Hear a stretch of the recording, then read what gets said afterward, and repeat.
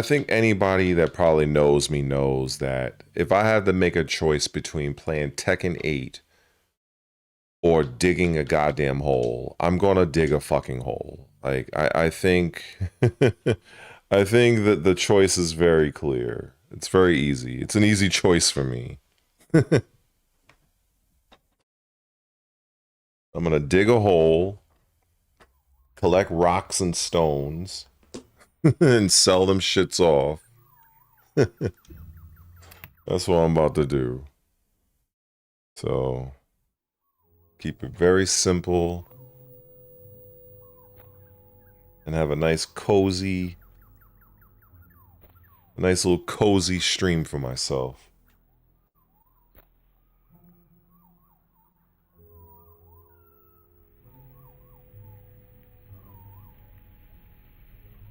I believe me, if it was real talk, if it was summertime or even spring, you know what? Actually, real talk, that you just gave me an idea. I think come the spring of 2026 or summer, I am going to get me a shovel, maybe not as fancy as this thing here, and I'm gonna literally dig a hole. and just see what happens. I think that's what I'm gonna do. I think that's what I'm gonna do. Fuck it. This is one of those games, real talk, that I like. Sometimes you just like the all right, I'm tripping over my words here. A lot of times when I see streamers on Twitch, for instance, right? And they'll be playing these random obscure games I never heard a day in my life. It's almost like when if you've ever watched the Oscars and you'll see and hear these movies you've never fucking heard of winning all these different awards, and I'm like, what the fuck movie is that? So when I saw this game called Dig a Hole on Game Pass, I literally thought Xbox was trolling me. I literally thought they were trolling me. But sure enough, I'm like, okay, I guess this is what we doing. All right, just get your dig on. Just see what happens. Collecting stones. Let me go here and so basically, from what I can understand, is you have like a battery, hold the right trigger. What the fuck? What do I do with the inventory? Hold up. It says inventory full. Okay. So what am I supposed to do with this? Oh, there we go. Yeah, so basically you have like this motorized shovel, you have like the little blue bar is like your battery power for the shit. And as you collect items or really stones, you sell them off like I just did, and then you can upgrade shit apparently. I guess you have some crafting here. You can get a better shovel, increase your inventory, your battery, and so on and so forth. They have a fucking jetpack for some reason. So I don't know. I mean, it's about as primitive and basic as you can get. I've watched other people like Lily play these types of games, and I'm like, okay. I've literally watched people on Twitch watch like I'd see like hundreds of people watch like the most mundane shit. Now I know I'm nowhere near at the level of some of these streamers, but it just goes to show like just how some of the simplest fucking games can command like the most, I don't know, a lot of attention. It's like real weird.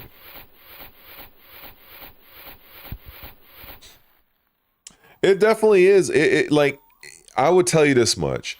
Just about any game that you play that does not say Tekken 8 is probably you know, you're probably better off, in my opinion. So I don't know. Like I just because in my mind this was one of those deals where I was going to do this anyway. And so I was like, you know what, let me just turn the fucking computer on. Let's just do whatever and you know, let's get to it. Let's see. Okay, I have to so I have to spend money to charge my battery. Okay, that's cool. Hey, what up, Lux? Alright, let me get back to digging my hole. I would say this. When I watched the trailer of this shit, like there was a part in the trailer that I guess the player dug too far down, and there was like some monster or some creature that was in the actual like in the trailer or something like that. So that got me kind of curious, like, okay, so you might have some like creatures in the game. But if that's the case, and like what are you supposed to do when you come across said creature? And to use your shovel? So I don't know. Let's see. Oh, did I just buy my shovel by accident? Oh well, okay, so I gotta like go back out. Even though they have X mark the spot down here, but I wanted to be a rebel and just do my own thing. Oh, we got coal. I guess they got different things. Who knows? You might find like adamantium in this shit for all I know. I do need to recharge my battery. Okay, so now we go in $2 charge. Okay. All right. Let's see.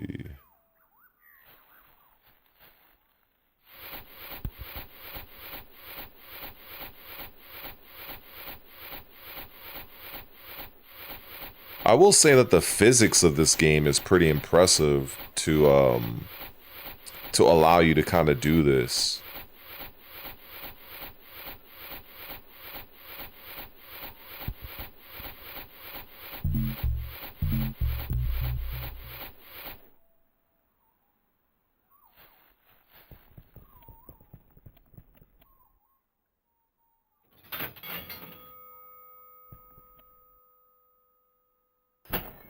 Let's see.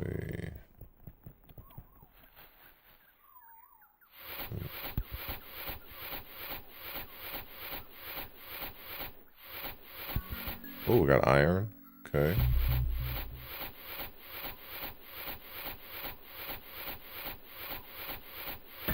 Oh, I fucked. Oh, you can destroy an ore? Wow. Okay. That's something. Oh, fuck. Oh, it's because the inventory is full. That's why. How'd I jump out? Oh, shit. Oh, there we go.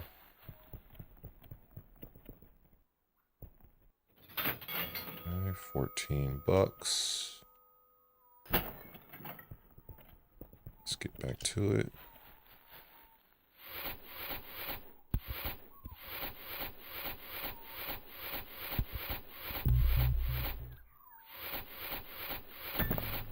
Oh, that's why it gets destroyed, because the thing is full.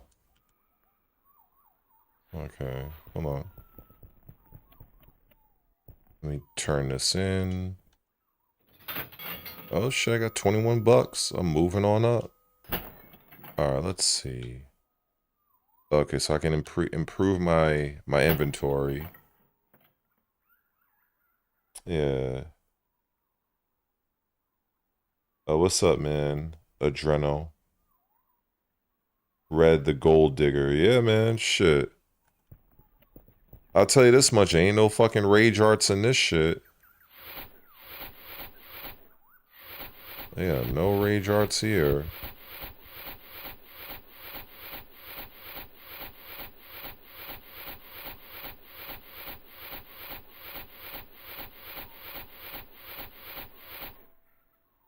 Definitely making progress.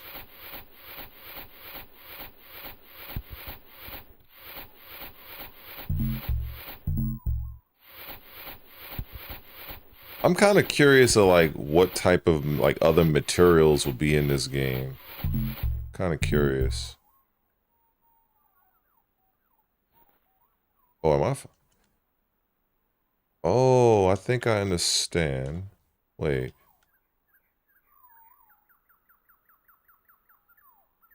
Oh shit, I think I'm stuck. Am I stuck? Okay.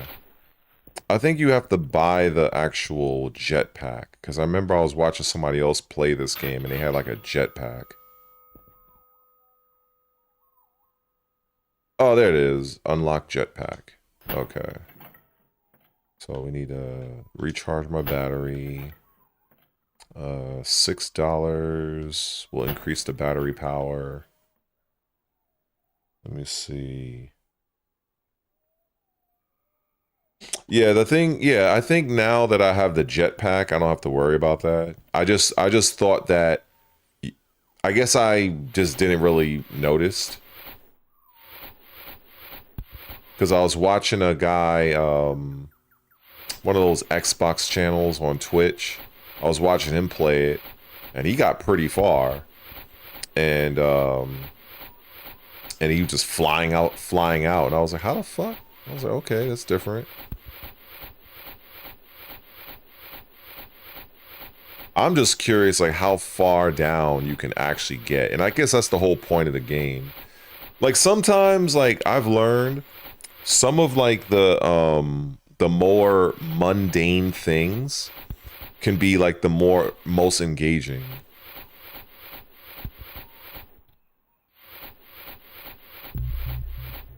Alright, so I got...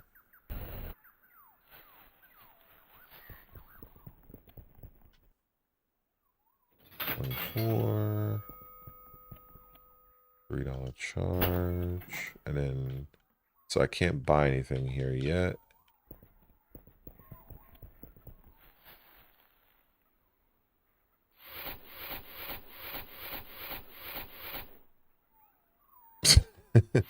You know, the thing is, I like earlier today, I was like, you ever get to that point? All right, maybe not, but sometimes I'm in my room and I'll be like talking to myself, just venting about Tekken and how bullshit the fucking game is.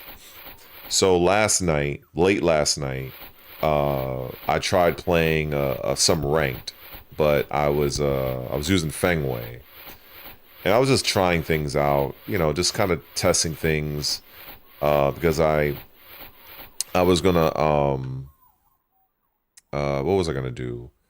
I was gonna like share a few tips for people, because I found some pretty decent things you could do with Fengwei.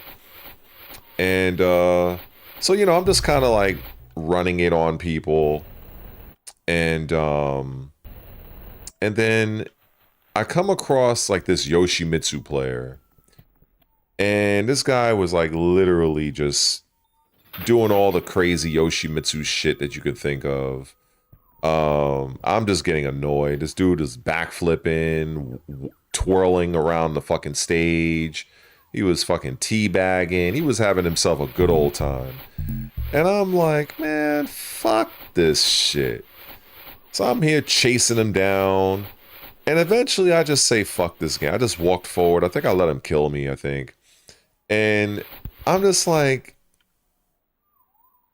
I was pretty much almost done at that point. And I think either after that, or either after or before, I played Mary Sue.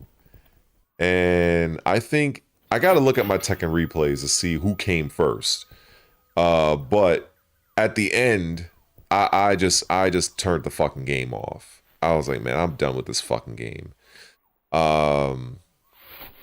And then I started to think, you know what? Oh, wow, ran out of... Oh, I forgot to charge the battery. Oh, shit. Oops. Let me charge the battery real quick. $4. Yeah. Yeah, Fang is a very strong character. I feel with the things that the nerfs I guess he's had over the last couple of, I don't know, last couple of patches, I would probably consider him to be a pretty balanced character.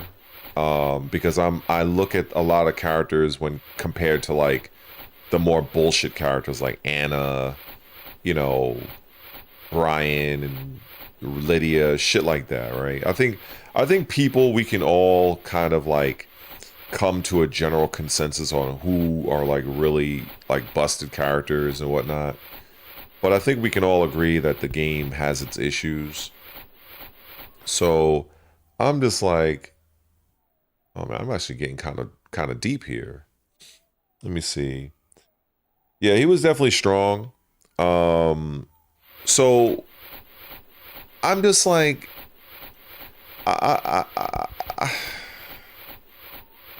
it's like I want to enjoy Tekken.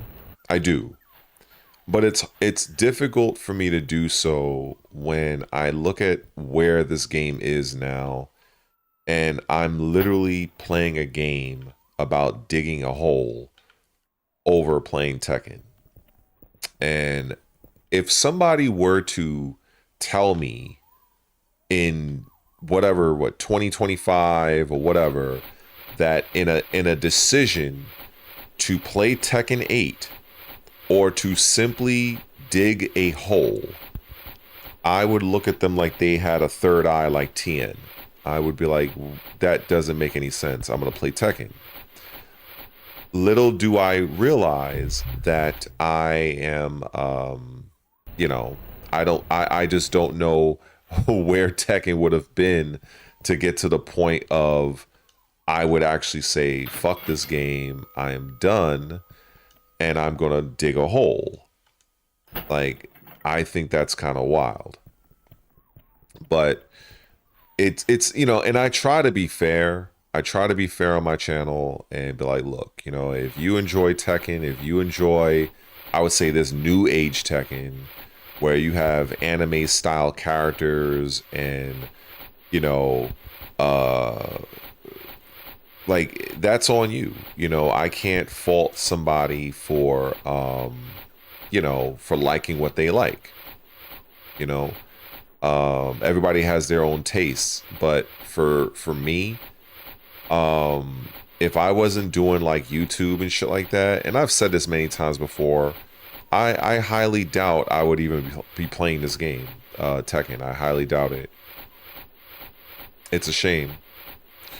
But like I said, there's, some people, they enjoy the game, and, it is what it is. I enjoy certain aspects of the game. But it's true. Like I've been playing the franchise for so long. So when people would say, well, if you don't like the game, then why don't you just stop playing it? And I'm like, well, I would tell people this. I've played pretty much just about everything. Let me upgrade my shovel, actually. Yeah, I played just about everything. I mean, I've played Primal Rage, I've played Pit Fighter, I've played fucking Eternal Champions. I've played pretty much every fucking game. And I can confidently say that Tekken 8, from a round one fight standpoint, is the worst fighting game I've played in recent memory. It is the worst. And I had in mind, as I'm monotonously digging this hole, where I was like, you know what? I feel like making a video and just like really just going off on this game. But then I'm like, you know what? Instead of doing that, let me just go live. But then when I was about to go live, the the the the creative, well, not I'm gonna say the creative director, but the guy that leads the team on for the game Lords of the Fallen made a very interesting tweet that caught my attention, and I'm what the fuck, god damn it. Yeah, he made a very interesting tweet, and I'm like, look, I have to acknowledge this. So I made the video about that. I knew the video wasn't going to get that much attention. I wasn't expecting it to. I was just hoping that maybe somebody from the development team might actually see the video. So I guess I'll, in time, we'll see what happens. But yeah, it's just I'm just very impressed by the Lords of the Fallen game, and that their team's dedication to the game. Whether you're a Souls-like fan or not, it is definitely it's definitely one of those games where they put forth a lot of time and effort into the game, and I gotta respect that.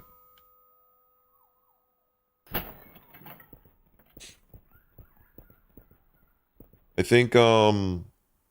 think like people who play Tekken, like just speaking for myself, it's more like I kind of do it almost out of habit. It's not even so much like, oh, I'm doing it because I actually enjoy the game. No, fuck no. I don't enjoy the game.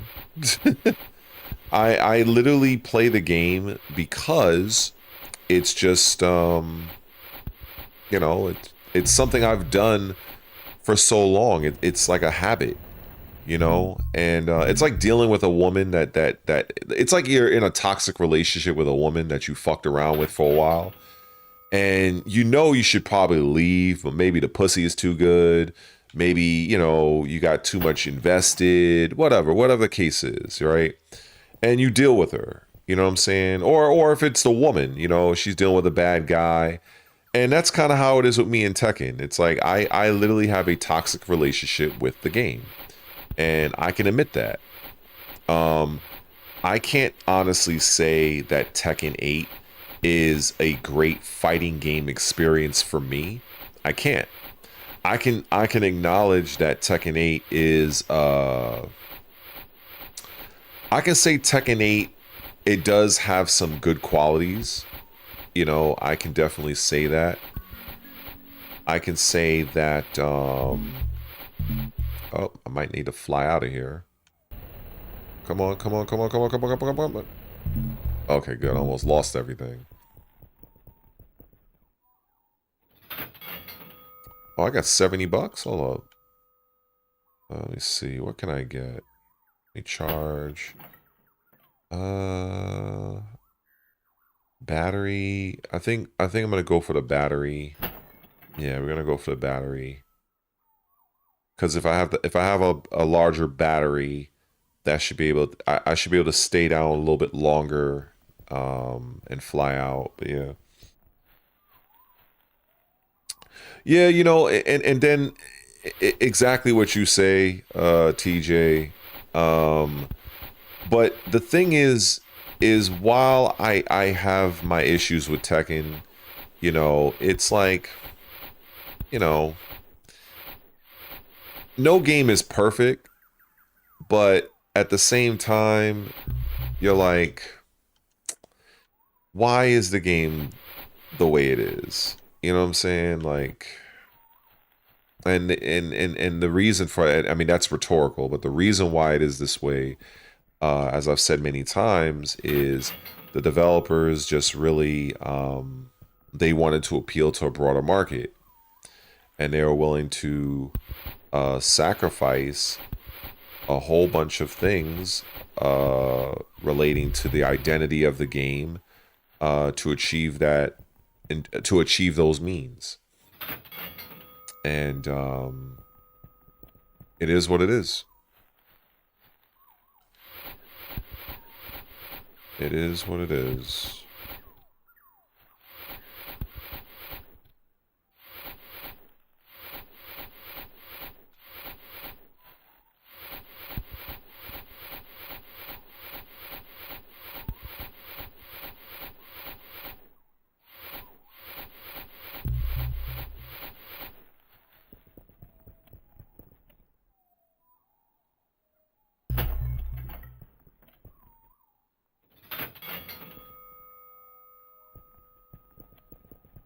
Let's see.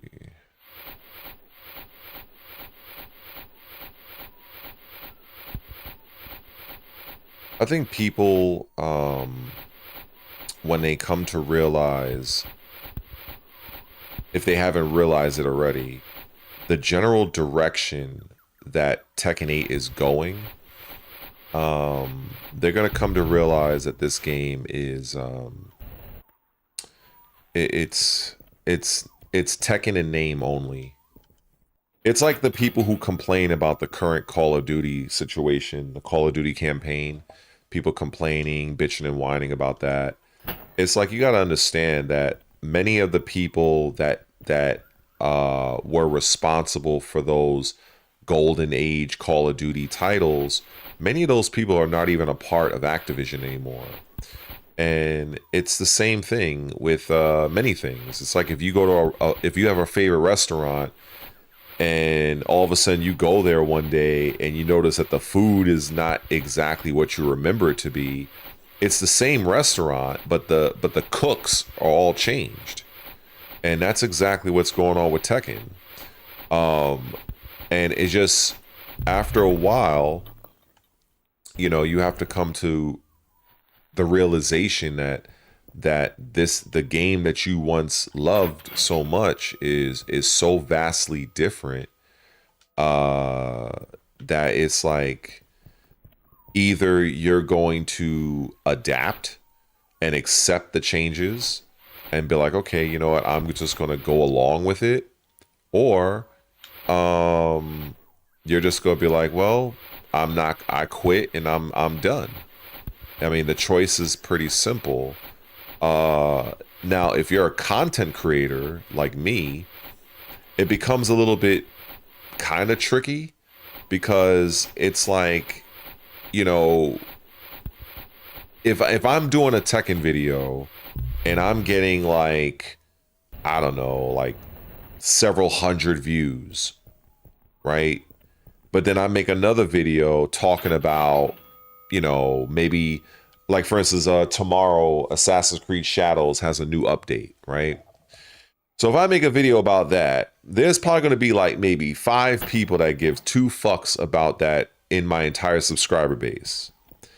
But if I were to go to somebody else's channel, they got like 10,000 views on the video. So it gets kind of fucking annoying and frustrating, where you kind of feel boxed in as a content creator, because it's almost like, damn, it's like, no, if I do something else, nobody's gonna really watch it. Well, not nobody, but it's very few. And understanding the way I know YouTube works is, when you upload a video, YouTube tests that video against your current subscriber base. So with me having like over 2,000 subscribers right now, that means if I post a video, YouTube tests that video against, you know, those 2,000 people. And so if the majority of the people don't click on the video, YouTube is like, well, I guess they don't like it, so we're not going to push it to new people. So that's how a lot of content creators and streamers, they get into that mode where they get burned out, because they're doing the same. Oh shit. Okay, yeah, I went mad far. They're doing the same content. They don't really want to, but it's what's, you know, maybe they're large enough to make a living, and they're relying on that ad revenue, those channel memberships to pay for X, Y, and Z, and it's kind of a risk for them to pivot. And I'm starting to see that a little bit. You know, I can make a video of me completely shitting on Tekken, which is easy. I can do those videos every day. But at some point, how long will it be before I get tired of doing that? Or maybe I might have people in on like subscribers would be like, oh, you're what's the term, content farming or whatever the fuck it is. So it's like it becomes a very slippery slope. It becomes a very slippery slope. Yeah, fuck Tekken. Dig a hole. You generally don't understand how people who grew up playing see Tekken 8 and actually like it. I think it really just depends. I think when you're like an old guy like me who's played from like very beginning, and not just that, right? I've had other people that will say, "Oh yeah, I'm an OG and I've been playing Tekken for X amount of time." I'm like, well, there's a difference for me because, I actually went out and traveled. Like, I actually left out of New York. I've gone to Atlanta. I've gone to Rhode Island, Philly. I've gone to Florida. I've gone to Canada. I've gone to California. I've gone to Toronto, and I've competed in this game. And it's a bit different, and then when you have all those memories, you have, whether you won, whether you lost, people you've met along the way, it becomes more difficult to just turn your back entirely on Tekken. It does. I'm be honest. It's not so simple to do that. Now, if this was like a Marvel versus Capcom, that busted ass game, no problem, because I actually tried Marvel versus Capcom. I've actually tried to play that game. And then, once upon a time ago, and then this was around the time when I met one of my friends, Sanford Kelly, and OG legendary fighting game player. And I remember we were playing in Port Authority arcade. It was many years ago, and I was like, yo, just pick your best team. And he just ended up picking, like, I think he went random, or I think he went random on me. Wait, is that a hole inside of a hole? Hold up. Oh wow, okay, that's interesting. All I know is that when it said, I guess, round one fight, when the match starts in Marvel, all I remember is I was just watching my characters die. Like, I think he hit me with something. I like, he just infinitely just looped me to death. My next character came in, they got fucked up, and then wash, rinse, repeat. So I'm like, okay. Believe me, it did not take me long to move on from that game because I didn't have that connection. I didn't have that connection to the game. It was the same thing with Dragon Ball Fighters. I played Dragon Ball Fighters. I owned the game. I bought the physical copy. I bought the game at launch, and that game had a rough launch because it didn't have lobbies and a couple other issues the game had. And what else? Oh, what's up, Crypto? Oh shit, digging Tekken 8's grave. I should have fucking said that. Maybe the next time I do that. Fuck that. Is this like an underground cavern or some shit? What is this? What the fuck? Yo, do you see this? What is this? Hold on. This is weird. I guess I'll dig around it for now, but This is strange. Oh, wow. Look at this. It's like a... This is pretty fucking sick. I don't want to fuck around and get lost in here. A fucking monster lair, exactly. I don't know. Shit, what am I going to defend myself with? Yo, look how far I've got, yo. This game is pretty... Yo, I gotta say, it's basic, but it's pretty interesting.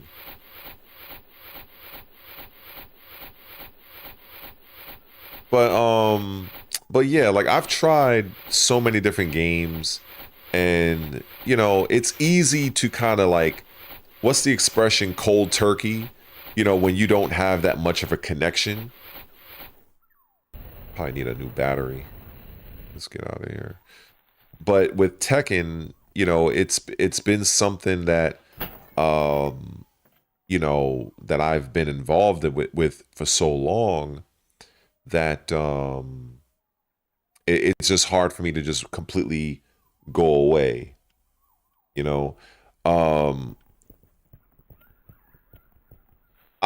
accept Dragon Ball Fighters to be what it is, you know. I accept that the game is, it was basically Marvel vs. Capcom with Dragon Ball characters.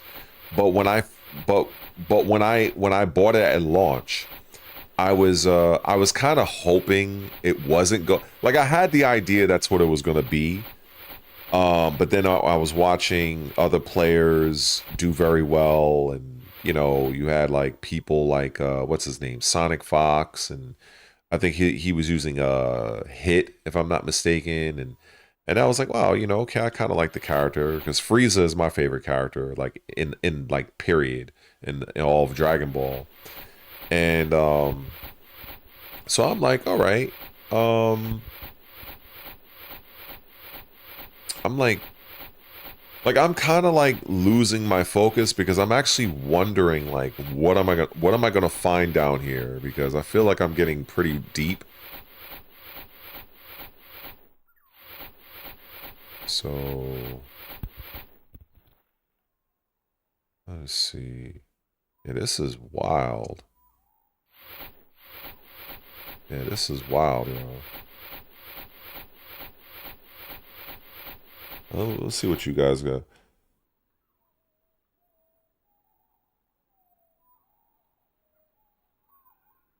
Like, yeah, like I definitely don't want to quit Tekken outright and not pass on a lot of the information that I have in the game. I don't want to do that. Especially since I'm not an active competitor anymore. So I feel like I may not like Tekken, but I know that there are a lot of players, especially newer players, that, you know, they're into the game. So I feel like, you know, that's the aspect of me that enjoys coaching and teaching and stuff like that, you know. So that's definitely something that I'm into, you know. But in terms of playing it myself, you know, outside of practice mode and like learning things and sharpening my own tools, it's just dealing with the game itself is just something that just really annoys me, pisses me off. It's hard for me to respect the game, because most of the time I feel like instead of losing, I just feel like it gets screwed over. I just feel like it's screwed. And then when you got all these silly fucking characters now, I'm like, I can't believe this is like really stupid. So each to their own, but I feel like I still have things that I can you know, that I can show. So that's kind of where I'm at now.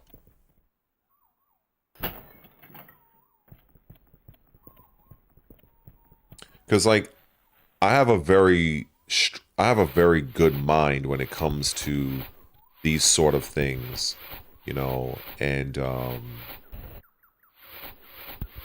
so it's, and also, you know, it does help me out in terms of content, you know. I'm definitely not going to be charging nobody's, you know, Coach Kazama prices. I can tell you that much. But, you know, it's something I can make a few dollars off of, you know. That's how I look at it. Yeah.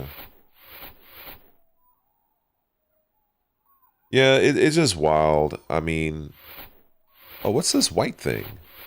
Oh, look at this. Oh, shit. What the fuck is this?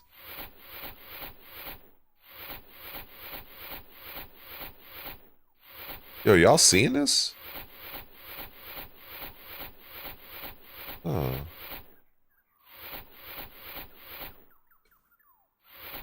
Wow.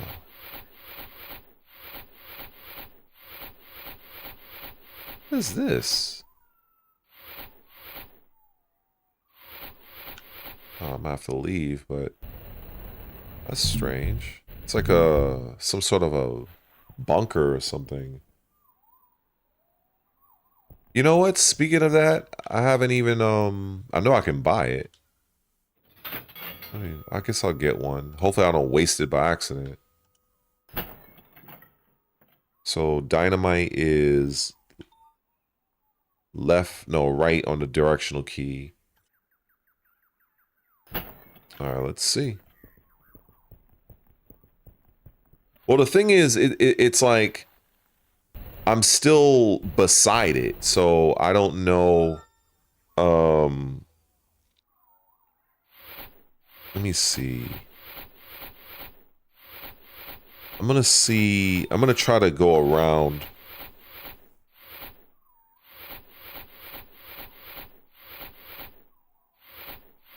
I guess I'm gonna try to trace and see how far this goes. Like kind of like the outline. Obviously, I think I might have to go alongside of it. This is wild. There, I'm like sketching this shit. But it looks like it's definitely not a rock.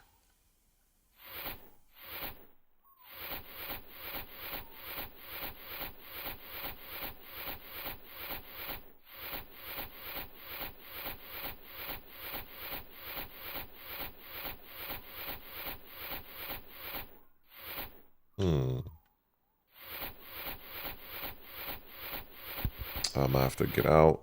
Shit. Okay.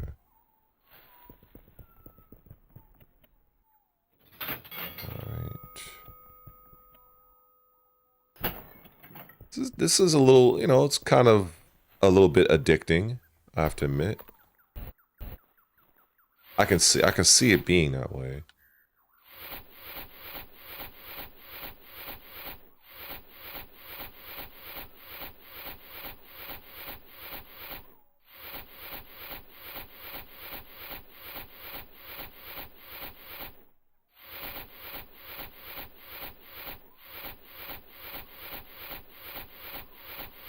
Oh.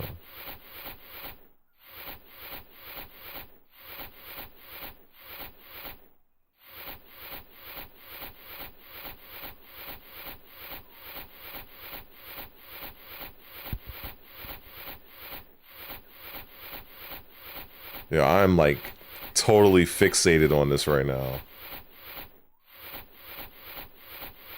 You know, you know, I should just say right now, if some random creature just comes out of fucking nowhere, I might jump. I'm not gonna lie, yo. I'm not even. I'm not gonna lie. I might jump and. So, this is crazy. Hey, yo, what up, ShinBlade? This is the best Steve in the fucking northeast, south, and west cosmos, yo. Yo, this is crazy. I'm really wondering what the fuck is down here, yo. Because this look like on some fucking spaceship type shit.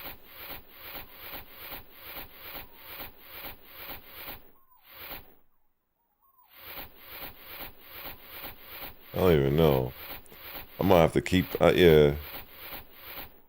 You know what? You're probably right. That's probably why you have the fucking dynamite to fucking chuck it at a fucking random monster or something.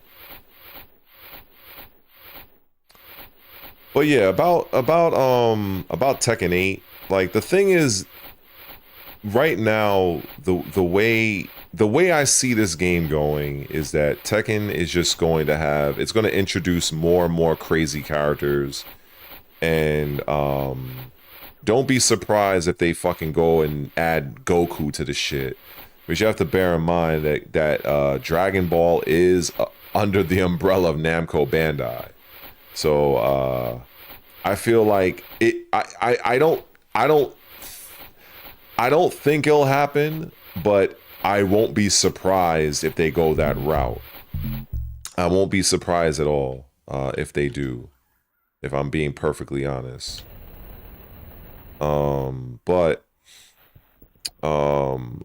I think the smart thing would be if they were to go and add Tifa, because that was a character that a lot of the community wanted, but instead they decided to go with Clive. So, you know, so Tifa might make a return. I wouldn't even be surprised if people are already debating that still. I wouldn't even be surprised. And then you got the Mary Sue character. I can appreciate the representation of her part of the globe, but I think it's a complete ass pull that you're gonna have her be some sort of vessel for an ogre character. And I just think that it's hard for some people to get out of their mind that you have this Gooner bait 18 or however fucking young she is, that she's supposed to have some sort of ogre. Now that makes me wonder if this is the narrative that you're going to go with, how are the other ogres going to you know, how are they going to play out? Because to my understanding, the original ogre that we all knew, that was, I believe, an Aztec ogre, I think. And so this one is, you know, Madagascar, Africa. So what? There's an ogre in Europe. There's an ogre in Australia. There's an ogre in Canada. So I don't think that they've added a Canadian character yet. You know, so I don't know. I don't know where they're going to go with this story. I don't. I mean, I have my speculation, but it just seems so hokey at this point. And then if you look at, like, you know, just these characters, this game is King of the Iron Fist, and it's just like this game is just starting to look more and more like Mortal Kombat and Street Fighter by the day, as far as I'm concerned. It's just crazy to me. I'm just not a fan. Not a fan of this. But, you know, I understand that there's people that like it, and I'm happy for them. It's just not for me. It's just not for me, man. Oh, I haven't actually gotten any rocks, actually. I've been just digging the hole. So the purple. I think adding Tifa will bring in people. It just won't bring in as many, because you got to understand something. The Final Fantasy crowd has been implemented to some degree from Tekken 7 when they added Noctis. So those people that decided to play Tekken 7 on the strength to play Noctis, they're still around, some of them. And now that they have Clive, they're like, oh, okay, well, it's not my favorite Final Fantasy character, but it's Clive. So those same people, however many of them there may be, they're like, well, we're gonna hold hope that there might be another Final Fantasy character for us. That's how it really works. Whether or not it's going to be a big hit, I don't know. But I can tell you beyond a shadow of a doubt, there is a market and there are people that enjoy this. I don't, but there are people that do.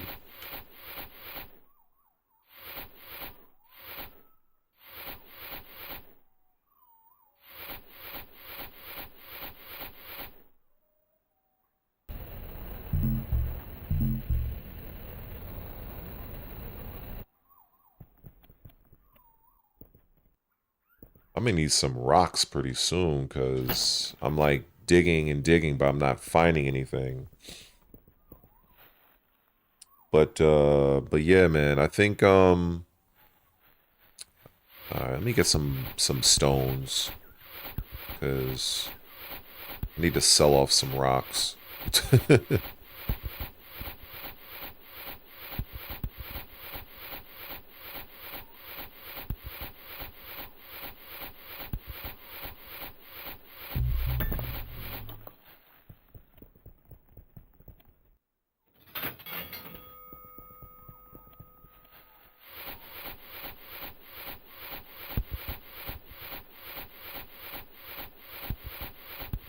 Yeah, I gotta say, this game is my new jam right now.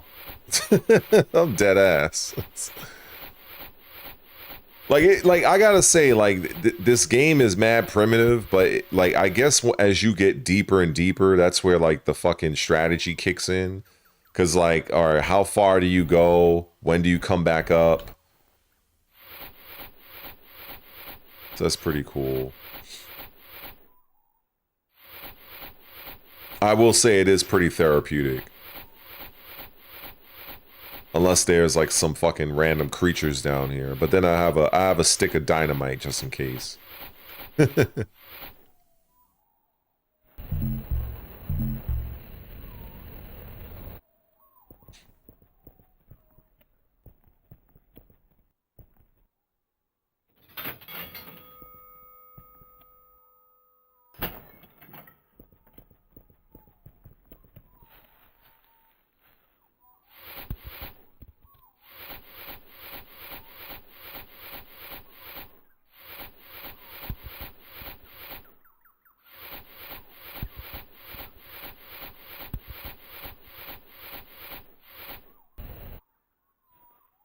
You know what? Maybe that might be I'm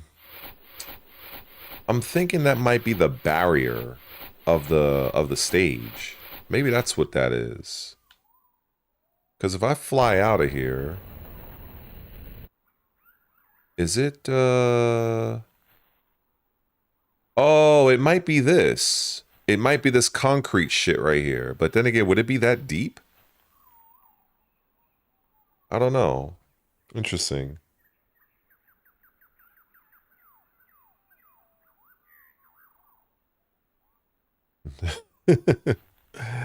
Man, like I would definitely say you guys should definitely try this game. You guys should definitely try this game.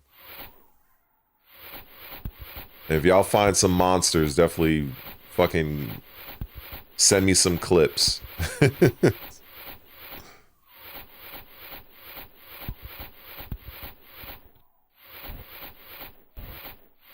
Speaking of Mortal Kombat, I actually have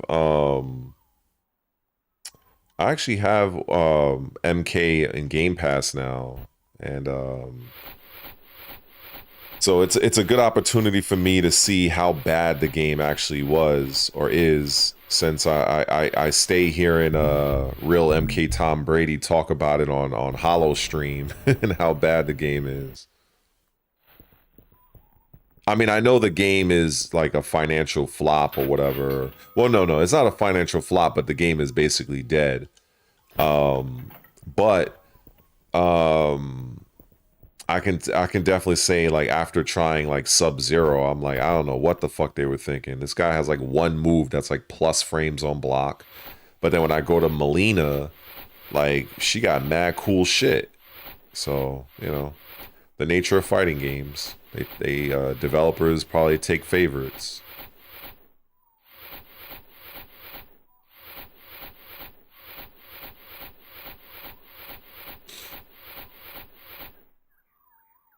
I really did like Deadly Alliance.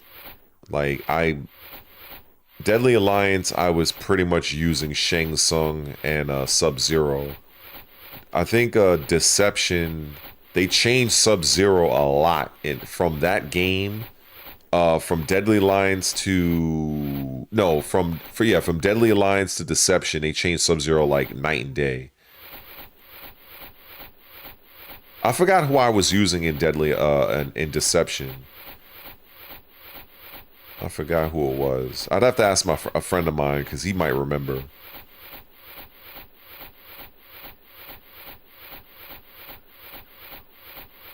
Deception was pretty cool because I really enjoyed the story, and then and then it ended up that the old man was, he was the one that was kind of tricking you and shit. Like, that was pretty cool. Oh, I think I might.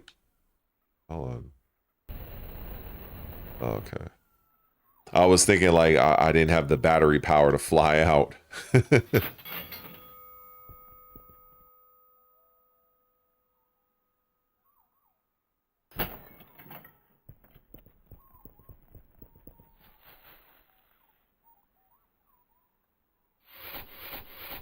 Let me dig around here, get some items.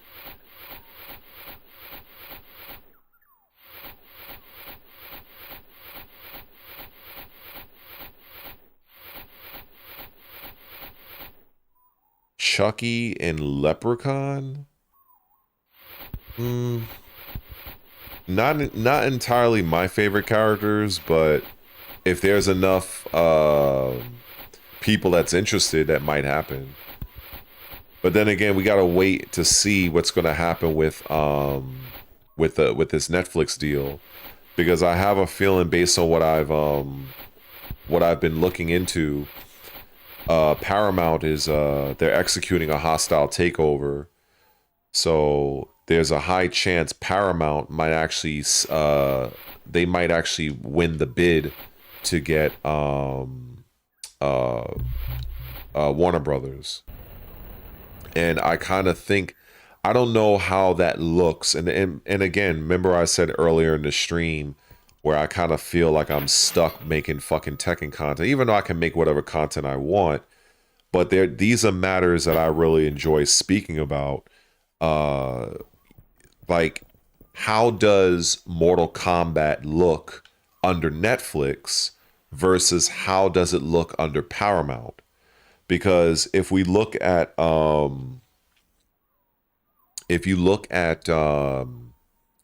was I gonna say? Because TJ just made a good point about the game just now.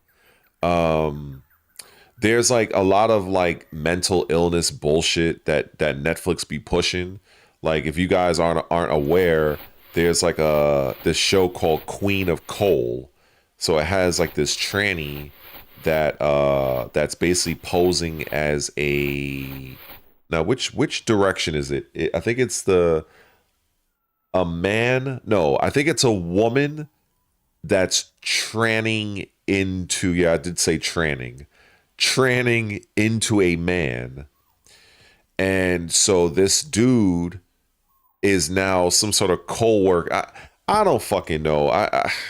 I would tell, if you guys want to know, just look up Queen of Coal and you'll see what I mean. And then when I look at what they're doing with Tomb Raider, they basically making Lara Croft look like a fucking man. So it's like, I just kind of wonder, like, how would Mortal Kombat look with Netflix? I just don't know if that would be an actual good thing. And then you know, would this be better under Paramount? Because right now, that's kind of like looking where things are heading, because Paramount is introducing something, a deal where they're going to be paying investors, I believe, I think like $31 or so per share, whereas Netflix deal is around $26 to $27 per share. And even Trump basically said that he met with the CEO of Netflix. They had a good dinner, but he said, "Hey, if I'm just being honest, I think the Paramount deal might be a little bit better." And and I don't know. I think that might be a good video for people who are into Mortal Kombat. Uh, Maybe Tom Brady might make a video on that. You know, unless he has already, I don't really know. A Netflix Mortal Kombat versus a Paramount Mortal Kombat. You know, um,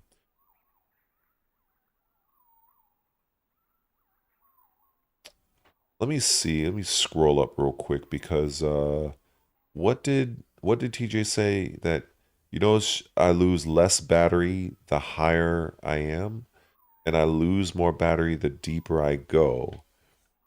You know what? That it might be. That might be the case. It might be.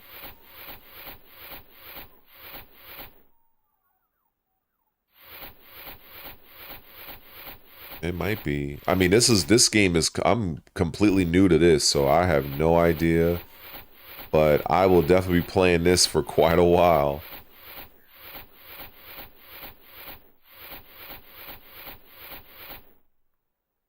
But let me see something. That was funny when Choppa tried to buy Warner Brothers for 45K. Oh, Warner. Yeah, I mean, sometimes you have all sorts of different bids going on, but I don't know, man. There's just too much woke mental illness stuff that Netflix pushes, and I'm not a fan of it. Um, I'm the type of man that believes there's only two genders. I don't subscribe to all the other craziness. Um, but yeah, I haven't, like, the last time I did like a Netflix subscription was when I was finishing up the Cobra Kai show, which was a great show, by the way. Once I got done with that, I just canceled my Netflix subscription. After that, wasn't really nothing else that interested me.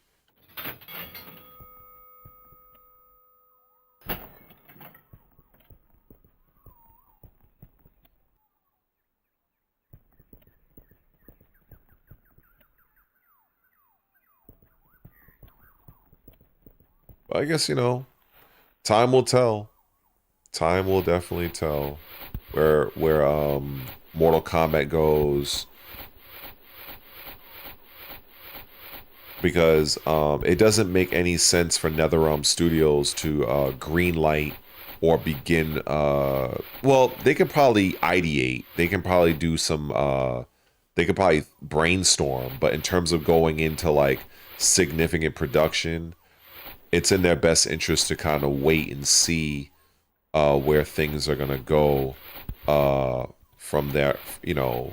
Before they do something significant.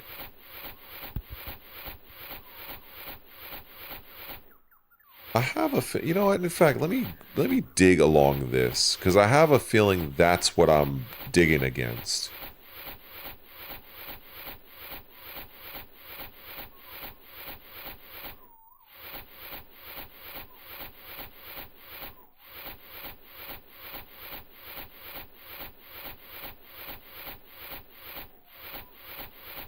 All right, let's go here. That's my next shovel. Okay, so my next payment, I'm gonna get a bigger, another shovel. So when I get the $100 to spare, I'm gonna buy the other shovel. In fact, let me just go and collect some of the other some rocks here. These are like easy rocks I can get.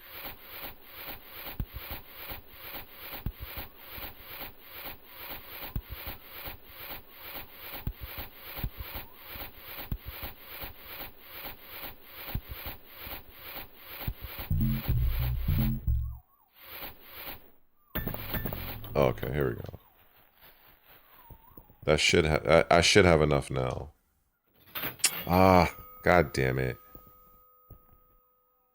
Shit. I have to buy okay, I'm almost there. There's a little bit more.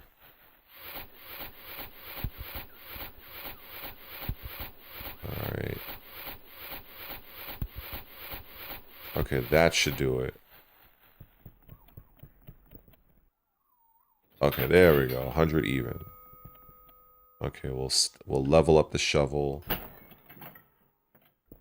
Okay.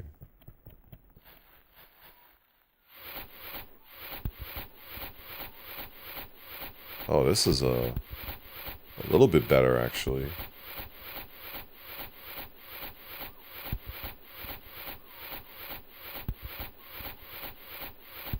Oh hell yeah. Oh hell yeah. Super Saiyan shovel.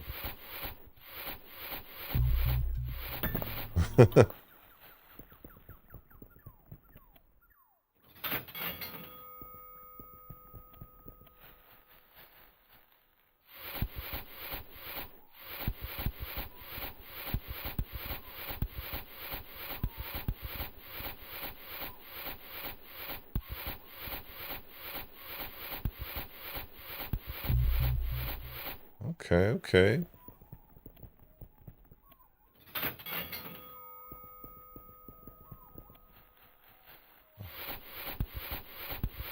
Alright, we working right now.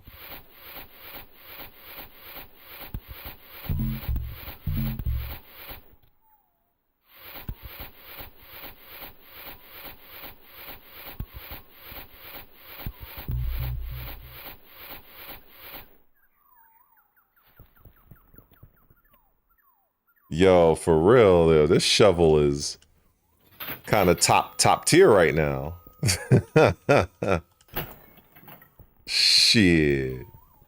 Oh wait, what was the next upgrade for the shovel? Let me see. How much is this? Oh, 300? Oh man, we in there. If I get that $300 shovel, I'm in there. Yo. Let me see. Let me continue going down here. Because I have a feeling that little white area I've been seeing is basically what this is.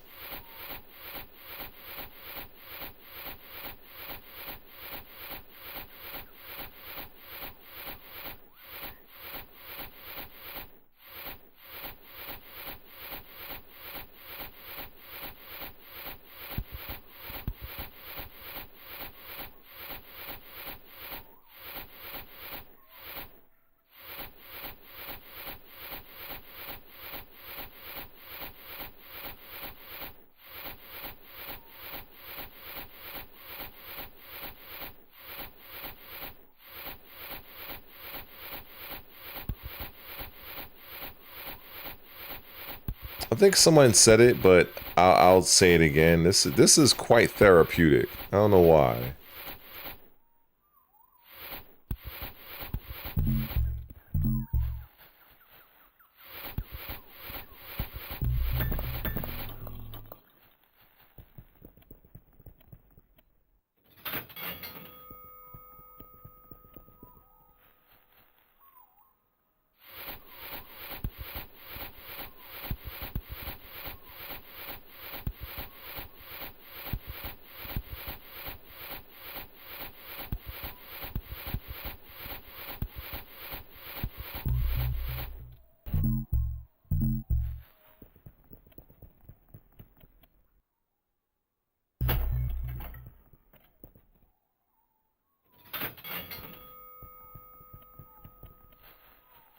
Let's see.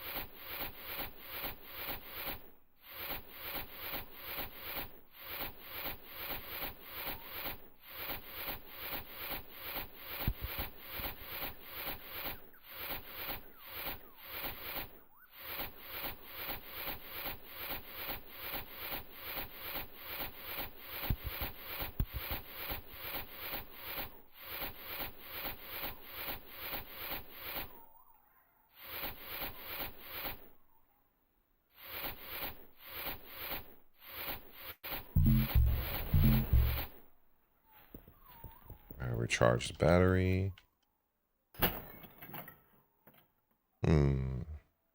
Maybe I should do the next. Maybe I should do it. Upgrade the battery next time.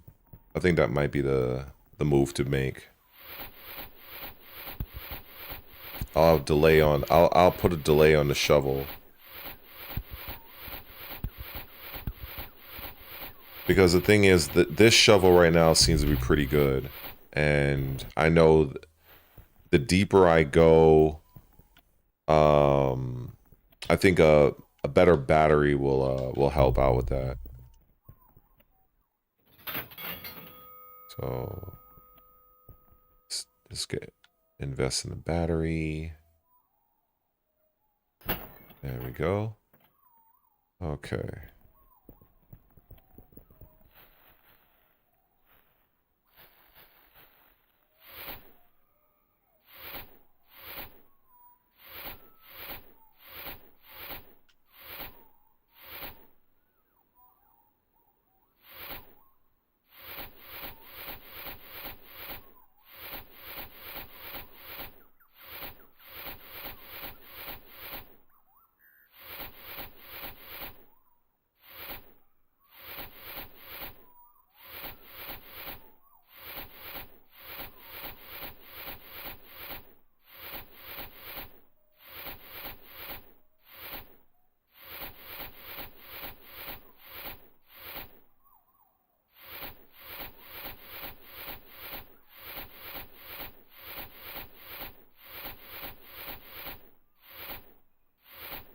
Well, I'm already enjoying that extra battery life, so...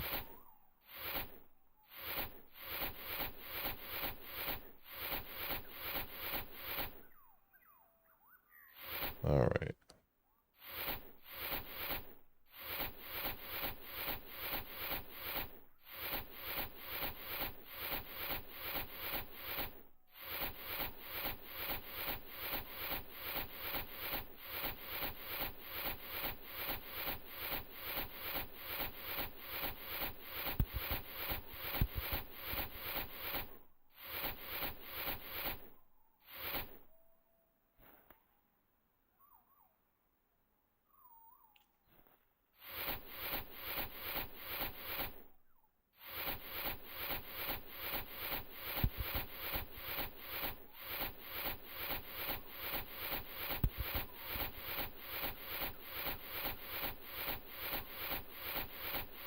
Alright, I think we gotta go up now.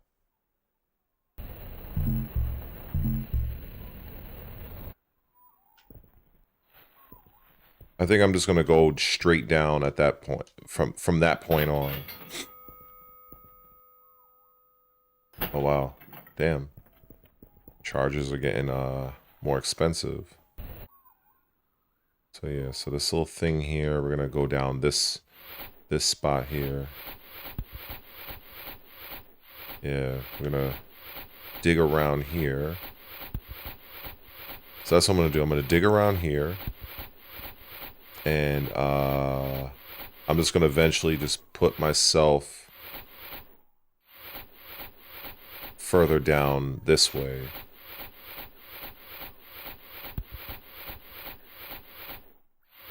I don't know what this is.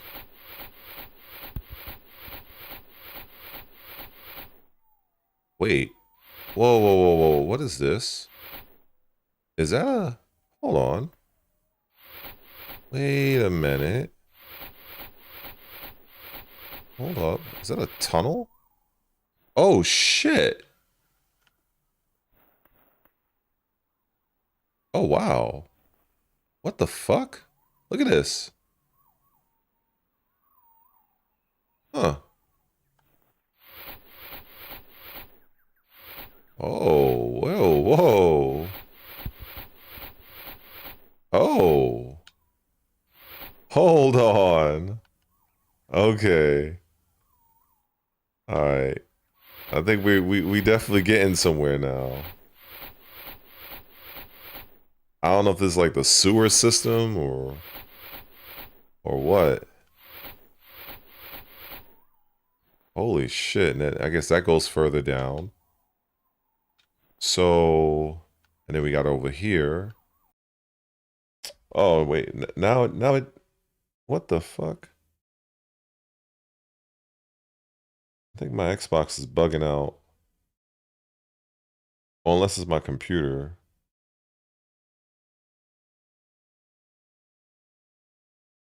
Wait a second.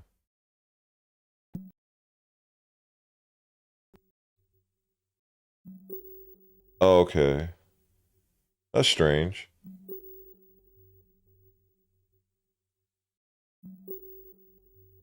I don't know what's happening right now. It's like it's going in and out. Okay, it looks like it's back on.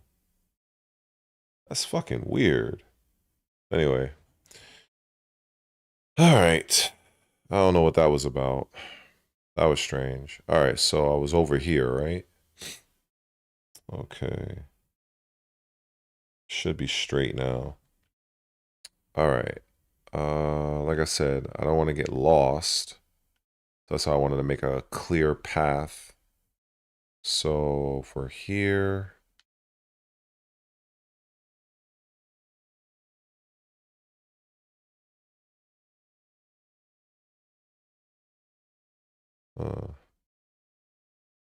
I don't know what happened to the sound.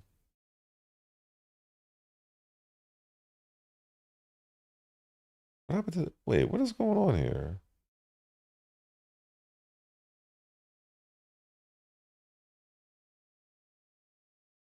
Okay, I know what I'm gonna do. I'm gonna manually disconnect the remote feature, and because I don't even hear the audio here, and I'll just reconnect. This will take like a split second. So we'll disconnect and let me reconnect. That was all right. So reconnecting. Hopefully, maybe that will like fix the situation.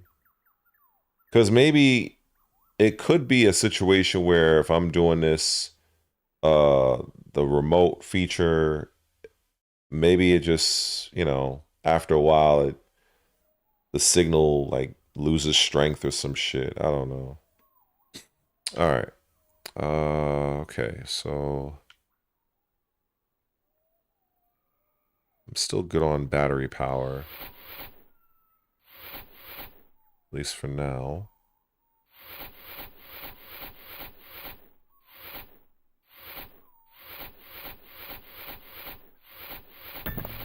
Oh, my inventory is full. Okay.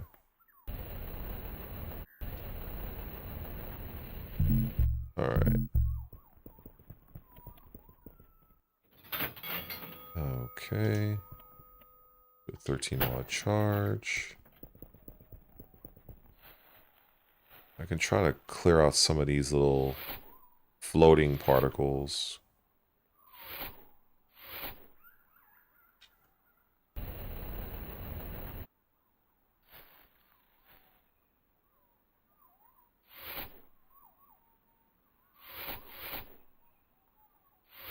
Because I feel like some of these will like stop my ascent.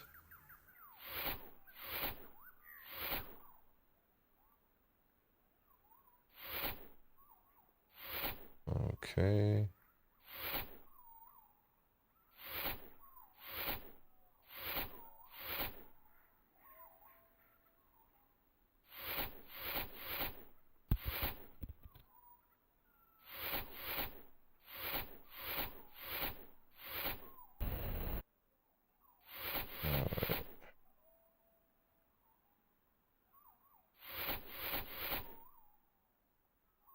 Okay.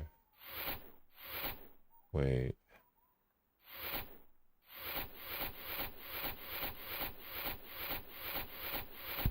Oh, we got copper.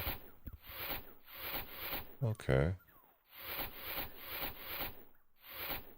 Oh, what's this? Oh, we got silver. Nice. So silver and copper down here. That's what's up. Oh, it's getting darker too.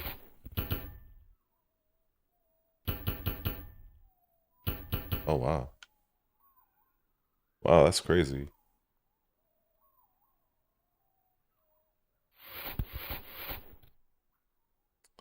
I can see I'm gonna need that headlamp now.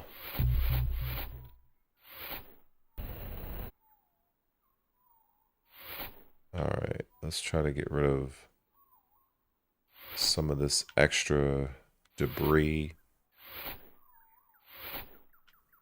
Because I have a feeling it's gonna get more and more tricky to navigate this.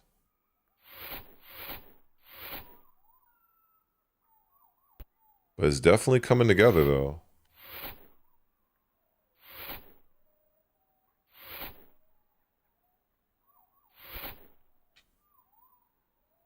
Alright.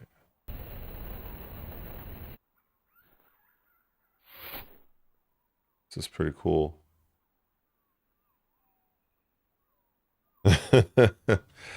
Yeah, man. It's I gotta say, like, Tekken, God bless people who love to play the game. You know, God bless y'all.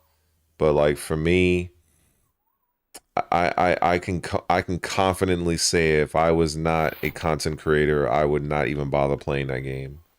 I would have stopped. I would have stopped playing Tekken 8.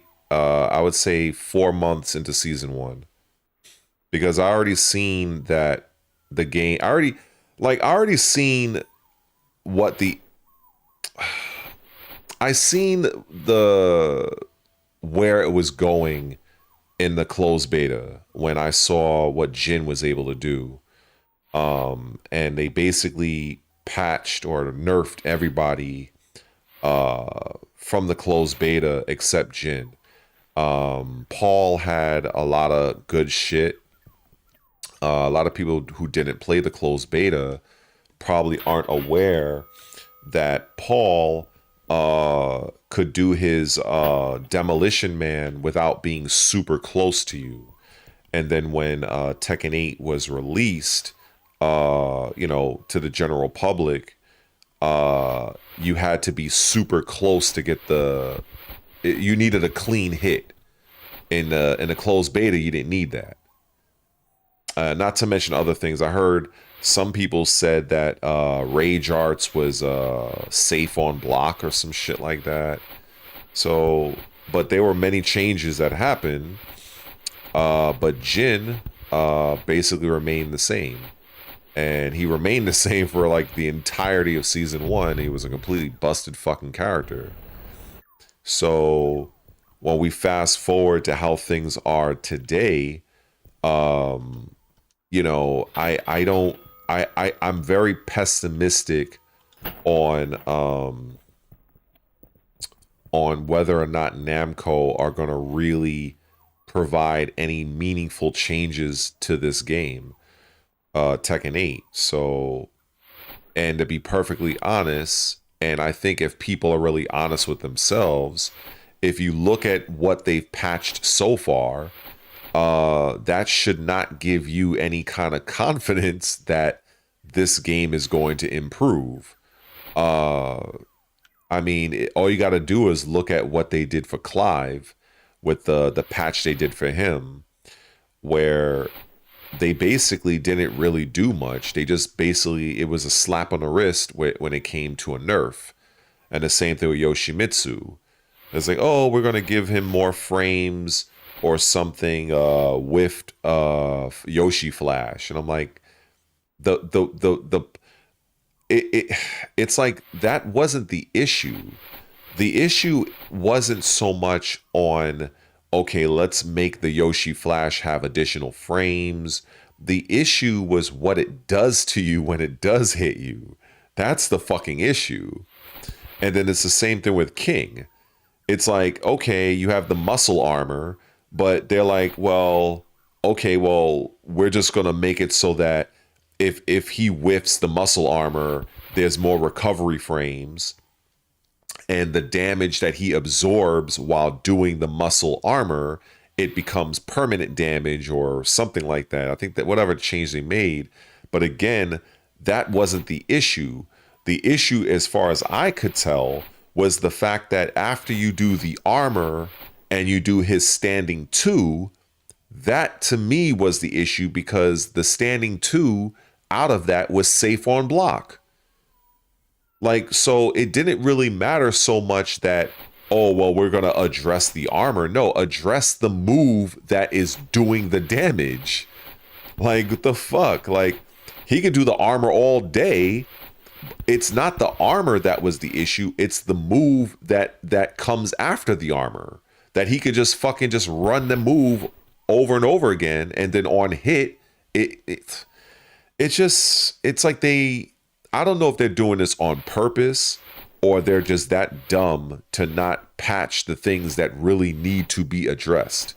So it does not give me any sort of confidence that these people are going to address the things that need to be addressed. I don't have any confidence in them. I could be wrong. And that this is the reason why I'm taking a more of a wait and see approach.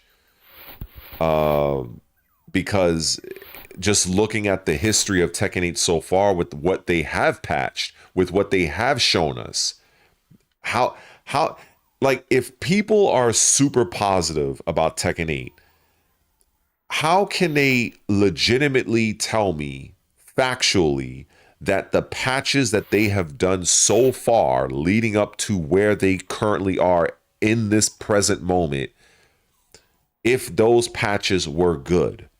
Because the significant changes that Namco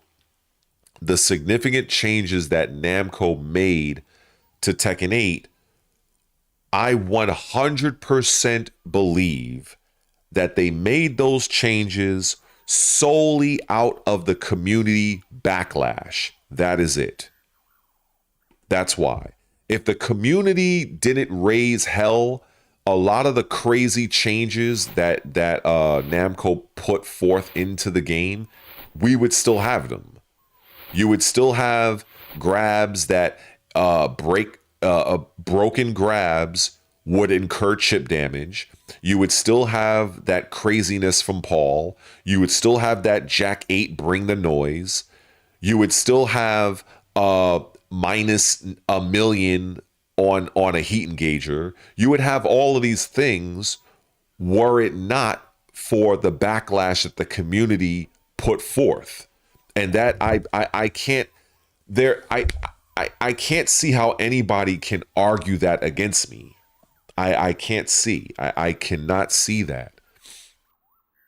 But I'm sure there'll probably be people that will, fight tooth and nail and defend the game and be like, oh, it's the greatest thing, and Tekken 8 is the greatest Tekken. Like, these are people that are very naive, and they just, I don't know, they're either shills or they're naive or they're, I don't know what else. But I just can't. I don't know, man. I don't know. Ricky Mouse. So you're new to Tekken. So what was your main fighting game that you were playing, if you don't mind me asking, while I'm busy digging this hole?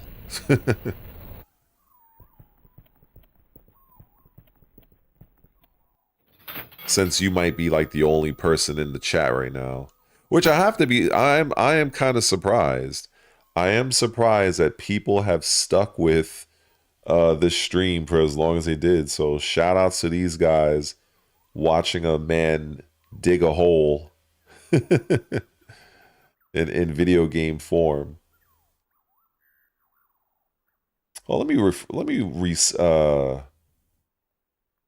hold up.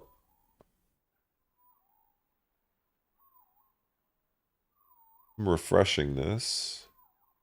Wow, there's 10 people in here? The fuck? Random. Okay. I'm kind of mind blown, but shout outs to the lurkers. Let me see.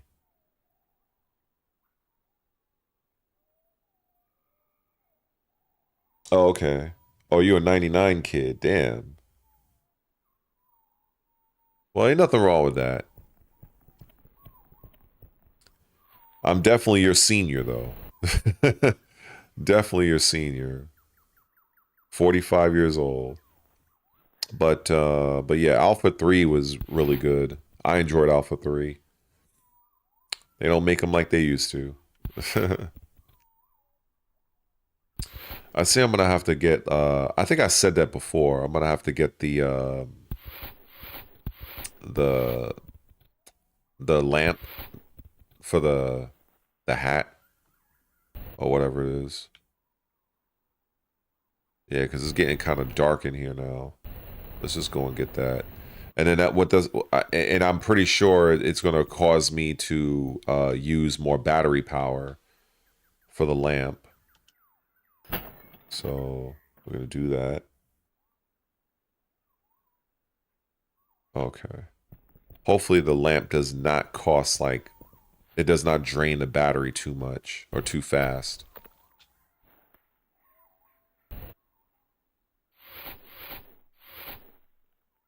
All right. Whoa.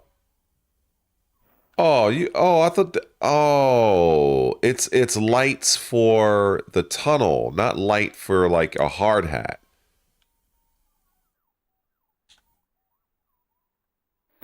Oh, okay. Oh, that's pretty cool. Oh, nice. Wait, can I wait, did I just take it away? Oh, shit. Okay, all right. So you can't reposition it after you put it down. Interesting. I have to buy another one. God damn it. All right.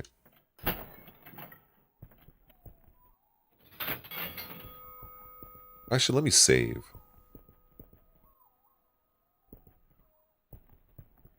I was never really into the PSP, but it, you know, I knew a lot of people that had it, and I used it myself because, you know, people let me use it, but it wouldn't have been something I would have spent money on.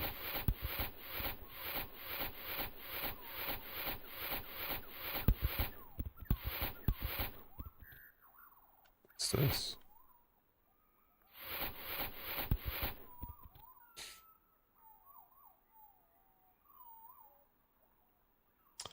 Yeah, Tekken 5 DR, that was like at the height of my competition time.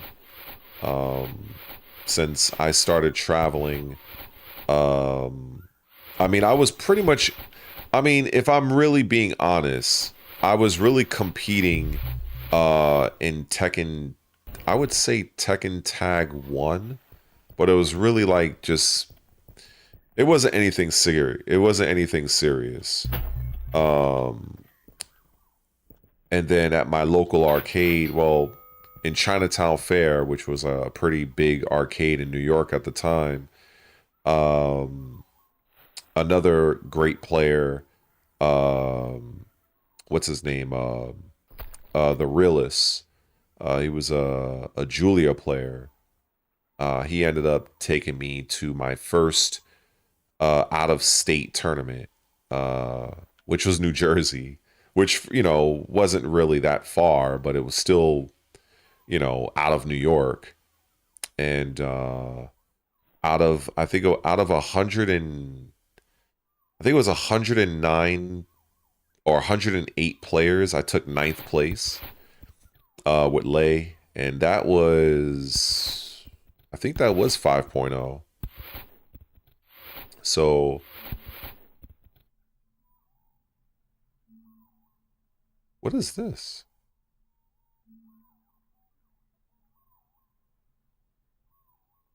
Wait, what is that? There was something. What was that little indicator?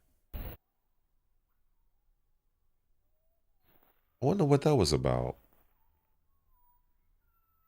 That was strange. I didn't see that on the screen before. That was kind of new. I don't know if that's like to let me know there was something close or... So anyway, I think I should probably refill my health bar because I don't know. And I wonder if this shit got any weapons outside of a dynamite. Unless the shovel itself is a weapon. Um... Alright, let's heal and alright. Let's see.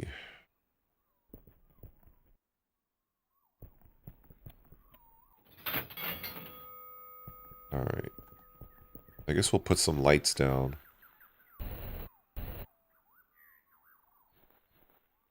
Yeah, I'm definitely getting real far now. Real far. Oh, wow.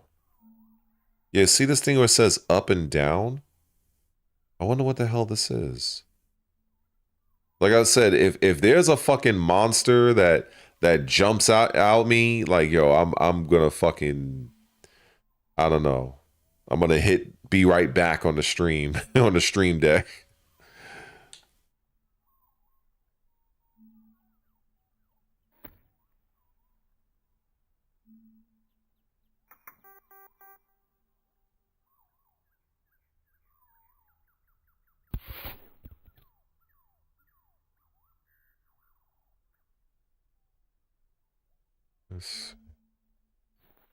I wonder what this is. Why does it say up and down? Does that mean that...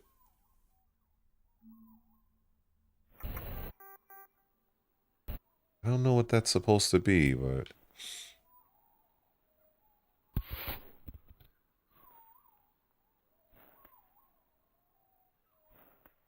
I really don't know. I guess things are getting kind of a little interesting here.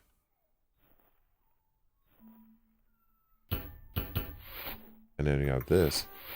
Oh, unless that's what this is. What is this metal?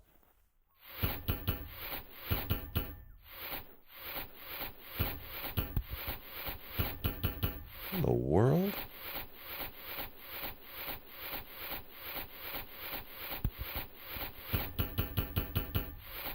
What is this?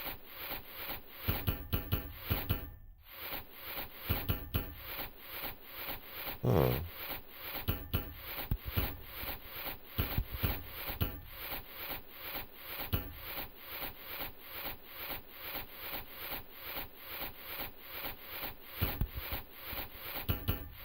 Interesting.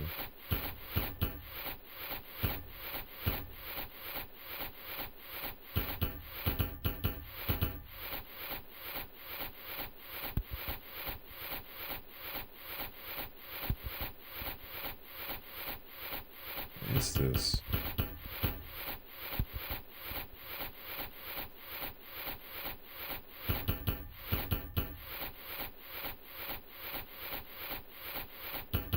I'm gonna have to come back.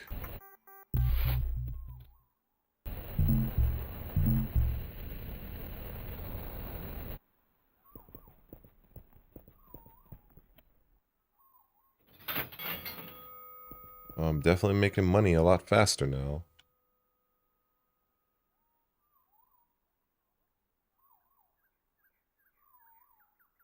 Okay. Let's get another lamp.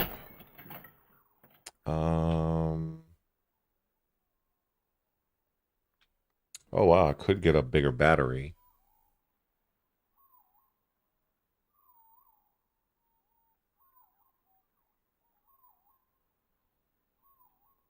Yeah, I think at the end of the day, when it comes to like the arcade scene, it just there's just certain things that just disappear with time. I think we have to come to the realization of that.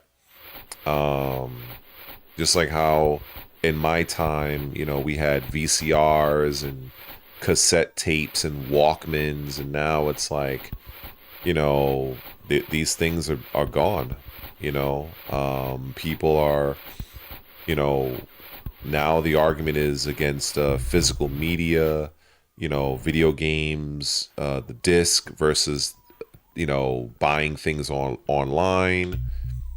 It's like when I see people talk so much about, you know, things like, well, you know, AI, and they're not a fan of AI, and it's like, look, man, this is where things are going, whether you want to, you know, acknowledge it or not. You know, this is the future. So, ever since the internet, you know, took hold, it's like, you know, why go to an arcade when you could just, you know, play at home? Basically, that was the whole, you know, that was the whole, that was kind of like the whole argument, really, you know. And then arcades did try to hold on for a time. And then even now you see these things, these internet, I want to call them internet cafes, but like we have a few of them here in New York still, at least in my area, where like, you know, you can go to a place and then pay some money for a period of time. They'll let you play games for however long, depending on, you know, how long you want to play for. You'll play for a period of time. You have places like those, but they're not quite the same. It doesn't have that same arcade feel. But they do their best to replicate it. But even those places die out because those places, they have to pay rent, you know, the electricity bill. And so a lot of times those places don't last too long. And then you just end up with the same issue of, you know, this just ends up, you know, being something that's temporary and doesn't last because the current, you know, where the times are, you know, we're in this digital age, and I can tell you, you know, even when I was buying my games, you know, I was not somebody that liked to buy digital games. I just always wanted to buy a disc, and even with Tekken 8, I didn't want, I wanted the actual physical copy. But when Tekken 8 was released, for whatever reason, for whatever reason, I couldn't find the disc, so I ended up buying it digitally. And then what do you know, that when you have a game digitally, it's much easier to update. When you're installing the game, it installs a lot faster than if you were to install it from the disc. Why? Because the speed of your physical disc downloading to your hard drive is based on the speed of the CD-ROM inside your console. So if you have a PlayStation or an Xbox, the CD-ROM drive is not that fast. It's not that fast at all. So But when you have the digital version of the game, you know, shit, my download speeds is like, you know, super fast. So I don't have to wait that long.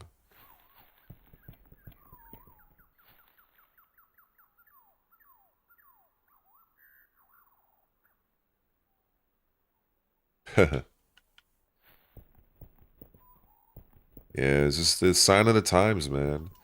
Like even when people like they're mentioning things about the next consoles and stuff like that, and I think people um what they need to realize is uh okay, I did a lot of upgrades there. Is that Microsoft, even though people love to talk shit about the company, if the rumors are true about what Microsoft intends on doing, they're literally just going to have it to where um, basically every PC ecosystem is going to be linked to the next Xbox console, since it's supposed to be a PC hybrid. So it's gonna put Sony on the back foot, because what does Sony do? Are they gonna walk back their initiative of putting Sony titles day and date on PC? They probably will. If not, they haven't already announced that. And if that is the case, they're doing it solely because of the rumor that Microsoft's next console is going to allow you to essentially bypass having a PlayStation, to where you could just play the PC version of a PlayStation exclusive on your Xbox. And not to mention all the other Steam and the GOG ecosystems. So, and it's supposed to be more powerful than the PS6. It's going to be more pricey, but there's probably going to be people that might be willing to pay that premium amount if you're telling them like, hey, you have access to Xbox games, Steam games, GOG games, and PlayStation PC edition games. And it's more powerful. Like that's kind of like a win-win-win-win-win to some people. So unless you got those people that are just fiercely loyal to PlayStation. So looking at the sign of the times, I would say that Microsoft is more inclined to uh embrace the future of things, and Sony and Nintendo are more reluctant to follow suit unless they feel they have to. And that's just what I see.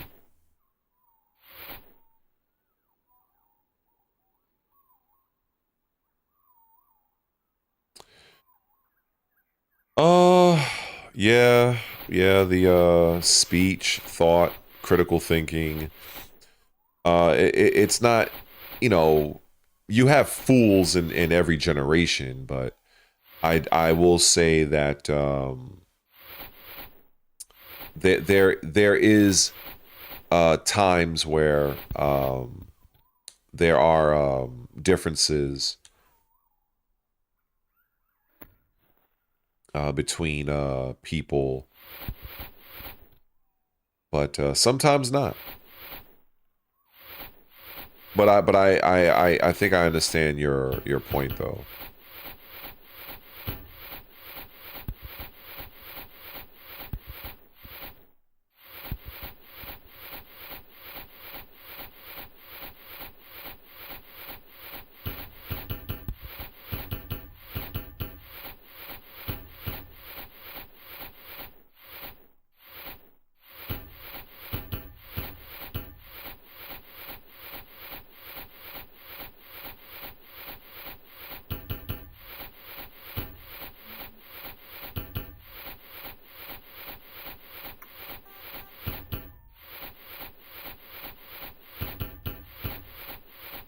Yeah, I really wonder what this is.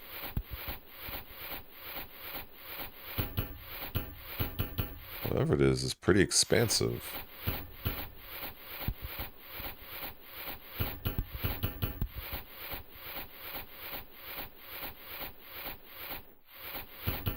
I think it's an air duct, but why would that be down here?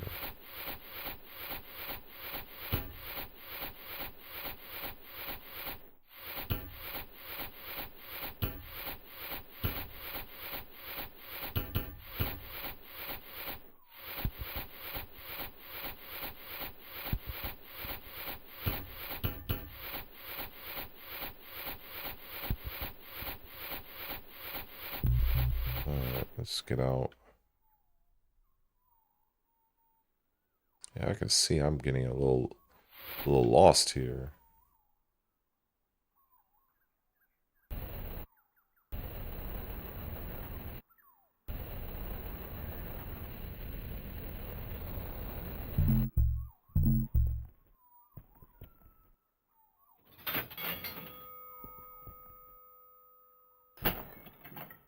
Alright.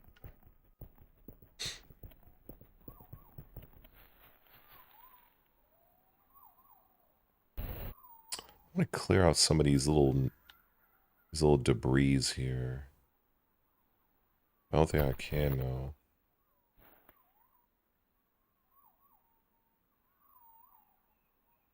Maybe just wait a second.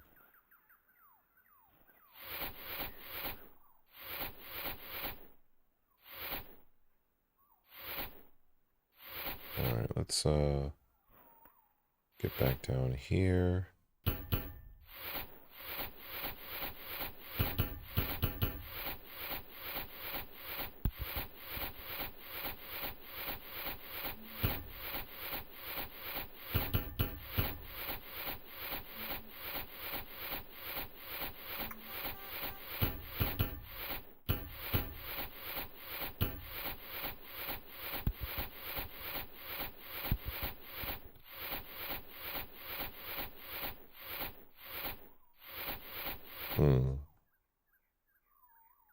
Really wonder what this is.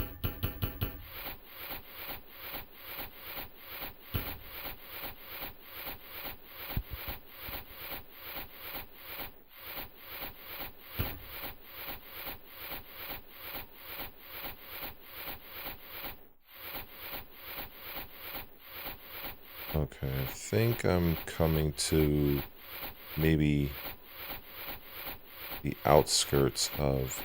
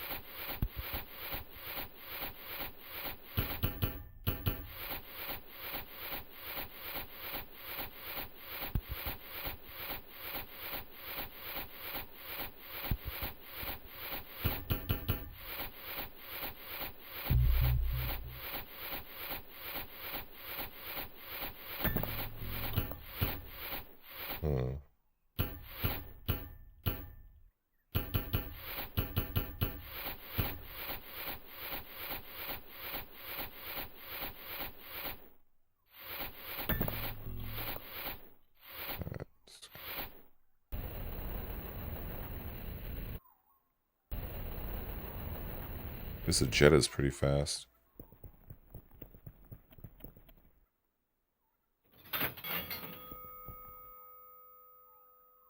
Well, I guess I can increase the shovel. So let's do that. Oh, upgrade to drill? There's a drill? Holy shit, really? Oh, fuck yeah. Oh, hell yeah. We definitely gonna be working toward that. Holy shit. Oh, that's gonna be fucking insane. That might be what I need to get through. If there is a way I can get rid of, or you know, get through that thing I keep knocking against. Well, we're gonna try to. Let's get on down here because I guess this is where all the silver is.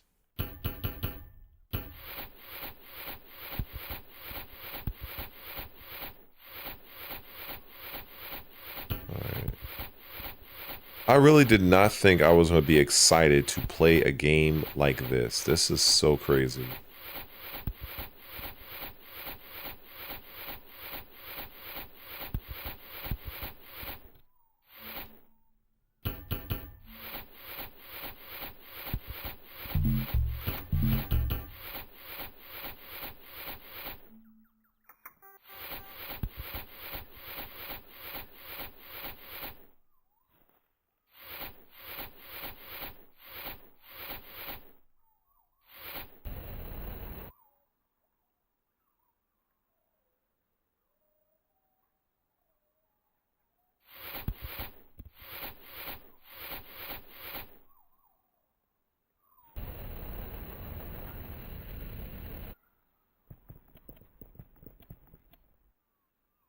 Okay. Damn, $30 charge. Shit. Definitely adding up.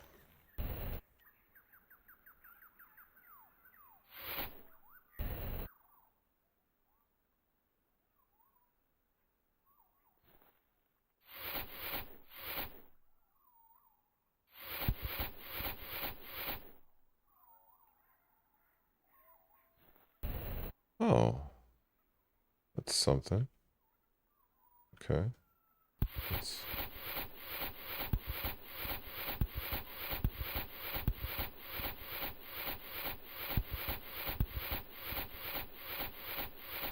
Okay, get some easy items over here.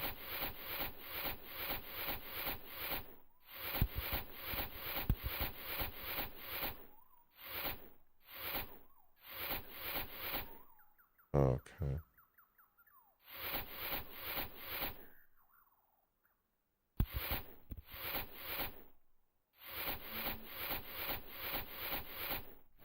Oh, yeah, I didn't mean to do that. I'll put the light down there again. Okay. Let's see. See, now I'm grinding for that for that drill.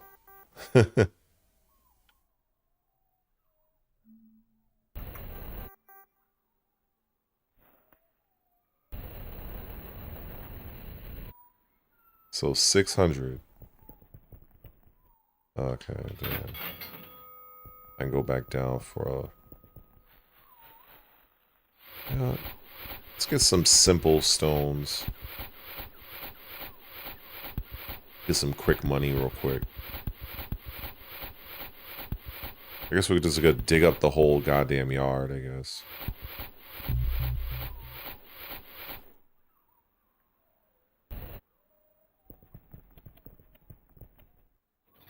Seven.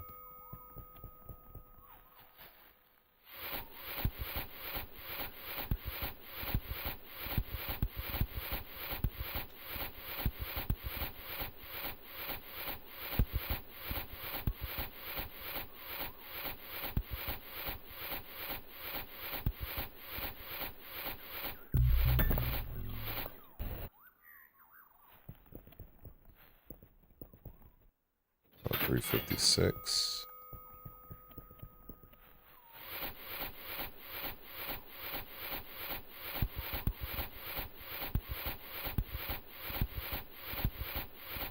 Yeah, there's all sorts of rocks here. This must be the farming area, like if this was like a role-playing game.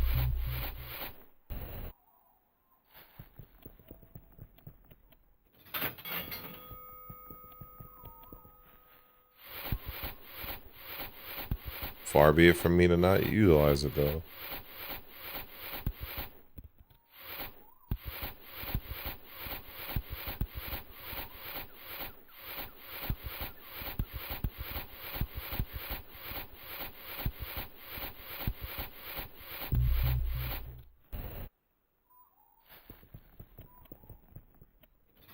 All right, 400.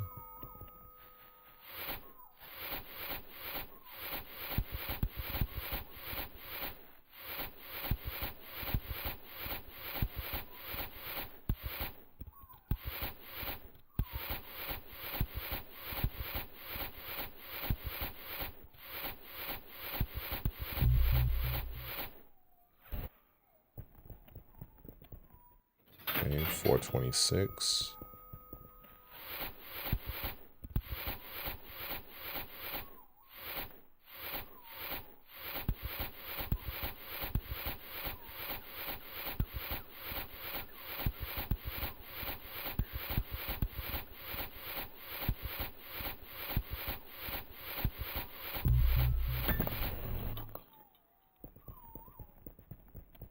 Ooh, 454. Come on.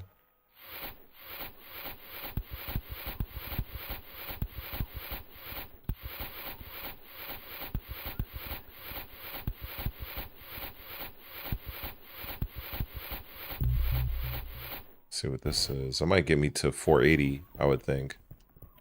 Oh, 488. Creeping.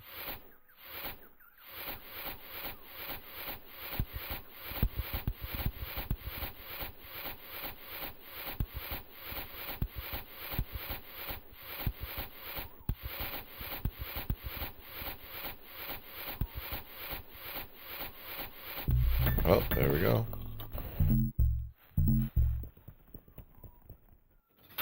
519.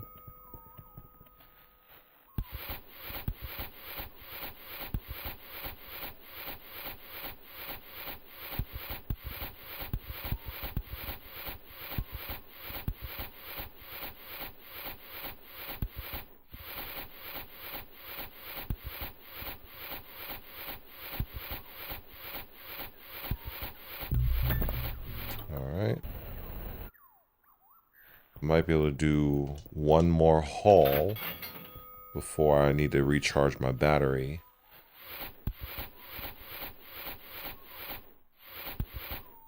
Let's see.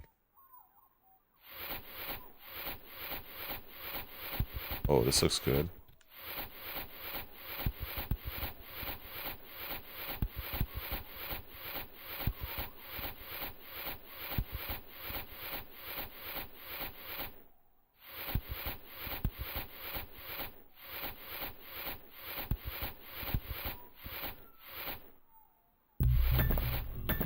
Okay.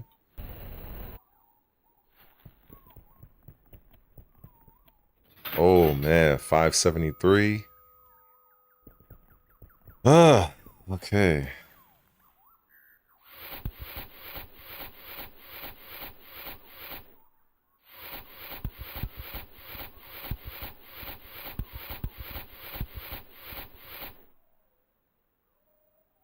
All right.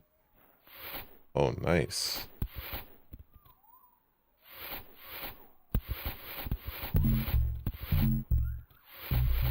There we go. There we are. Now, how much for a charge? So the charge would be, damn, 36. So I need, so even if I, all right, fuck it. We need a full charge. So okay, so let's go back out there. After this, I'll definitely be able to get the drill. I'm pretty sure.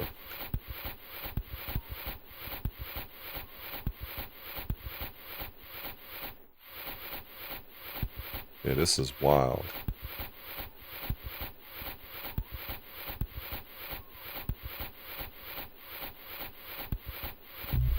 Alright, let's see how things are looking now. Okay, wow, three shy. That's easy.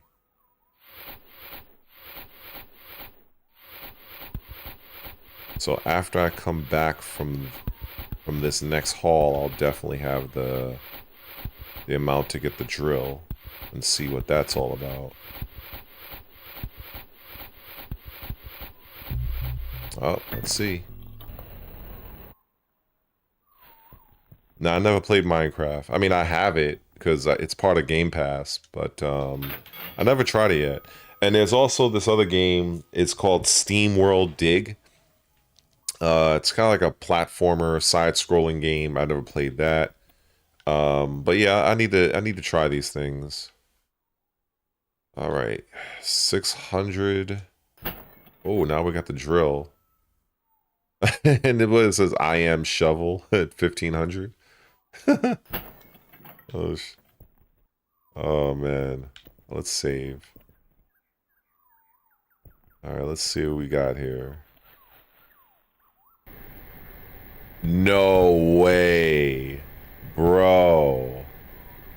Holy shit. This looks cool as fuck. Wow, do you see this? Yo, this looks godlike. This looks really good. Wow. That looks impressive. That looks impressive as fuck. That looks fucking impressive. Look at, wow, yo, this is godlike.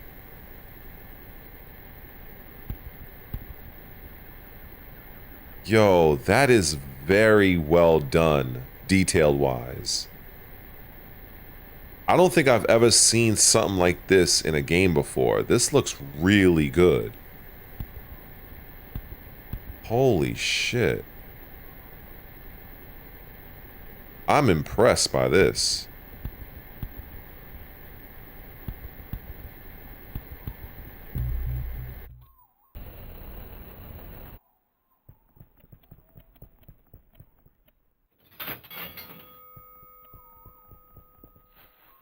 Shit, it makes me wonder what I guess the last update would be.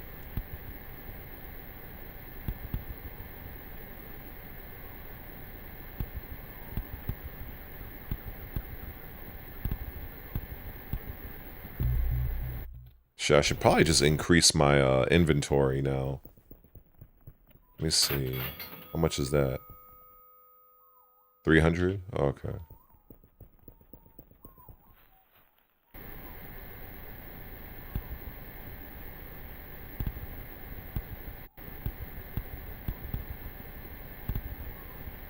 Oh, this is wild.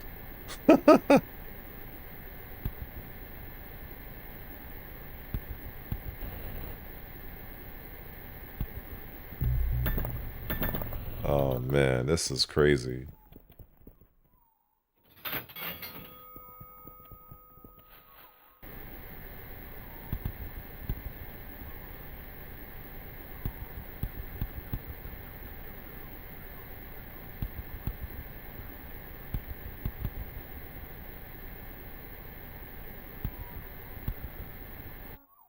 Oh, what's this? Object detected? What the fuck?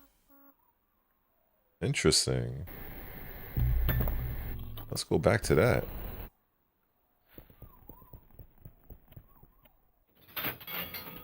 What is this about?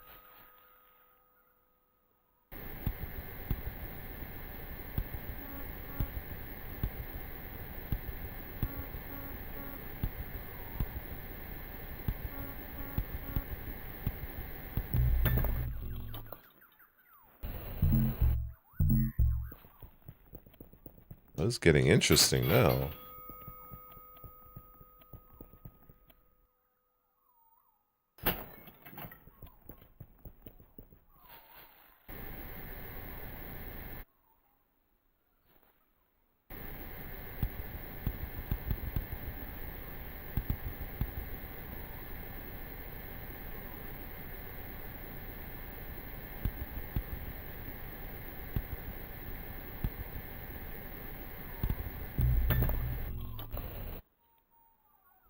Yeah, the next thing I'm gonna get is the inventory upgrade.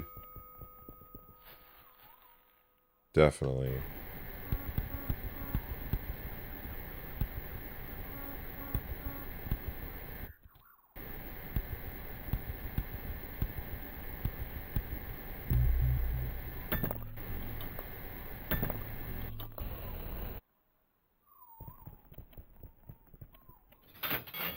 Like one more haul.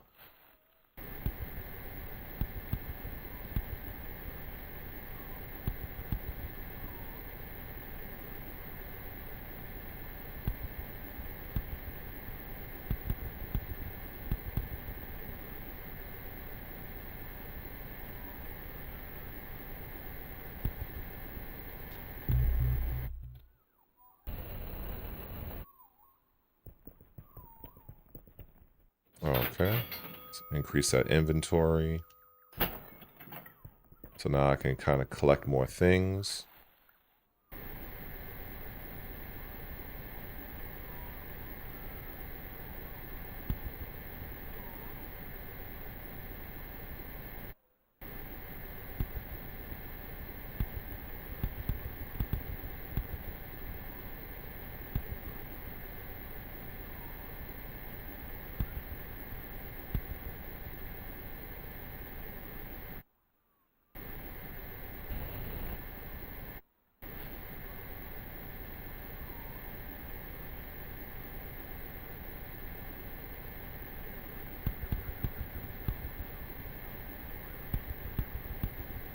Yo, this is crazy. This is wild. Now, let's see what this object is. I think it was somewhere around here.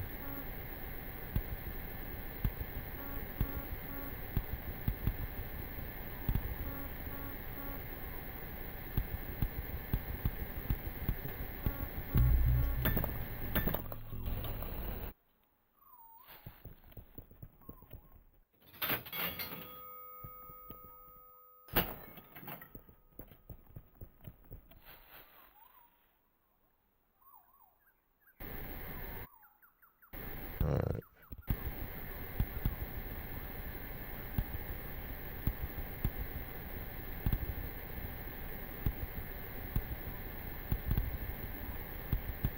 It's like a fucking vacuum.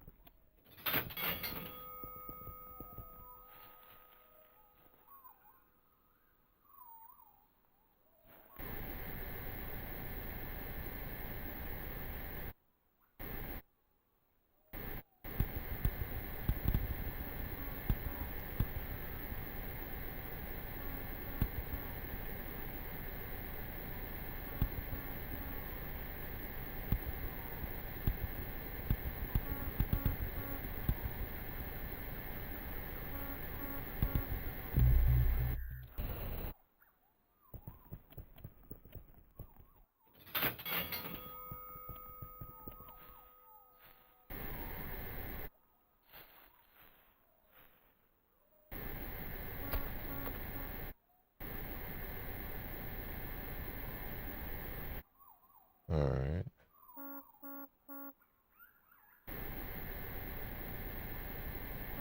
Oh.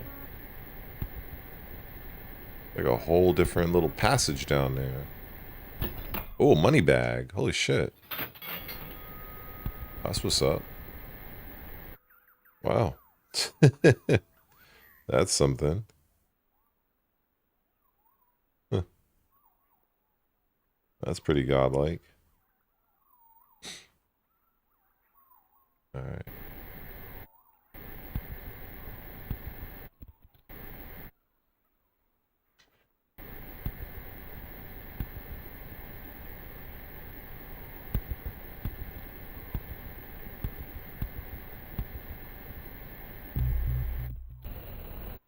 Yeah, this shit is on easy mode now.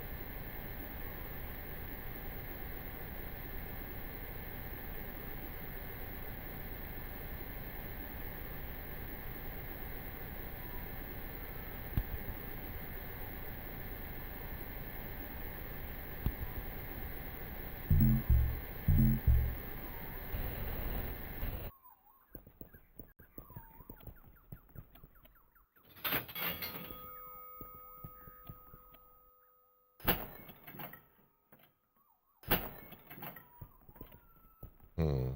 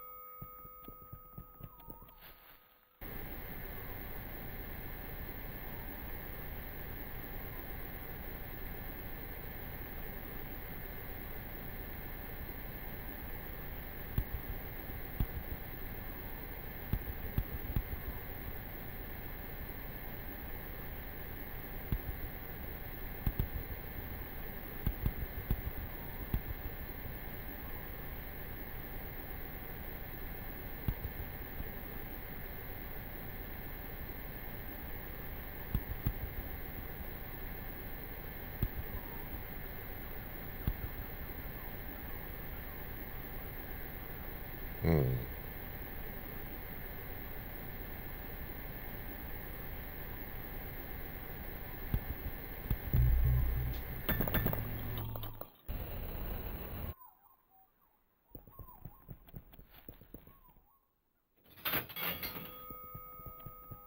Shit, now I'm kind of wondering what that last.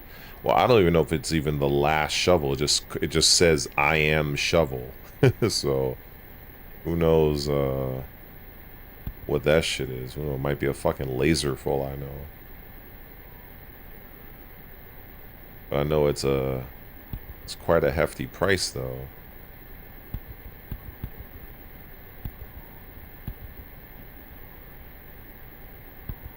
I will say this though, at least if I do encounter a monster, I like my chances now. Shit. How much is this shit again? What is this? 1,500? Wow. Let me try dynamite. Let's see this shit.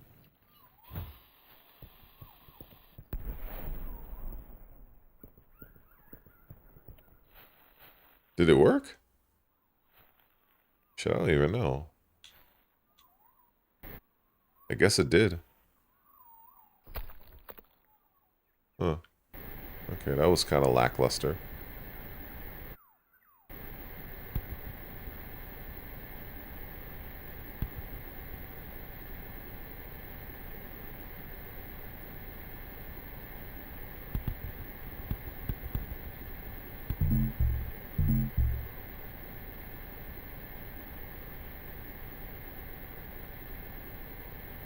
Huh.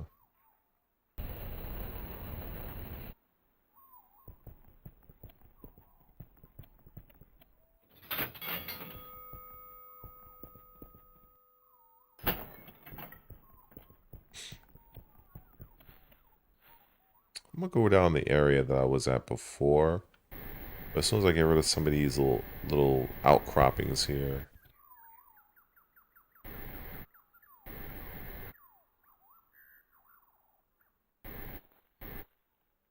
So let's see.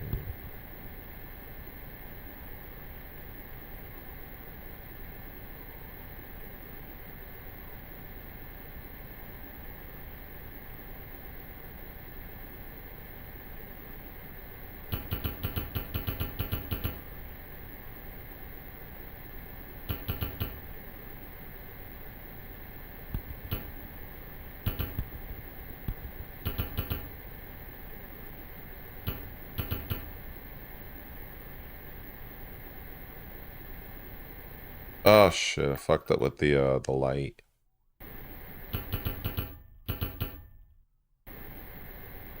Let's put that there.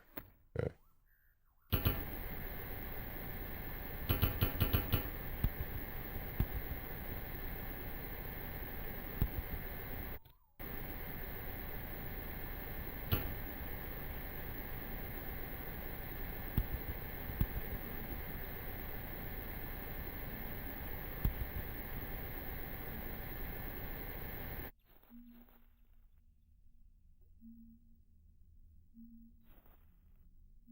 Oh.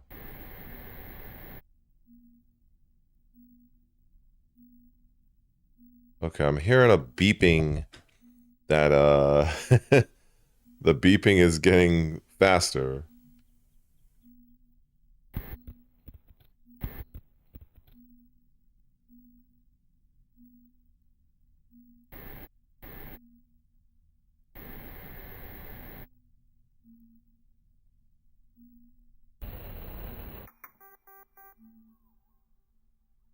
Yeah, what there's some definitely down there.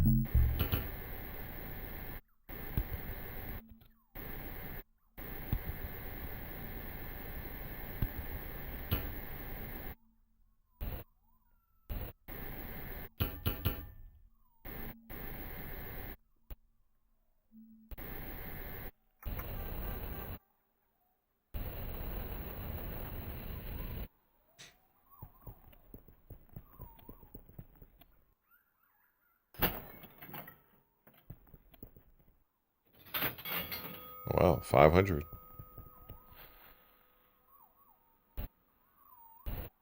Okay.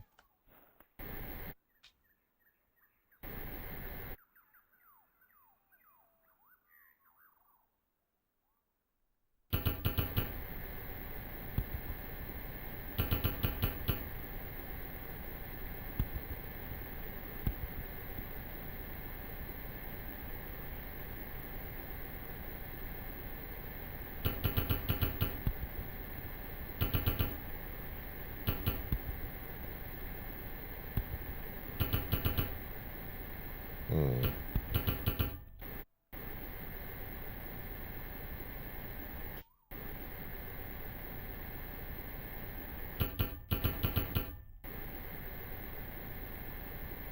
Hmm.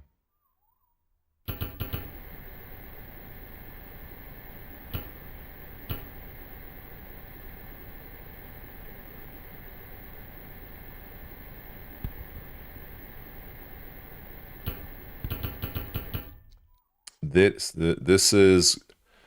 is literally called dig a game about digging a hole. That is the exact name of it. Believe it or not. And and also I've been playing it for almost 3 hours, I think, if I'm not mistaken. So, and I've just unlocked the drill. Oh, what the fuck is this? Oh, that's silver. Okay. And the drill is amazing.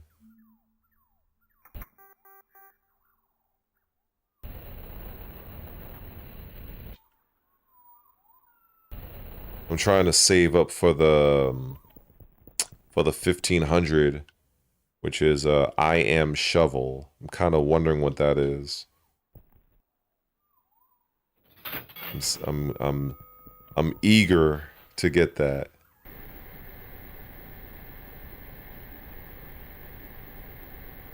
So, in one of the trailers for this game, toward the end of the trailer, I should say, they showed the player digging. I don't know how deep the player was digging, but um, you just seen like something like crawling and making noise, but it looked like a monster or something. And then the trailer ended. So as I've been getting deeper and deeper, I've been seeing like I would imagine it's something like a tracking device, like kind of like a proximity device, and I've been seeing it appear like maybe about an hour ago on the stream. I was like, what is that thing that's appearing? Because it wasn't something I selected, it's just something that appeared automatically. And so I have a feeling it's detecting something. Whether or not it's alive is something I don't know. But I will also say that I've been having more fun playing this than Tekken 8, I can tell you that much. Especially now with this drill. This drill is amazing.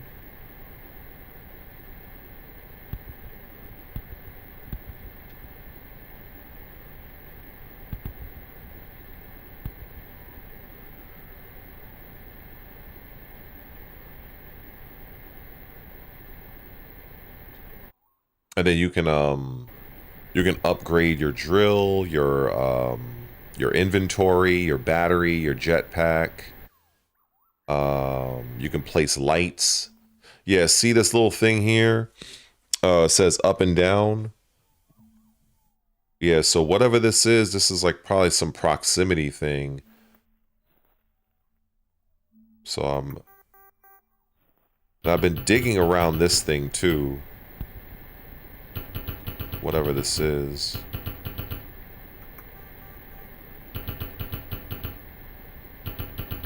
It might be a fucking spaceship, come to think of it. I didn't think of that.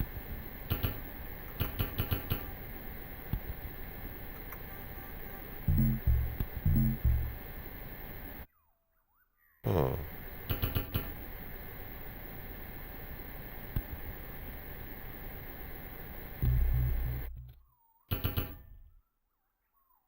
Alright, let me get out. Recharge my battery.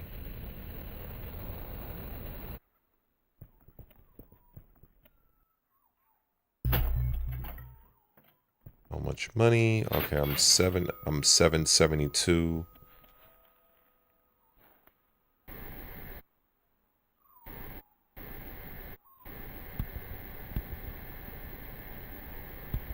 I guess I'll be out here for a bit and collect some of the easier stones. Even though they don't have as much value, but they're easier to get. And I don't have to like recharge my battery too often because I'm not going that deep to get them.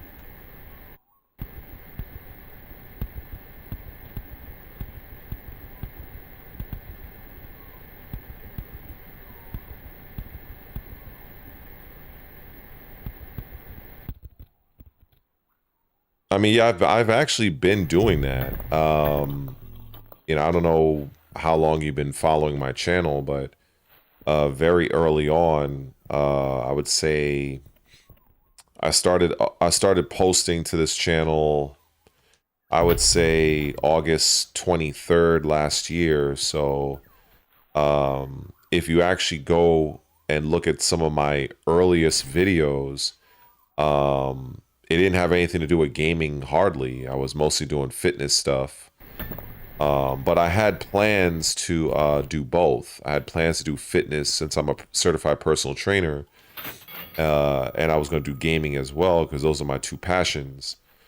But eventually, I would say toward the end of last year, I gained a little bit more traction because Tekken 8 Season 2 came out, and a lot of people hated it.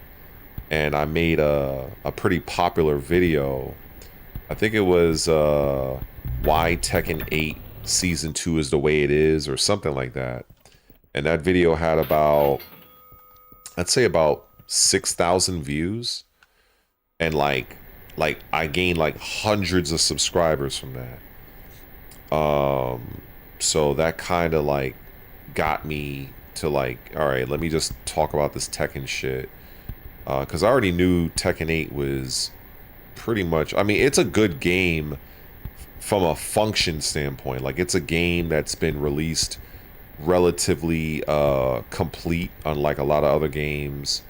It wasn't missing significant modes, I don't feel. There's modes people want in Tekken 8, but, you know, when you've been playing games as I have, I bought Dead or Alive 6 at launch.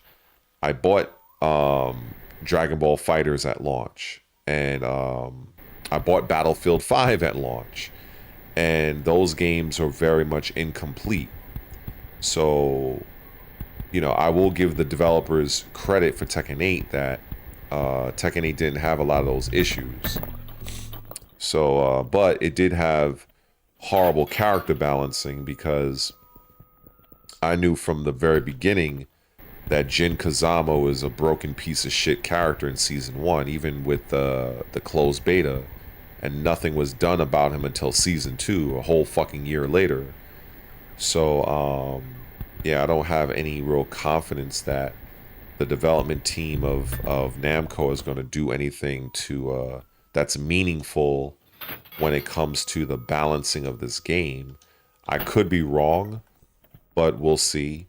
And it's a sentiment that I echo to on my channel a lot. And you know, I've had a few trolls on the channel that you know, they're very enthusiastic about this game, and some feel that this is like the best Tekken since sliced bread. And you know, it's like, hey, you know, everybody believes what they want to believe. um I know from a business standpoint that Tekken 8 is, you know, it's not doing overwhelmingly well, but it's doing well enough for the people at Namco to continue having faith and pump money into it. So that's really what matters to them.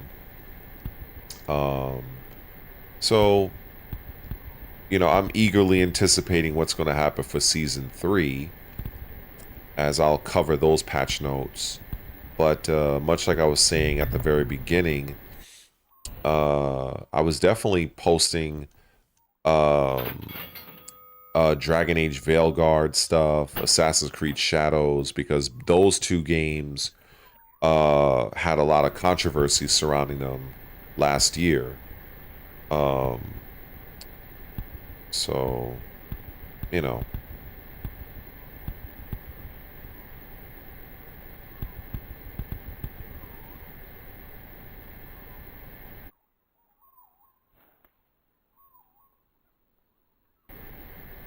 Yeah, a lot of, you know, a lot of people that find my channel, obviously, most of you guys are complete strangers, so it's not really surprising that, you know, people wouldn't know a lot about my interests.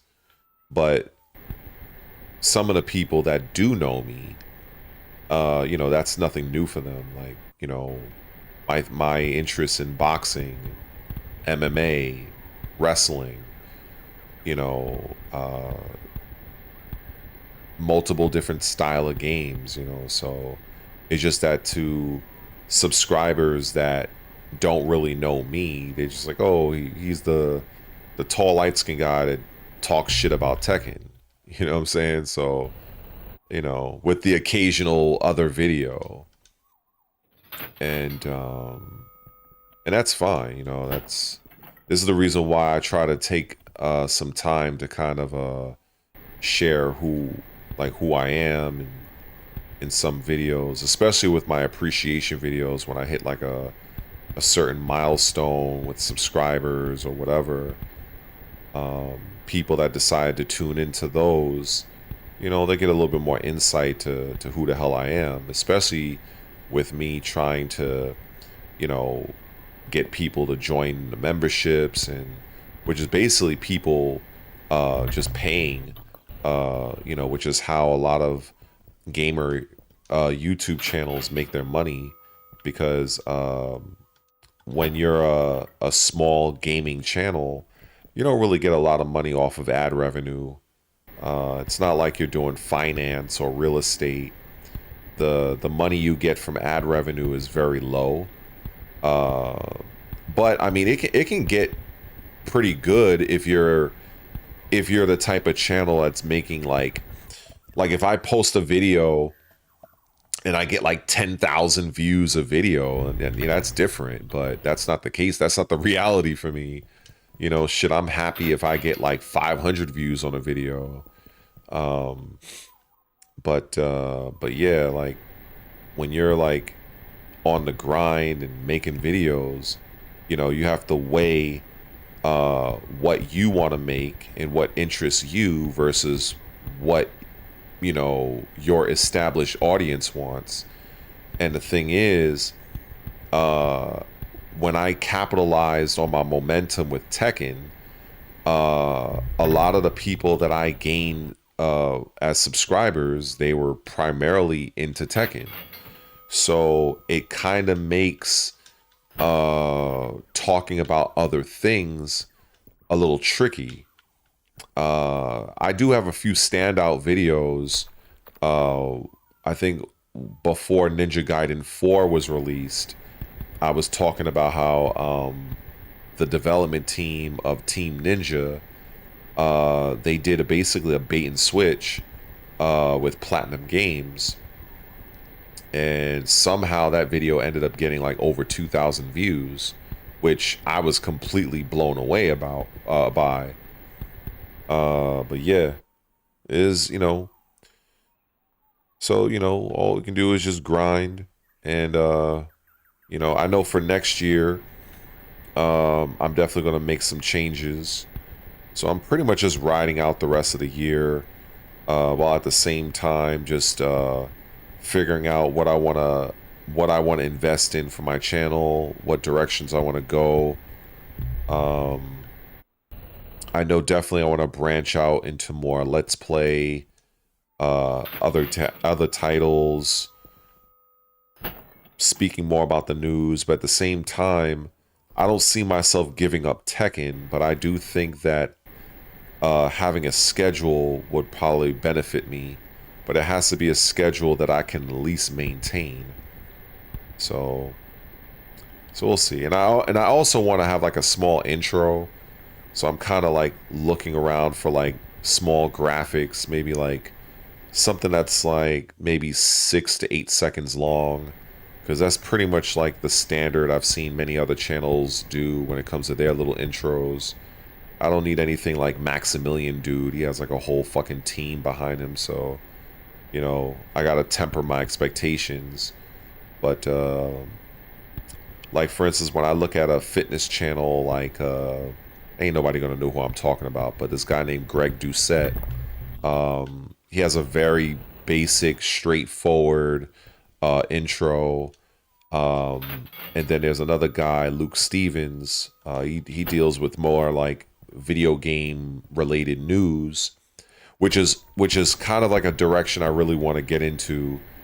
Um, as well as a guy named Spawn Wave. I think he does a really good job. I mean, there's a lot of those type of channels, but those are the two I watch a lot. Um, I like how Young Yeah does his thing, even though he's kind of fucked up a few times with his audience. But I kind of like his presentation. So it's kind of like just looking at different channels for inspiration and seeing like, okay, this is what I could see works for me, my personality, because I'm not like no happy-go-lucky person by default. I'm not somebody who's a grinning idiot. Some people, they have that persona.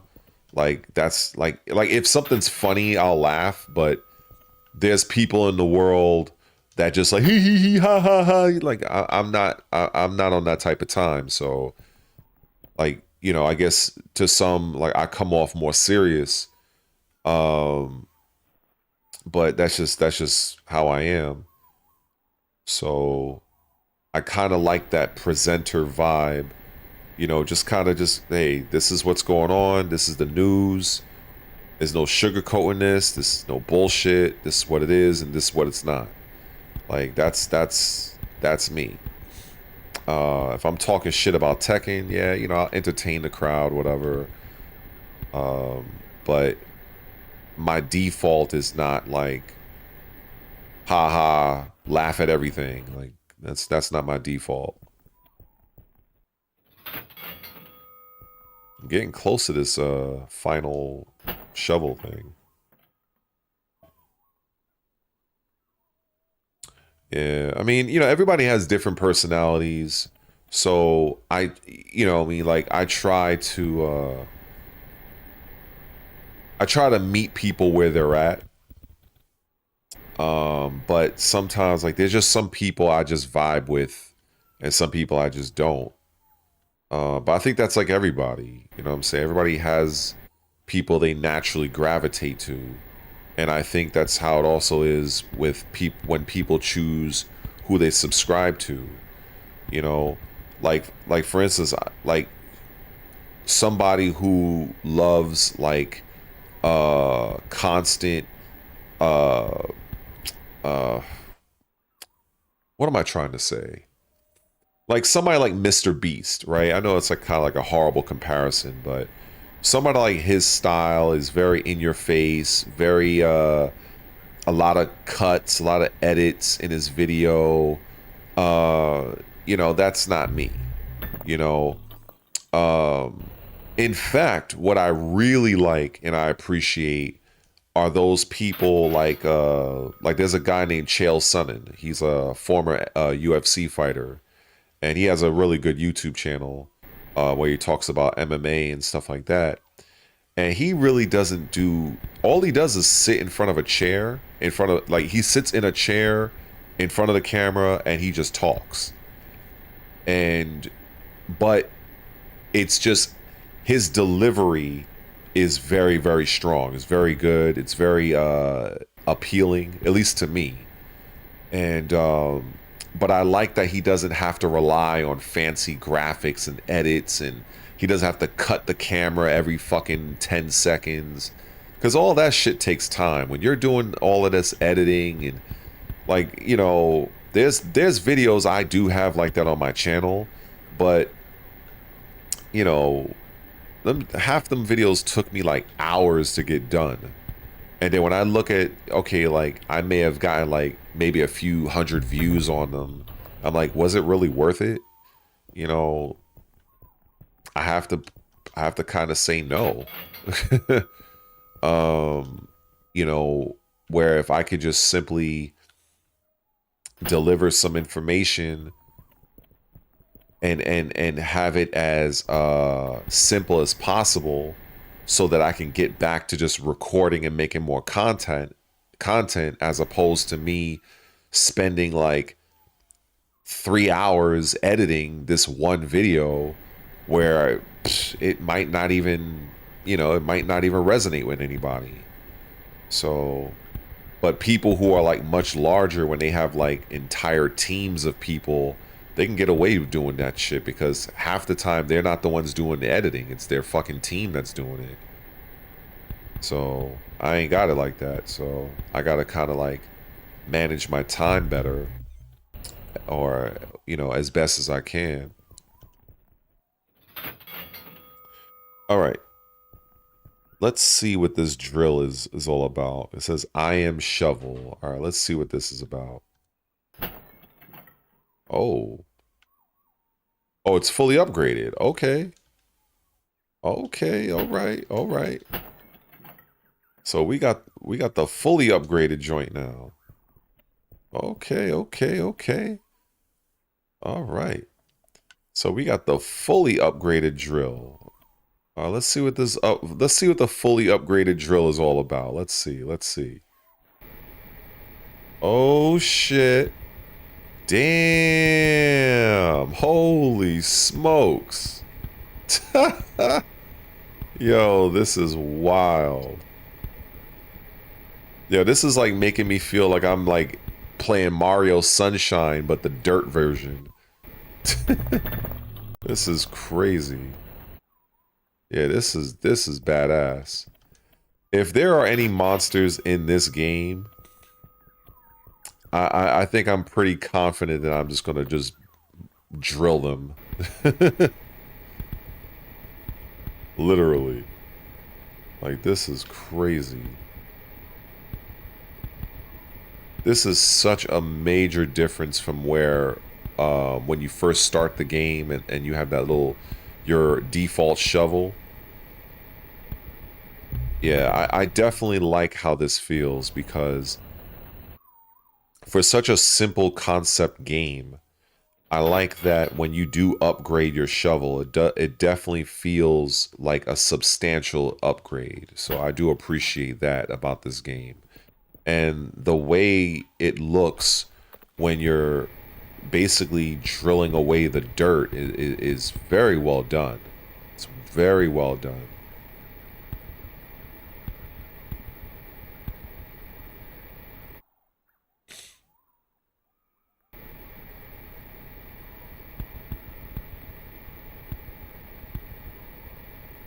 Damn, this is crazy.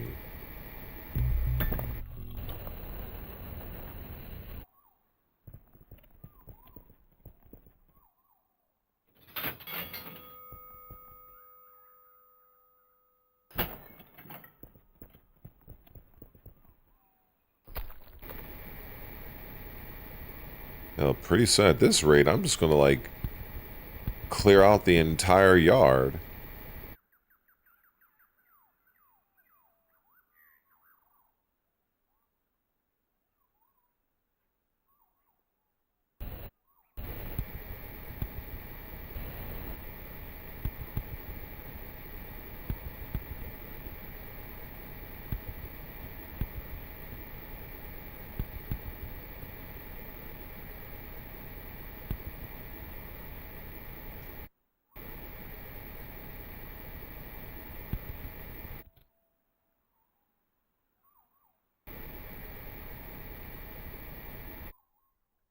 I have a feeling this is like a spaceship or something. I know I've said that before, but it's like this thing is giving me spaceship vibes.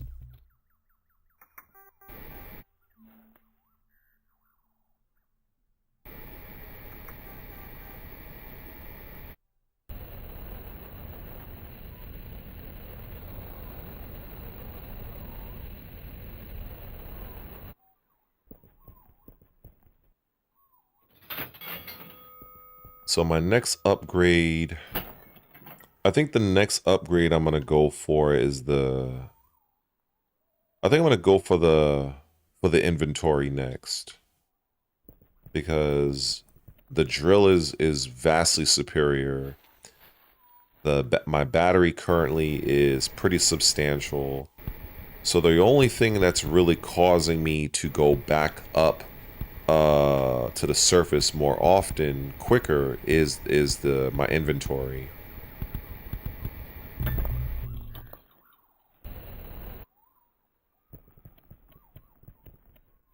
So when I get that 600 cash, I'm gonna just upgrade my inventory.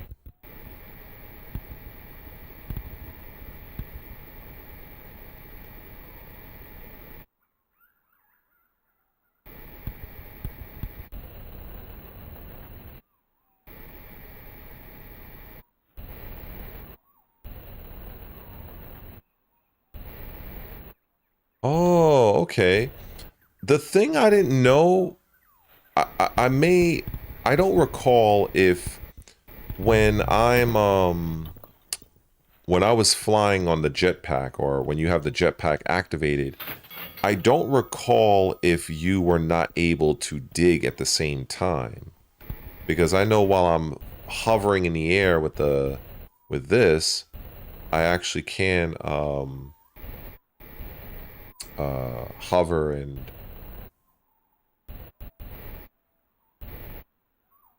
so that's pretty cool.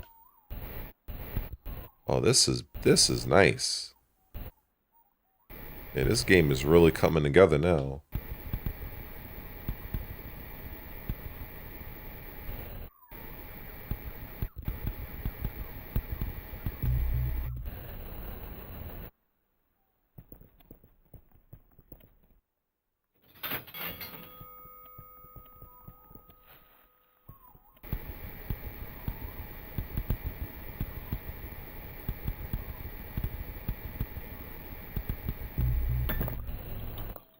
All right.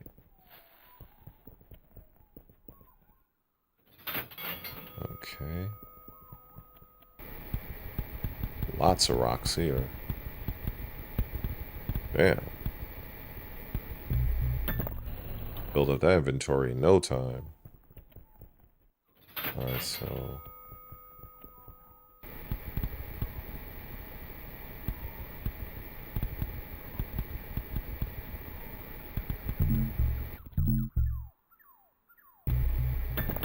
Alright.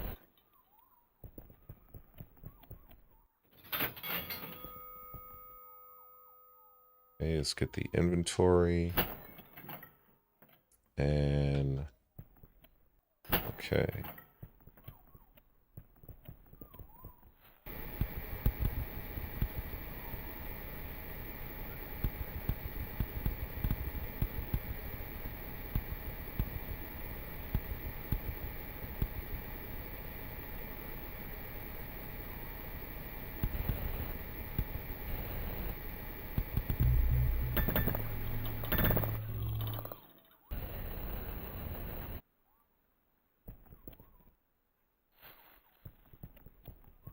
Oh, I've got. Oh, I'm inspiring. Oh man, I appreciate that, man. I think at the end of the day,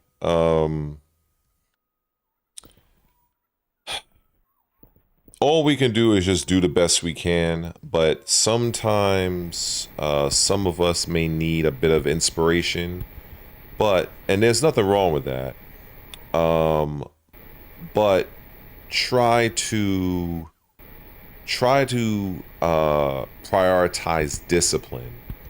Um, Inspiration is cool. Inspiration can lead to you trying something or lead to you being motivated to trying something, but try to have the discipline to stick with what you do try. That's something that I've been wrestling with for shit most of my life, actually. Definitely gotten better though.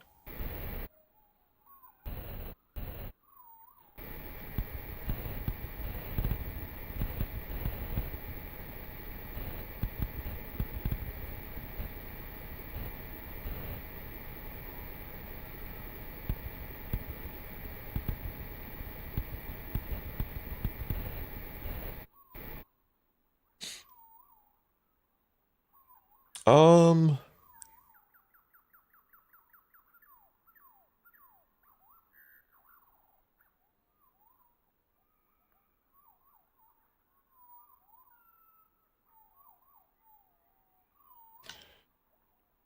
well, I appreciate your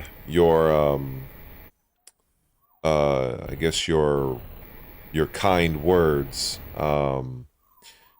It's sometimes I mean I've just lived life. I've been around. I've suffered my share of trauma. I've given trauma that I wish that I could take back. I have a life of regret personally, and so I there are a lot of things that experiences that I have. Some I wouldn't wish on my worst enemy. But at the core of it, you just try to do the best you can, because at the end of the day, it's all we can do is just play the hand we're dealt, so to speak. Um, you know, you don't really get second chances in this life.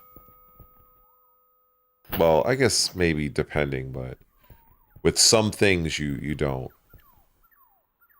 So it's just best to try to put your best foot forward and take care of you. Do the best things that you can do for yourself. Um, you know, try to find something that uh, you're good at, that you're interested in, and hopefully you can make money off of.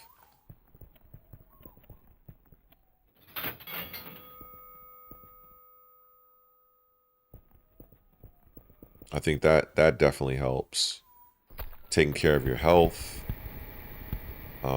If you don't know how, we live in the internet age, so you can literally find out whatever you need. If you need coaching, try not to uh, be swindled. You know, everybody's trying to make a buck, but there are other people that are trying to exploit and take advantage. And I just don't think that I don't think that's right. It's unethical. Um, but what can you do? You know, if it's not illegal, somebody's probably gonna do it. So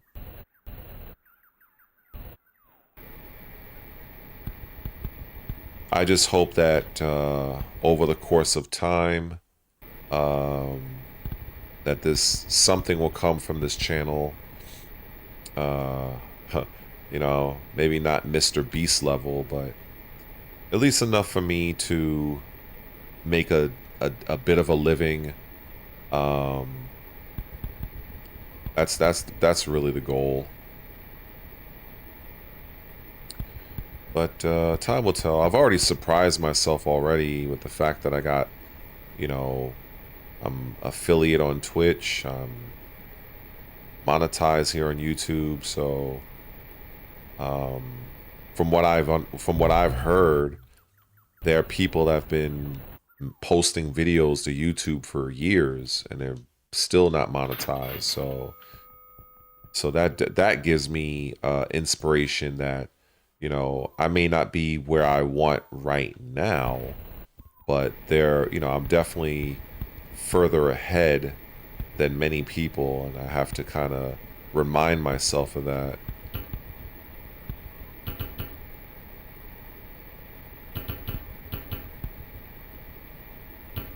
Oh, what's this?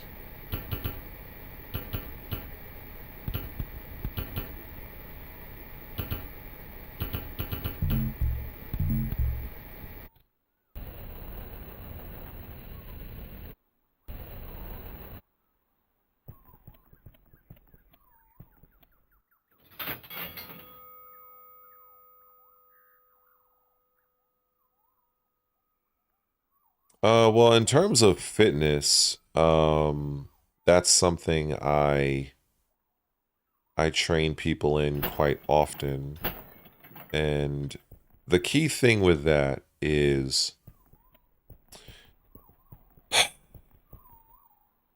the truth is small changes over the course of time can make huge differences, both good and bad.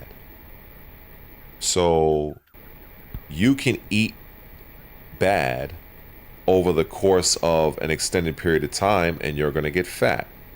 And you may get sick. You might get a chronic ailment.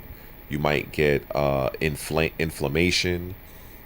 Whereas if you were to scale back on some of these things over the course of time, incrementally, you'll reverse the condition. But oftentimes, what I've seen is people will get a chronic condition health wise, but they often want a fast solution. And I have to tell them, I'm like, you didn't get fat overnight.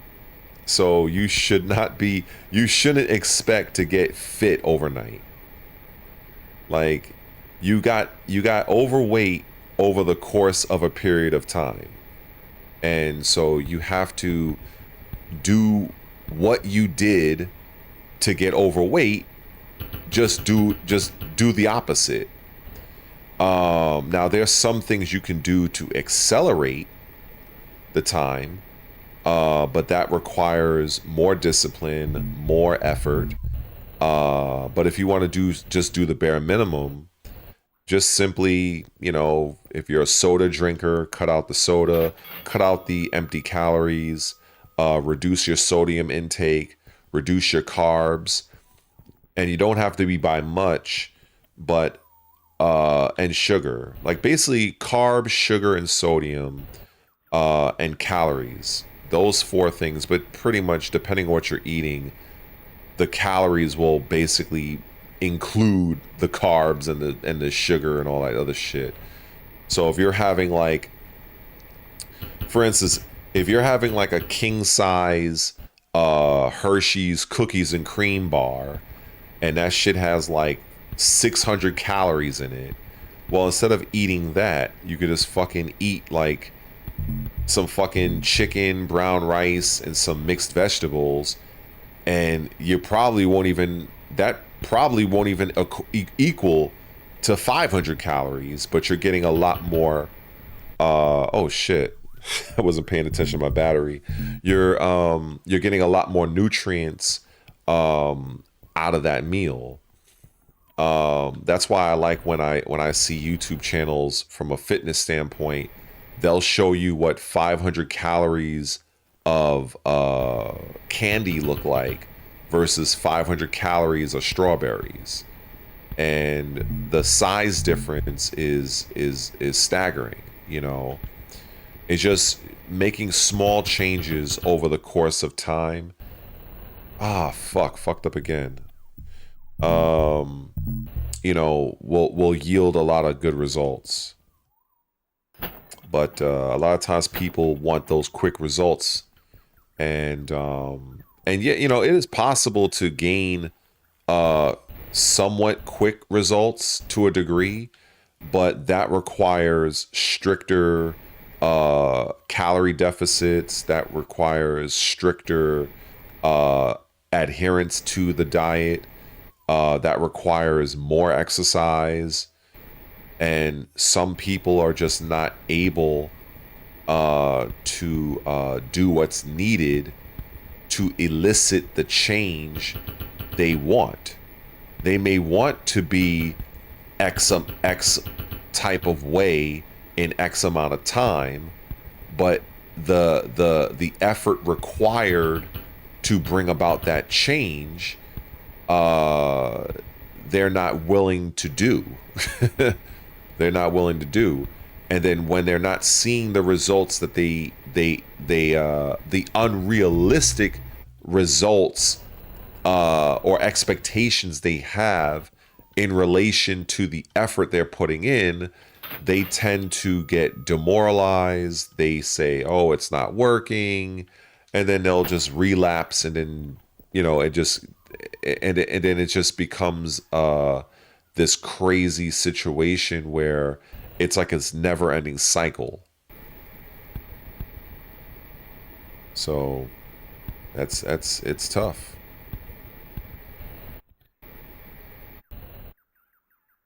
Hey, what's up, Flexion? It's everything is well.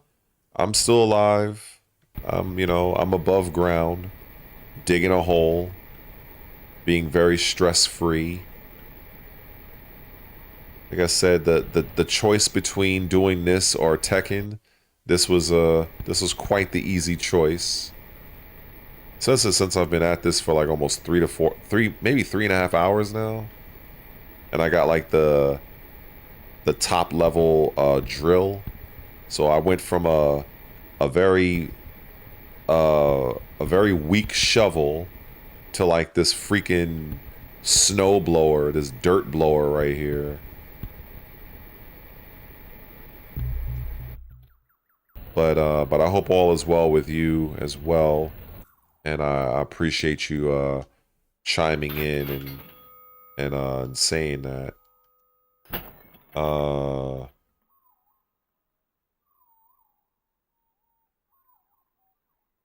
Well, I'm the issue with me is I think a lot of creators, YouTube creators, or just whatever, whether it's Instagram, TikTok, I tend to be in my own head a lot. A lot of times I'll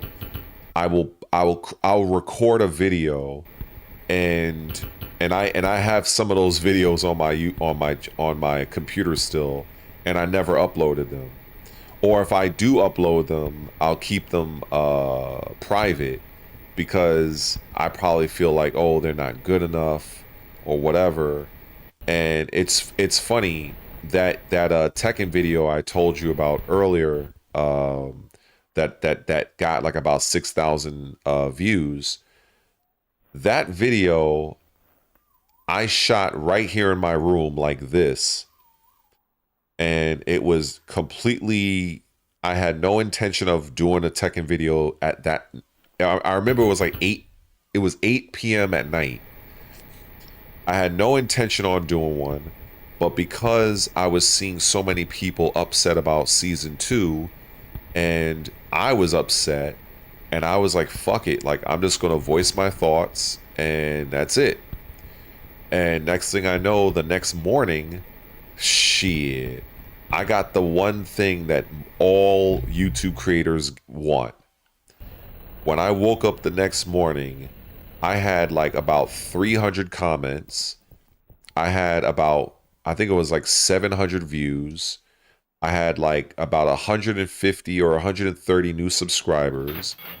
I was I was mind fucked. I was like, wait, what the fuck is going on? And then when I was reading some of the comments, people were just expressing how frustrated they were. They were like, "Oh, you're like the voice of reason. This is exactly how I feel." And then I think I spent most of that day responding to comments.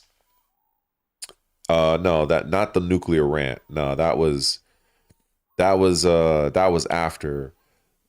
This was a video I did last April. That this I think it was titled why Tekken 8 season 2 is the way it is, or something along those lines.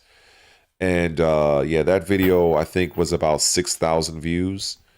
And then the one I did after had about 4,000.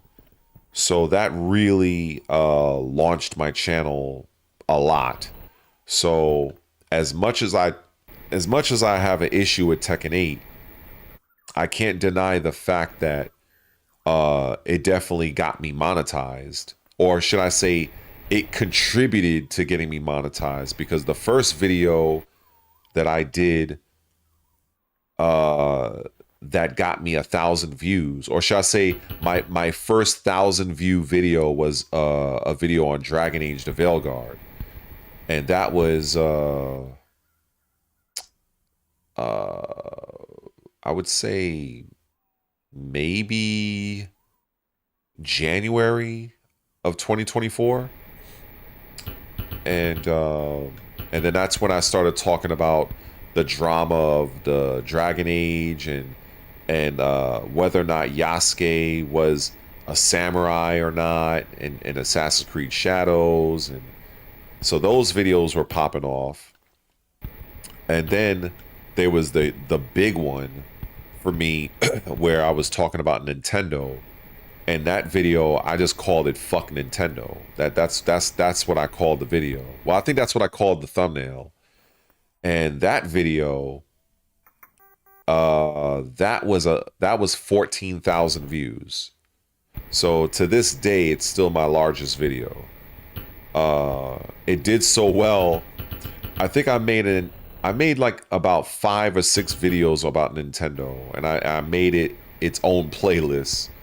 So that's why I'd say if people love to hear me rant about Tekken, you haven't heard nothing yet, cause I fucking destroyed Nintendo. So Nintendo, I have fuck that company. They can go fuck themselves.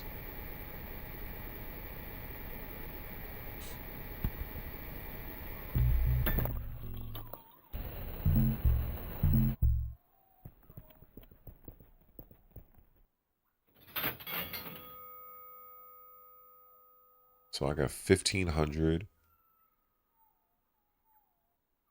So I guess I'll get the battery. So I guess the 1,500 here in the game, I guess that's like the maximum, I guess. I don't think I need the jetpack. Let's see.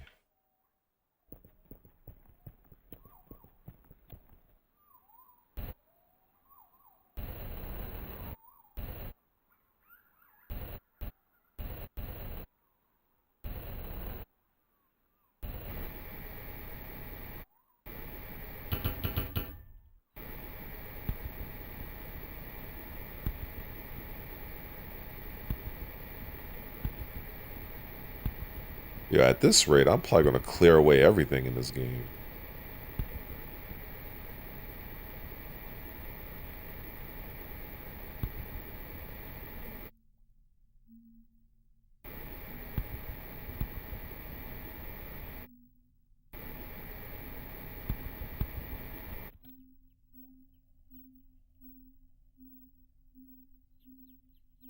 Oh, I don't know. There's something here.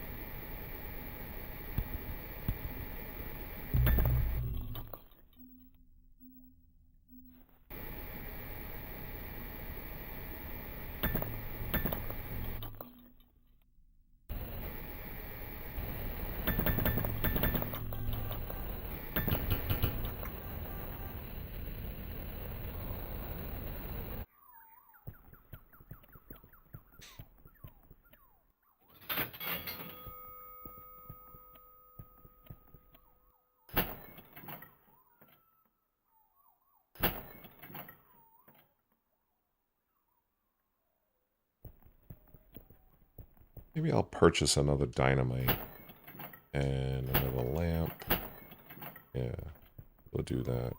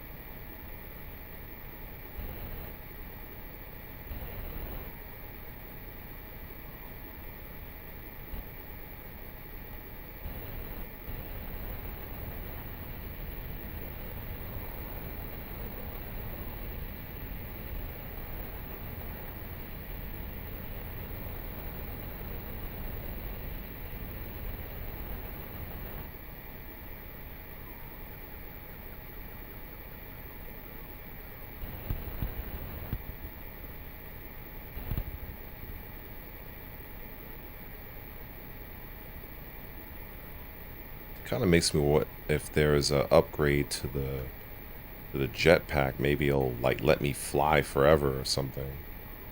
That'd be pretty cool. Since there was such an upgrade to the shovel.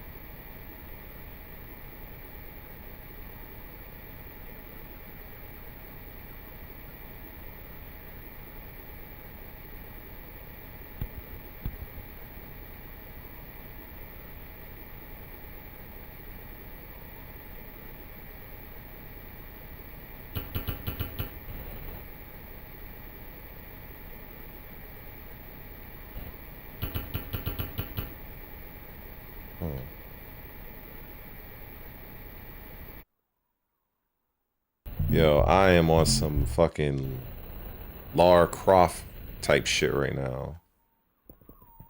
Fuck that. And I'm curious about these upgrades here. Cause I like I said, I think 1500 is like the max. So I'm kind of wondering what the jetpack could be, because maybe the jetpack might turn into something more significant. I guess I'll find out, but I mean, I am like, oh, I didn't even fucking refill the battery. Alright, there we go. Back to it.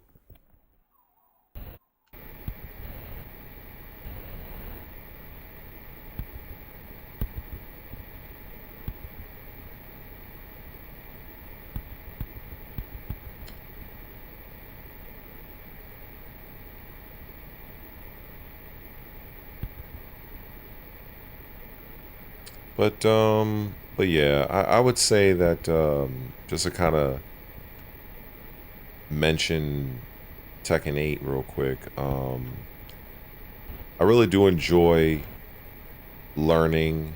I enjoy, you know, kind of like sharing knowledge, insight, whatever. I really do. It's, it's just that I just wish that the game wasn't so fucking wild and crazy.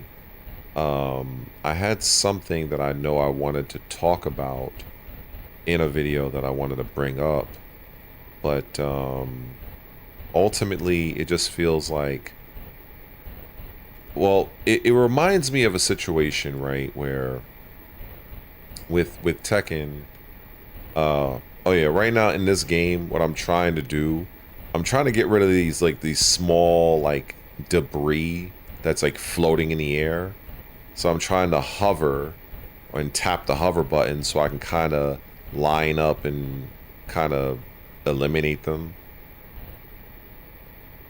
But so that's why I'm flying around the way I am. It's not as easy as it looks though, because you don't have a lot of degree of control over the hover jet that you have.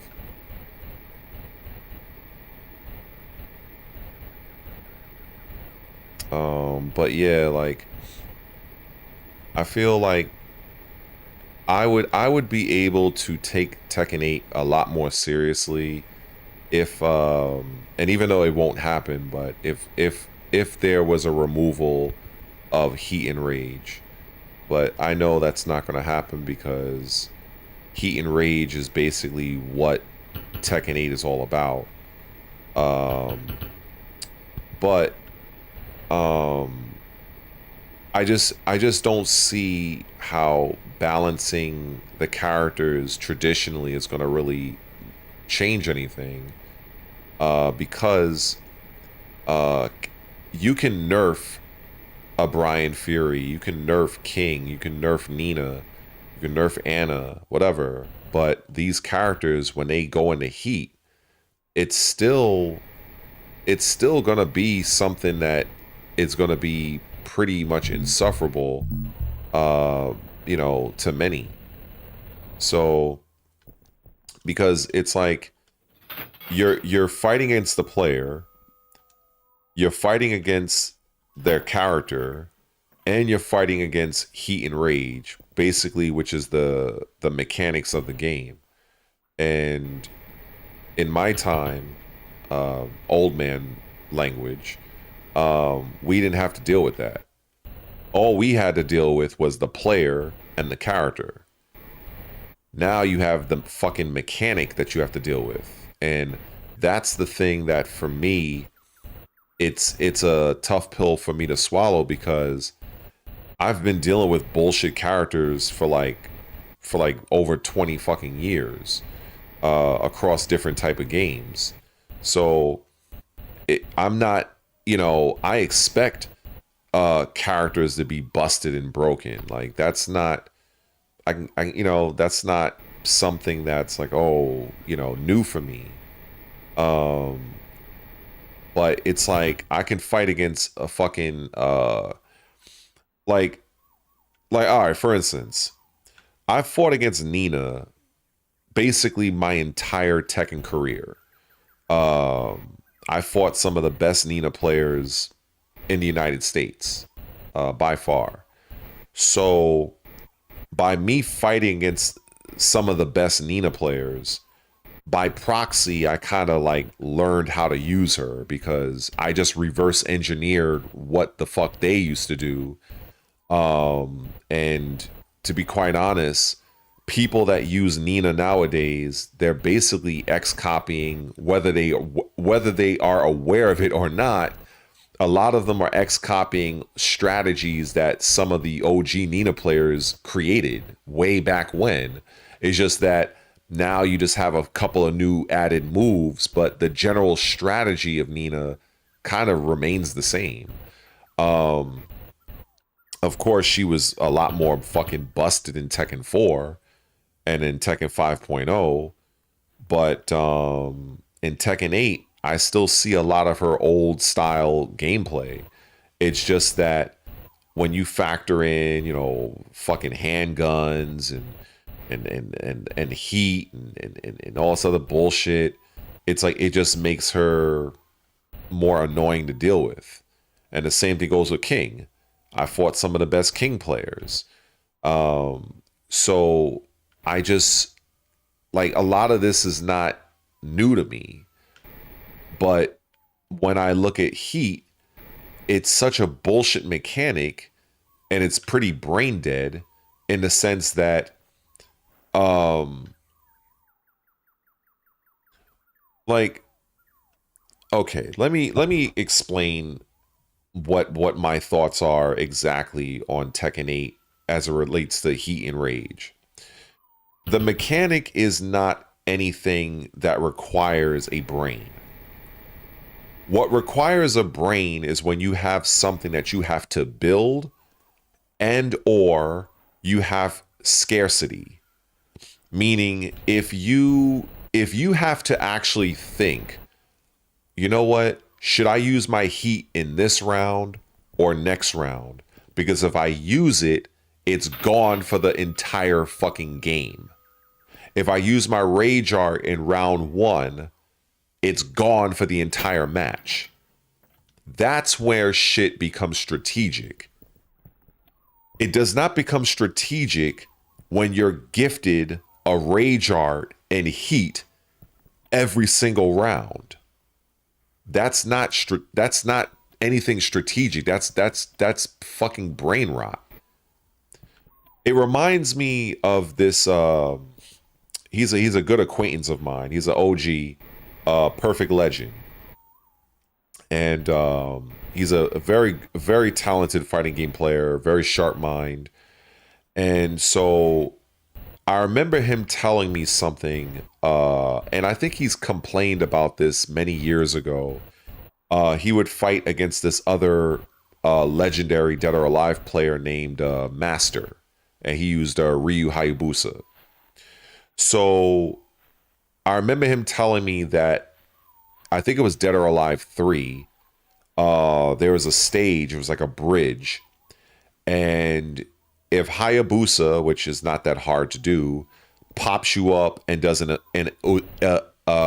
Izuna drop on you from the bridge, it takes you from the bridge and you are just spiraling down quite a long time, and it does insane amount of damage. Like, it does an insane amount of fucking damage. What ends up happening is, at the end of the round, instead of you starting the fight at the bottom of the bridge, you start the fight again on the bridge. So all the fucking Ryu player has to do is catch you with another fucking Uzuna drop combo, and the situation resets. That's what heat is like to me. It's like you have access to this mechanic without doing anything. You have access to rage without doing anything outside of you getting your fucking ass beat, and you're gifted this shit every single round. So there's no thought of, well, round 1 is a close round. If I try to use the rage art in round 1, I won't have it for round 2, 3, and possibly 4 and 5. But if I let my opponent, I can't make the comeback for round 1, so I'm gonna save it. Or you might think, you know something, I'm not gonna burn the rage art. I'm gonna try my best to make a comeback legitimately so I can keep the rage art just in case. That's strategy. That's you thinking about, okay, like I'm actually planning something, because the mechanic that is available to me from the developers is like there's a scarcity to it. I can't just whore it out every single fucking time. Then this is why I say they make Tekken 8 for scrubs, basically, because the mere fact that they took away the ability to break crouched grabs is absolutely bullshit. Absolutely bullshit. It was so crazy that I had to actually remind myself, you know, that you can break crouch grabs in Tekken 7. I had to remind, because I was like, wait a second, am I bugging? Because I was like, wait, I could have sworn you could have broke crouching grabs in Tekken 7. And sure enough, yeah, you could. And then on top of that, they for whatever fucking reason, and it's rhetorical, I know why they did it, they took away the ability to chicken in Tekken 8. So now you have the brain rot bitch herself, which is Asuka. So you remove the ability to basically chicken against her, because other characters that had attack reversals like Nina, Anna, Paul, and whoever else, they had to react to your move in a very strict, like there was a stricter timing to utilize their attack reversal, as opposed to somebody like Asuka that could just fucking stand like this for like 20 million frames while she could just pick off just about any fucking attack you do, with the small exception of moves that that your character may have. And it's just fucking stupid, but it was purposely designed to be this way. This is the reason why I tell people constantly that Tekken 8 was designed specifically for the casuals. And a lot of times when I say this, many people don't quite understand what I mean. They seem to not understand that when I say casuals, it doesn't mean that elite level players can't play the game. Like, I think that's self-explanatory given the fact that we have Knee and Arslan Ash. What this does mean is that it allows the Namco developers to maximize their total addressable market, their TAM, when it comes to the Tekken franchise. Why? Because more often than not, when asked about what is one of the more difficult fighting games, many people will say Tekken. So in an effort to reduce or eliminate that potential barrier, the developers decided to let's make this game more accessible, dumb down certain things, and reduce the amount of time needed to get good doing certain techniques and tactics that would otherwise take a player several months to even years to get down, whereas you can use a character like Law and look like an elite level Tekken 5 or Tekken 6 level Law player inside of 20 minutes in practice mode. So whenever I try to explain this to people and I try to break this down to people, I either have the few occasional trolls that I have to deal with. I have the over enthusiastic people that want to believe to themselves that Tekken 8 is the greatest Tekken ever created. I laugh at those people because they don't understand that from a development standpoint, whatever identity Tekken had is basically being eroded away. What little Tekken has always been primarily this game that, as far as I'm concerned, a dial a combo game. In fact, that's kind of what the game was labeled as way back in the 90s. They would call it a dial a combo game.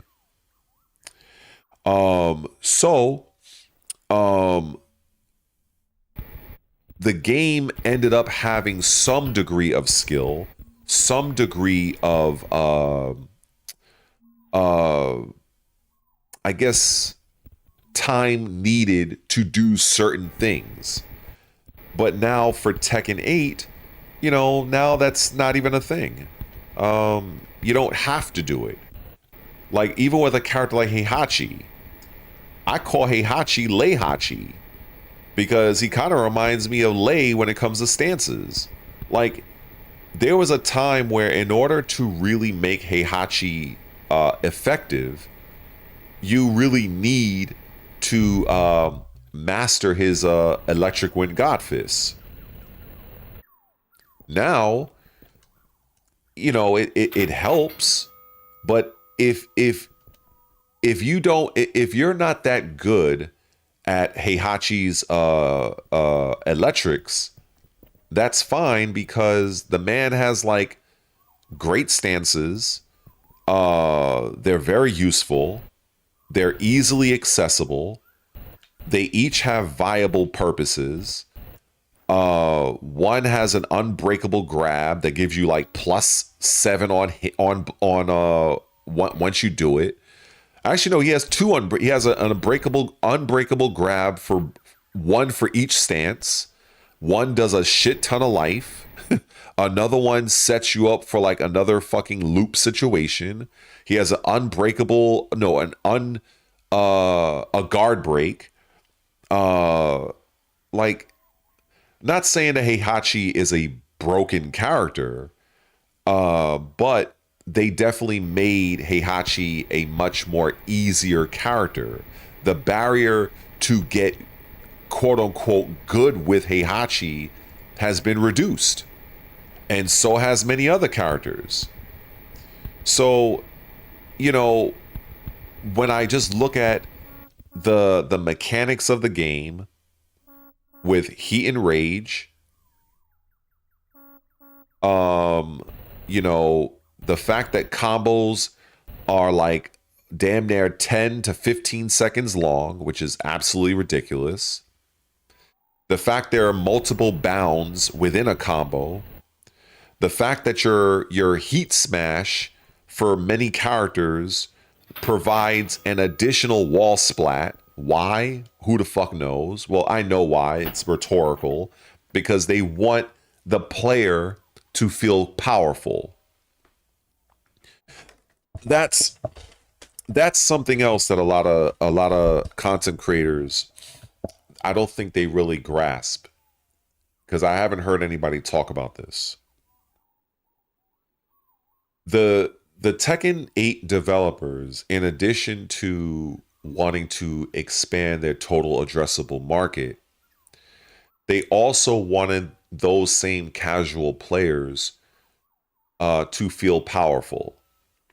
This is why in the very beginning, from even before the game came out, Namco was basically saying, or should I say that the Tekken 8 developers, that the theme of Tekken 8 is what? Aggression. So they purposely nerfed a lot of the movement mechanics. They purposely nerfed sidesteps. They purposely nerfed backdashes because they did not want you to get away. They want you to basically get mauled and rush the fuck down. Because it's much easier to mash buttons and have a million advantage on hit and or block than to be playing defensively. To play defensively requires a level of skill that has to be developed. It doesn't take much time to develop mash. That's the thing. When you're pressing buttons, that doesn't require much thought, as opposed to having the thought of being defensive, using your backdashes, your Korean backdashing, your sidesteps. That requires much more thought than just pressing buttons. So Namco decided to purposely nerf all of those mechanics. And then what ends up happening? The community calls them out on it, and Namco ends up making changes, not because that's what they wanted to do. It was because they did it because they had to do it. That's why. Because they did not want the backlash from the very vocal but small hardcore market of Tekken, which I represent, players like me, to potentially cause an issue with the casuals, of whom the casuals of whom their market really serves. That's why there's so much crazy, nonsensical things in Tekken 8 as it is. This is why you have a character like Mary Sue. This is why you're going to have future DLC characters that's going to break the game, basically, that's going to be absolutely stupid and egregious. I can guarantee you this. I can guarantee you this.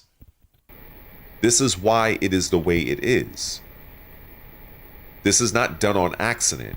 So this is why I kind of laugh when people are like saying, or not saying, but they're hoping for this season 3 to to make these changes, and I'm like, I'm over here sitting like, you guys really have no idea that the way this game was intended.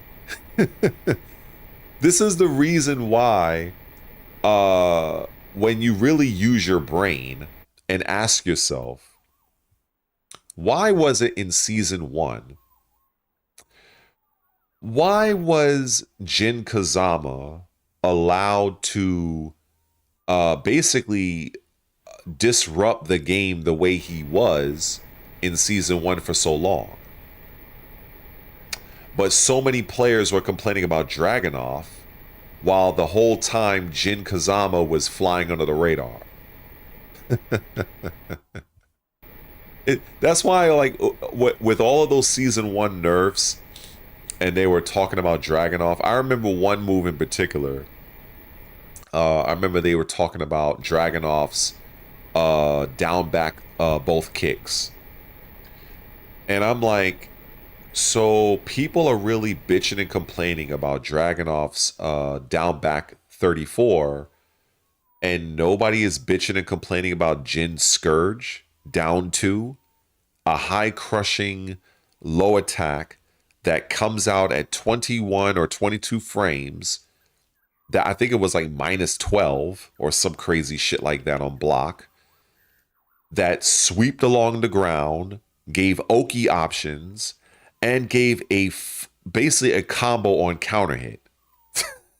But people complained about Dragunov's down back both kicks that required Dragunov to basically be at range 0 because the move had no range, and the move had no high crush properties whatsoever, and the move on counter hit, if memory serves, did not even give Dragunov a combo.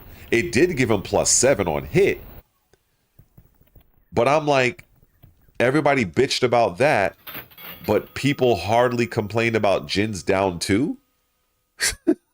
or the 2-1, 2-1, 2-1, 2-1-4? That bullshit? So I already knew that that Tekken was just it was gonna be what it was gonna be, and it doesn't surprise me, and it's gonna get worse.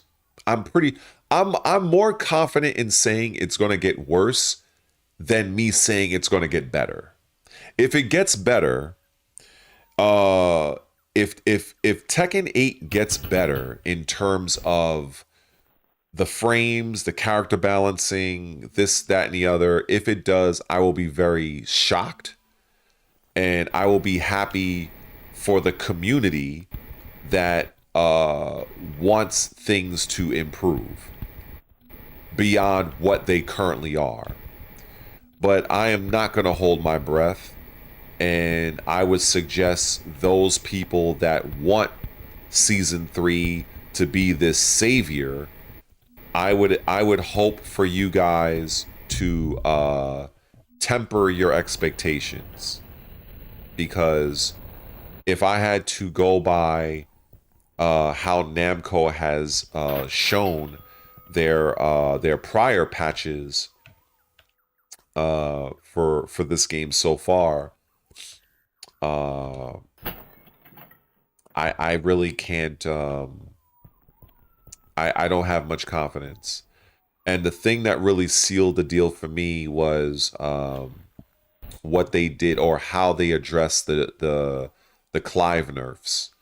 Clive, the very first time they're addressing Clive with that move called Prominence, I think it was forward 1+2. That move basically did it pretty much does everything for Clive. And the only thing Namco did to it was make it, I think, -12. I think that's what they. So instead of it being safe at -9, they made it -12. I'm like, you can't be serious. So when I saw that, that pretty much told me everything I needed to know. And when you look at what they tried to introduce with the king, not just king, but if you break a grab, like if you break a grab, you have chip damage. Like I'm not, I think some people forget this. And the only reason why that is not in the game right now is because of the community. Oh wow, I got a key? Oh wow. Wow, I'm playing this game and I ended up getting a key. That's kind of weird. But yeah, that's the only reason why those changes happened, was because the community pretty much bitched and complained and raised hell, and the developers had no choice but to make those changes. They didn't make those changes out of good faith. You know what I'm saying? So I want people to really understand and recognize that.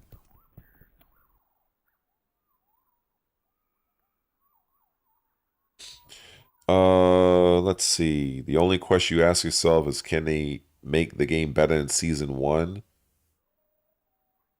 Uh, no. I don't see it. Um, I, I don't. I really hate to be that guy and just be like, there's no hope. It's all doom and gloom. I really hate to be that guy. So I try to just say, um, I don't see things changing, but could they change? I try to maintain that. I try to have that like 1% of it can happen. But yeah, that's exactly what it is. Like the data trail, like this is where I've been saying, like if you really observe what patches they've done already, they've done patches already. Look at what they've done. And look at what they tried to put. Like, all right, this is something that I've also said as well. Uh, when you take into account the aggressive nature of Tekken 8, which is what the developers wanted, does anybody ever ask? Um, does anybody ever really ask? Why did armor attacks why did armor attacks also double as heat engagers? Did anybody ever stop to wonder this? I don't think so. Um I'll just go ahead and answer this right now. Now, this is a theory, so I can't prove this, but this is just 30 years of experience in playing other games and just looking at just I'm just looking at this as just common sense. Since the developers, they I'm gonna just zoom in on me. Since the developers, they wanted Tekken 8 to be rooted in aggression, and they also purposely nerfed pretty much all movement laterally and going backwards. So in a game that is prioritizing aggression, they've nerfed movement. What do they possibly, or how do they possibly expect the defensive player to counteract that level of aggression?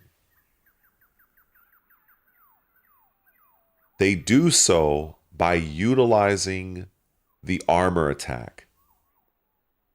This is the main reason why the armor attack was changed significantly from Tekken 7 to Tekken 8, whereby when you tank an attack from Tekken 7, it would cause permanent damage. Whereas in Tekken 8, it's recoverable damage. And if you just so happen to do an armor attack and the opponent does a fast attack to where they recover in time before your armor attack makes contact on the opponent, the opponent gains the opponent takes chip damage, and the armor attack from the person that did the move becomes neutral on block.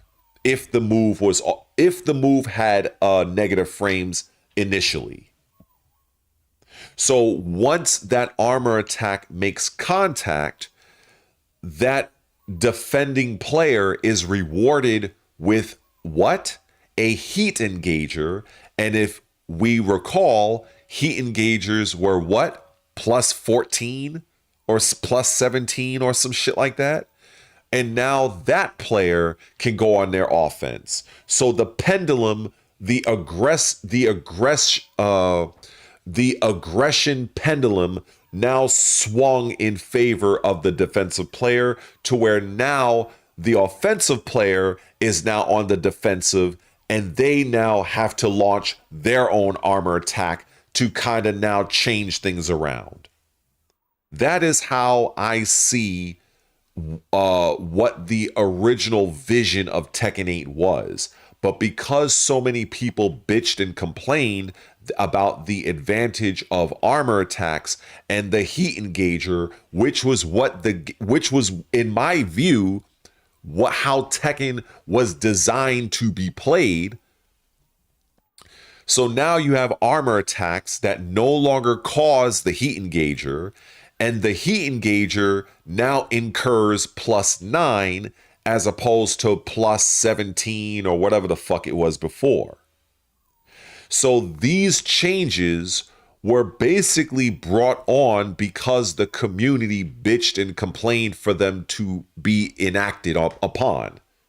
If it was not for the community saying anything, I can guarantee you, I usually don't like to talk in absolutes, but I 1,000,000,000% tell you right now, here and now, in this live stream, in this fucking video that you're probably watching after the fact, that there would have been no changes at all.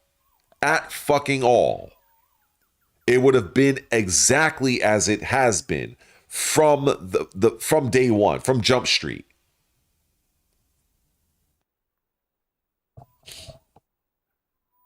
But this is the game we're playing. And, as far as I'm concerned, it's just, I use Tekken 8 as a tool to potentially grow my channel. And that's it. I don't respect the game. I think the game would be a lot better if Heat and Rage was deleted out of the fucking game. At the very least, a major revision or rework, but I highly doubt either of those things will happen. So, unfortunately, in Tekken 8's case, for people like myself, you're going to have people that will adapt and people that will pick up Tekken for the first time, which is basically the fucking goal anyway. And you'll have people like me that'll just be like, well, we'll just fade away eventually, or suffer a fucking stroke on live stream talking about it. It is what it is. But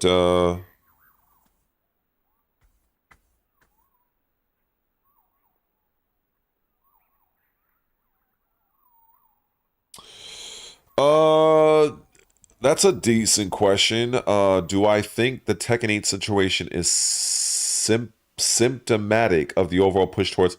Of course, 100%. All of this I'm saying about Tekken this has been going on in the gaming industry for a while now. There were people that were they were advocating for games like Souls-like games like Elden Ring or Dark Souls to have easier difficulty settings.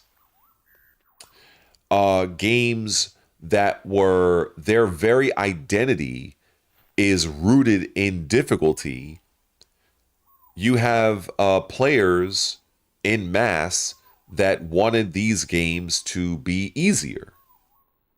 So, and then you also have these players that advocate essentially to have participation trophies as opposed to earning their way by getting good. Uh, and this is where you have a lot of help me mechanics in fighting games. Um, you know, and it's not just Tekken. We see this in Street Fighter 6, and you're going to see this more and more. I can only hope that Virtua Fighter 6 will stay true to its identity and remain rooted in true hand-to-hand combat where skill actually matters in that game. That's what I hope. And that's what the majority of the Virtua Fighter community hopes for. But in terms of Tekken, whatever little identity Tekken had, it's pretty much gone. It's now it's kind of like its own, its own thing at this point. You know, um, it is what it is. So these changes are, you can argue and say maybe they're necessary because the fact is this: development costs for video games are increasing. They are very large, so you have to be a little bit sympathetic to the developer side and say, well, games are increasing in development costs, so they have to find a way to get more people on board to buy the game and play the game. Now, the flip side of that argument is that you can argue and say that many development studios, they have bloated development teams. They have a lot more people than they need. Some people are being overpaid, so it's making certain things more difficult than it needs to, and it is increasing the costs exponentially. So there's an argument to go around, but the one thing that we can't deny is that games in general are becoming more and more easier. DLC is running rampant. Games are being released, not really finished. And they're being basically, when you buy a game, a lot of times you're essentially becoming a fucking beta tester. This is the situation that happened with the game Stalker here on my Xbox. We had Stalker since launch on Game Pass, and it was riddled with all sorts of glitches. The development team couldn't figure out how to get their AI to fucking work properly. And then finally, as the game is making some kind of marginal progress, the game has been taken off of Game Pass, and I think it's launched on PlayStation in a much better state than what we experienced. So those of us on the Xbox side were basically beta testers for the game. And many people, made that argument. I played Stalker 2 at launch. When I saw a lot of the crazy issues, I uninstalled the game and didn't play it. I haven't played it since. So it didn't bother me that the game left Game Pass, but I do know that it did. It was a slap in the face to many players that did invest their time in essentially a busted game. And then you had the development studio finally got their fucking act together and like, okay, well, now the game works now. Well, bye. Like, so I say all of that to say this. We're seeing so many changes that is happening within the gaming industry, from developers releasing broken games, developers adding things as DLC that should have been part of the base game. We're seeing games becoming more and more scrub friendly. So, and then the other change we're going to start to see is the use of AI. This was a situation that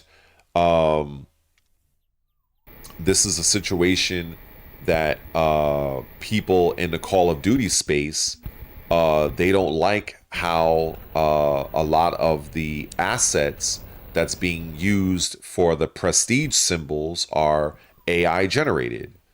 Which initially, I think Activision Treyarch tried to conceal and deny until it was proven otherwise. So there's a lot of trickery, a lot of things that's happening that a lot of times the average gamer doesn't really understand. What this guy says that he disagreed with me about cost of because wait, what? I'm gonna disagree with you on that cost wise.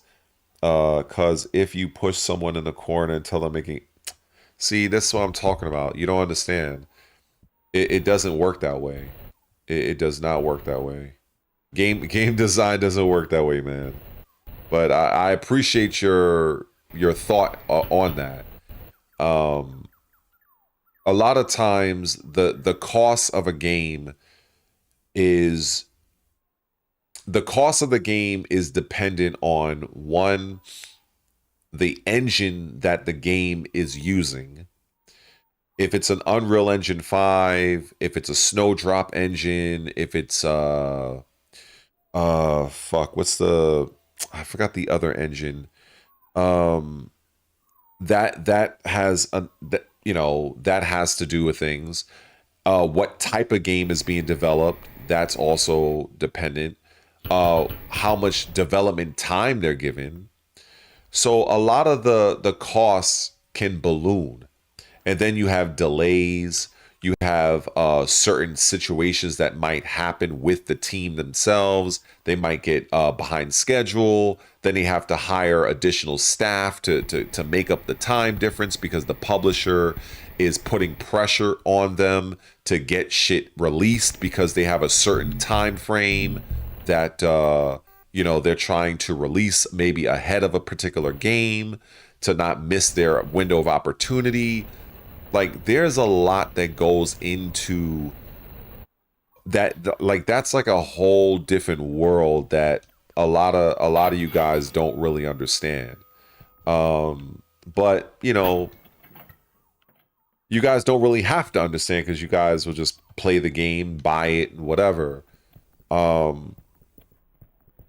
Now, there are studios that manage their time better.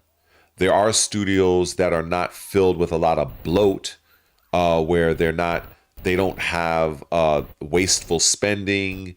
They have veteran developers that care about the game. Like, there's just so many factors. I don't even know all of them, but it's more than just put them in a corner and tell them to get it done. Like, it's I mean, you could do that, and yeah, does it work sometimes? Yeah, but it can also backfire as well. So that's not like the end all be all. But it is what it is. It's no, I mean, yeah, I mean, a lot of times, you know, when we are a little bit ignorant in certain things, ignorant not being stupid. I know some people take it the wrong way, like ignorant in terms of like being aware of uh of the facts, being aware of the situation. um that's like if, you know, like we're all ignorant to some things in one form, or no one knows everything, but they're just certain things that, you know, like if I like, all right, when it comes to nutrition, personal training, the gaming industry, I'm basically an expert. But if you were to ask me about cars, I know you turn the key, you hit the gas, and you go. Like that's as far as I go when it comes to the cars. If you ask me about guns, same thing. I have friends who are or experts in firearms. I'm like, you know, I'm the one asking a million and one questions. You know what I'm saying? So if you ask me about like real estate, you know, and so on, like we all have things that we're good at, you know, but there is there's a lot of reasons why uh certain things happen in the industry that many don't quite understand. And you have some people like myself that try to explain it, and even people who may know more about it than I do. And what ends up happening is sometimes we don't have the type of audience, we don't have the type of reach to get the message out. But then you'll have other people that do have a larger audience, but they're spreading misinformation and bullshit. And the audience tends to be a bit naive. They'll take that as gospel.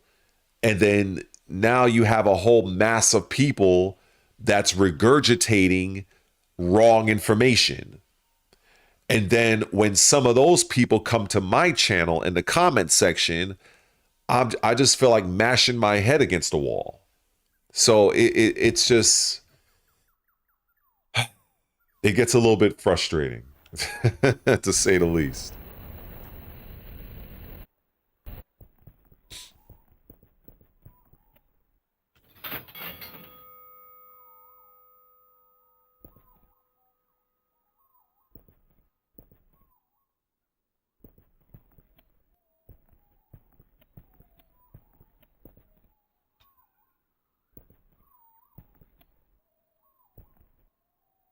Yeah, it definitely is an epidemic.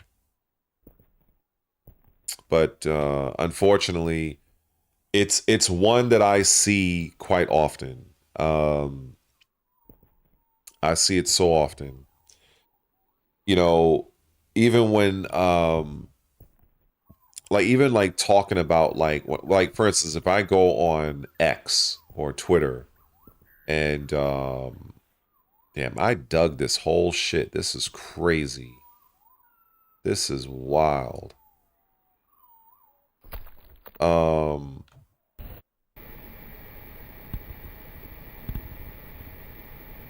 yeah, so it's like when I go on X or you know, Twitter or whatever people want to call it, and people are, you know, they're PlayStation fanboys, you know, they, you know, Xbox is doomed, Xbox is this, and Microsoft is that.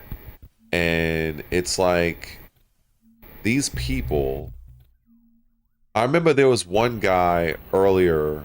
I said I left them a message and I said, don't PlayStation, no, I said, what did I say? I said, doesn't Sony and place wait, I'm trying to figure out how I worded it. Uh oh, this is called a game about digging a hole. That's what it's called. Um but yeah, so um what was I gonna say? Yeah, so I remember I asked the guy, um, doesn't Sony or PlayStation have news coming out? So why are you so fixated on talking shit about Microsoft in like every single fucking tweet?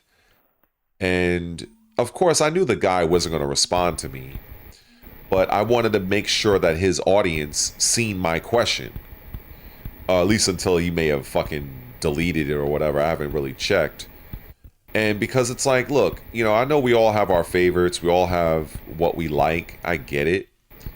But it's like if, you know, if you're a PlayStation guy or girl, um, then, you know, why, you know, I just find it so odd that that many of these PlayStation fanboys, it's like they can't stop talking about Microsoft. They can't stop talking about Xbox. Like, I just find it kind of hilarious to me. Like, even as much as I don't like Nintendo, I'm not making a fucking video or a post every single fucking day about Nintendo. So, like, it's just, shit is wild to me.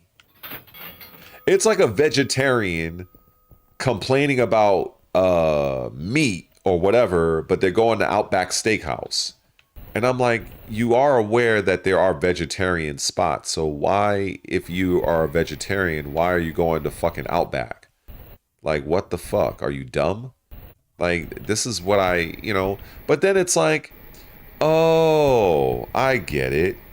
You're doing this for clicks and views. So why don't you just come out and fucking keep it real? Stop with the act. Just fucking, just be honest. I do it. I like. I remember. I think maybe 2 weeks ago, I think I left somebody a message similar, and I said, you know, I tell my audience many times that I play Tekken for clicks and views. I don't enjoy that fucking game. I don't enjoy Tekken 8. I don't like Tekken 8. But I do it because I know that I have a lot of people for, you know, whether they like the game or they like to hear me talk shit about the game or whatever. That's why. If I had a sizable audience enough that would, you know, be like more so into like, you know, other games that I actually really like, which I'm gonna hope to build on in 2026, I wouldn't play Tekken as much. Or if I did, I would structure it in a way to where I would play it on specific days, which is probably what I should do anyway, honestly. But I just wish that many of these people that talk shit about Xbox, that claim to be PlayStation centric creators, I'd much rather them just keep it real. I would respect them a little bit more. But, you know, they don't. So it is what it is.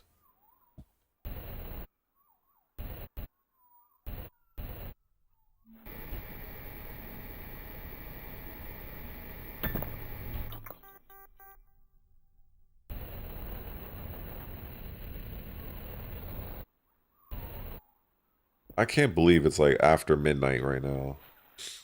So I've literally been digging this hole for like forever.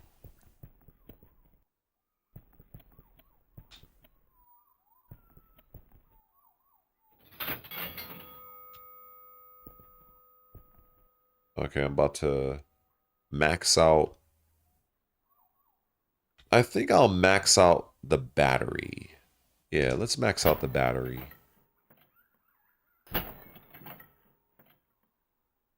Yeah, we'll max out the battery. So the battery, so the only thing I gotta max out is the inventory.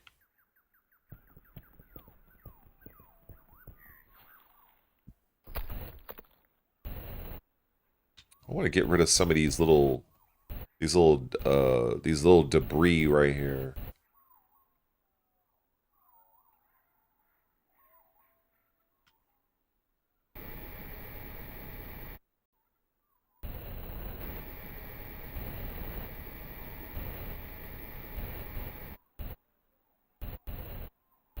I land on this? Let me see.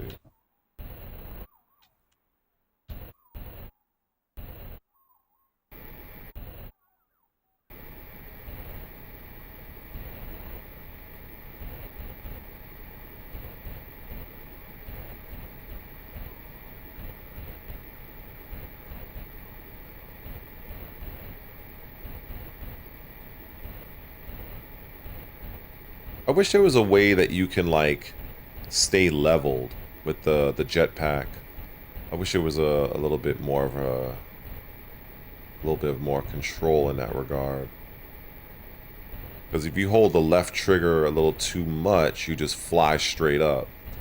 Like there doesn't seem to be like a hover option, which would have been great. Because I'm trying to get rid of some of this extra little debris that's just floating in the air. It's like a fucking eyesore for me. Maybe it's an OCD thing, I don't know.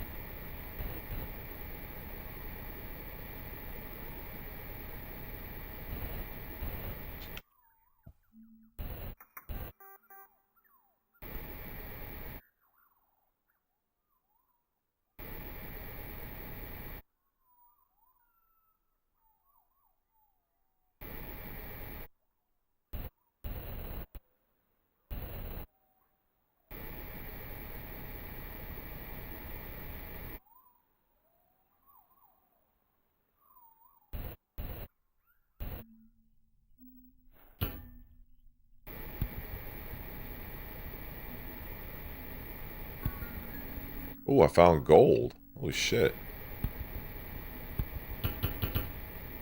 New shit. Oh, that's gonna like...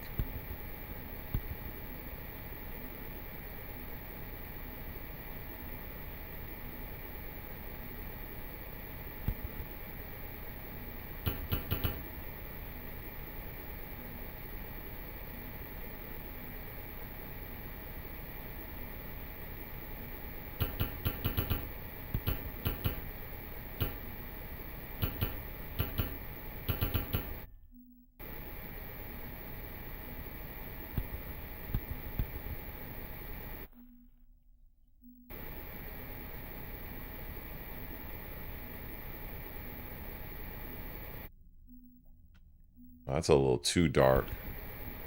I ain't trying to run into anything.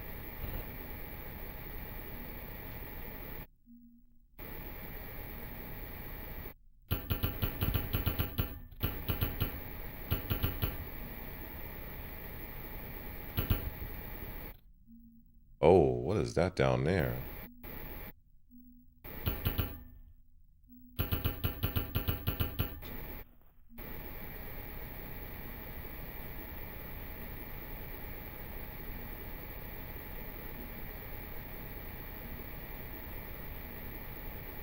Let me see something.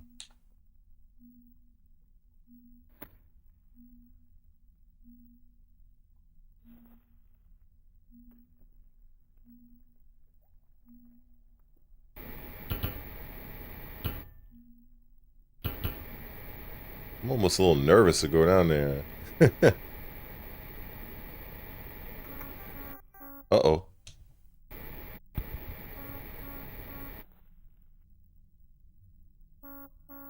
What's this? Oh, a money bag. Nice.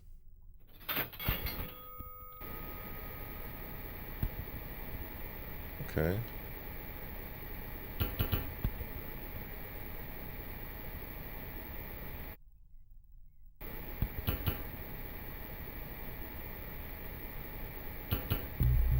Okay, we got gold. Alright, so we're gonna try to make my way out of here.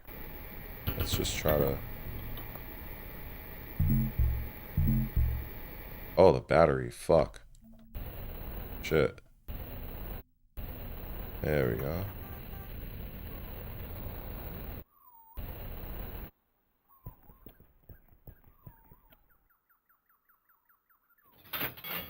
Okay.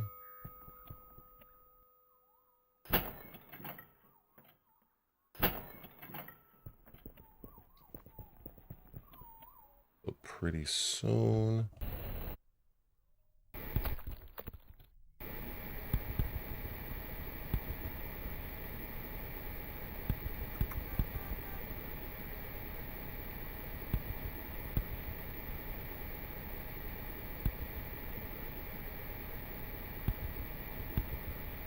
Gotta admit, I am pretty I'm pretty addicted on this. There's another game that's similar. Well, it's not similar to this, but it's a pretty cool. It's a seemingly cool game. It's called Dome Keeper. So if you ever played, I mean, I know I'm old here, but there's a game called Space Invaders. It was an old Atari. I don't even know. You guys are probably too young to. But so in Space Invaders, you're basically like there's like these little alien things that's coming from the top of the screen, and you have to kind of like shoot them before they get to the bottom of the screen. So this game Dome Keeper, it's kind of like the same thing, but you control the laser, but you have to like mine for materials, you have to build up the energy to shoot the laser, you have to power up the dome in case enemies do get to the dome and they start bashing it. Like it's a pretty cool game. I was aiming to play that next, but I got so caught up with this game, so that's why I didn't play the other one. But I'll definitely be playing it, probably, I don't know, maybe whenever I wake back up. Because I'm really into this game.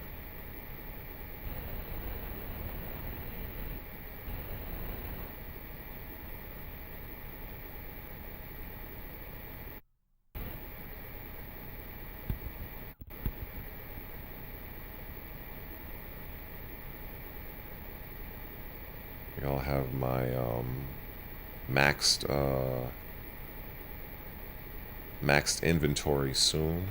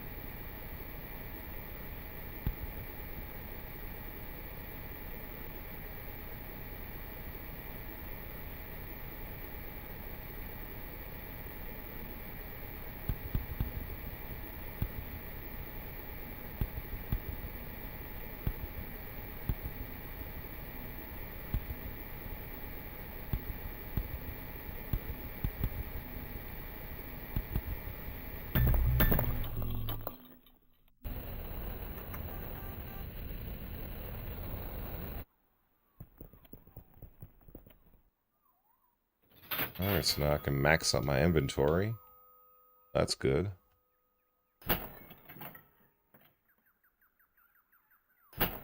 There we go. I'm surprised I didn't get an Xbox achievement for that.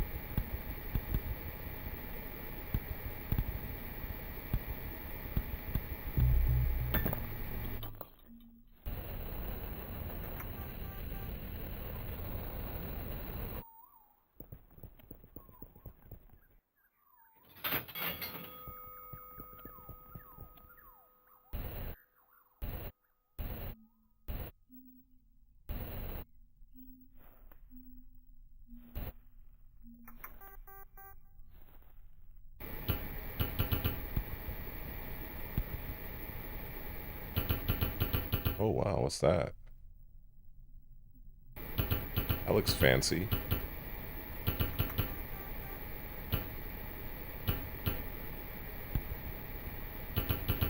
Oh, what the fuck was that? Wait. Oh, that's like lava or some shit? Oh wow.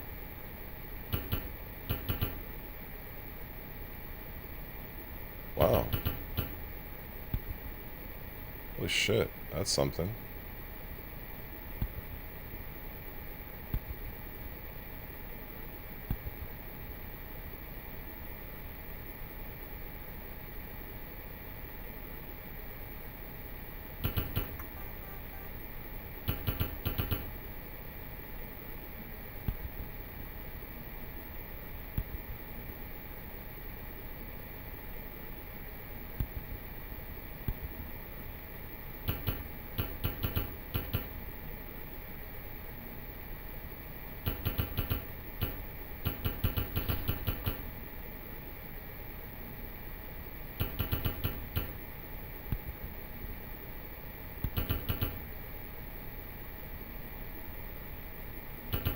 Wow, it's all over. Okay. Oh shit.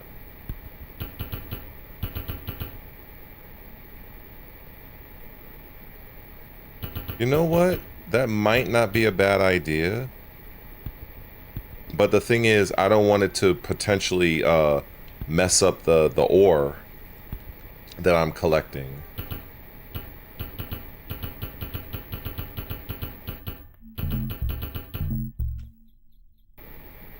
Uh, but I'll definitely come back for it because it's pretty expansive here.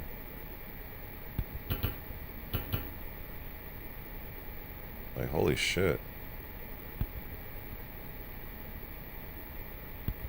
So I'm getting gold, silver.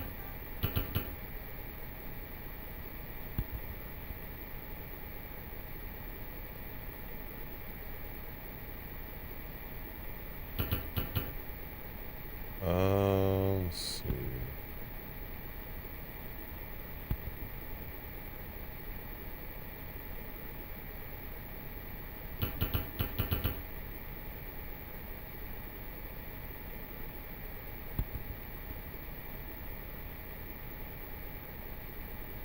Alright. Think. Make my exit.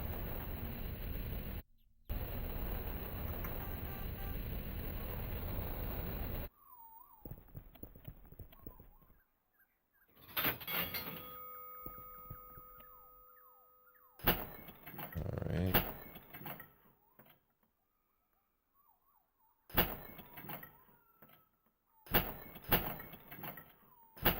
Want a few dynamites. Let me save. Let's go. Let's go.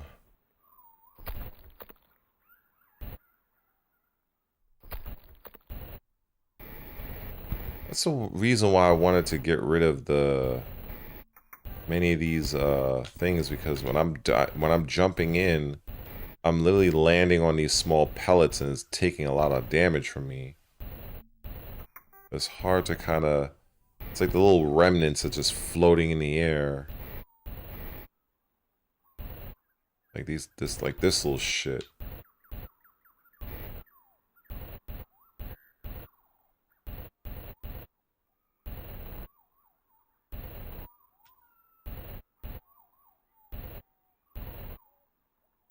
Wish there was a hover mode here, but wait, is there? Oh, I thought I had one. Uh, oh my goodness.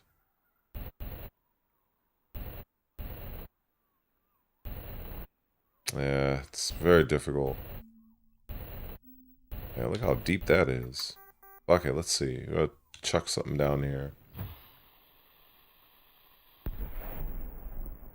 Oh, that didn't do shit.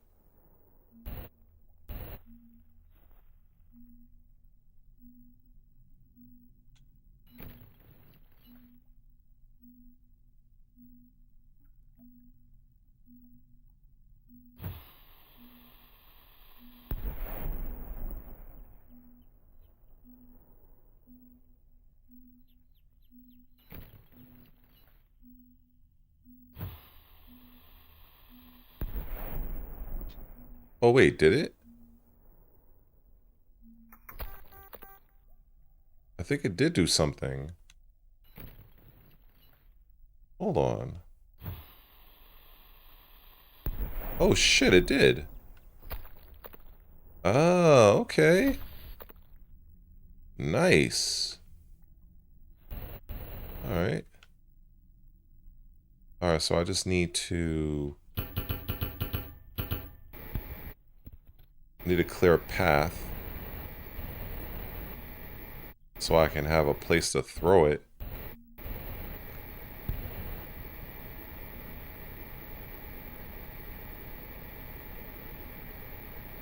Let's see what else is around the surrounding area.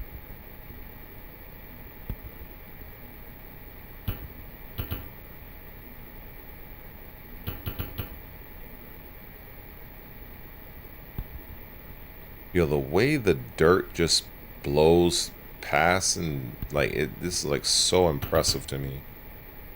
Like it's very good physics here.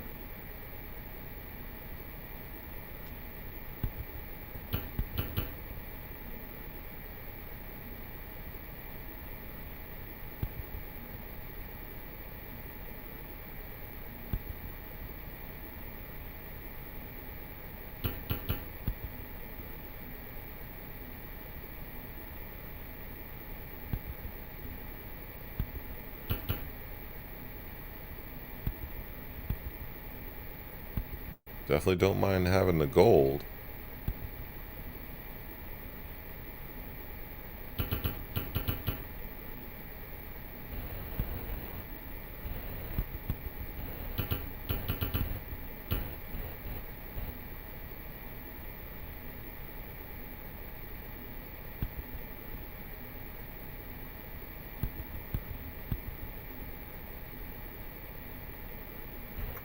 Oh shit.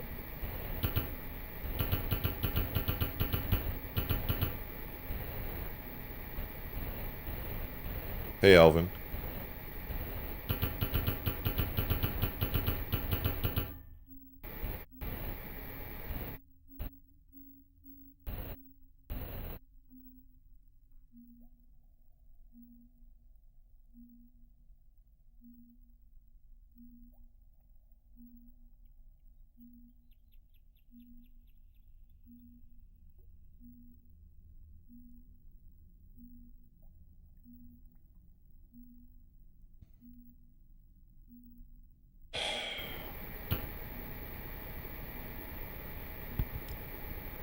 A lot of the people that I met over the years was from playing Tekken.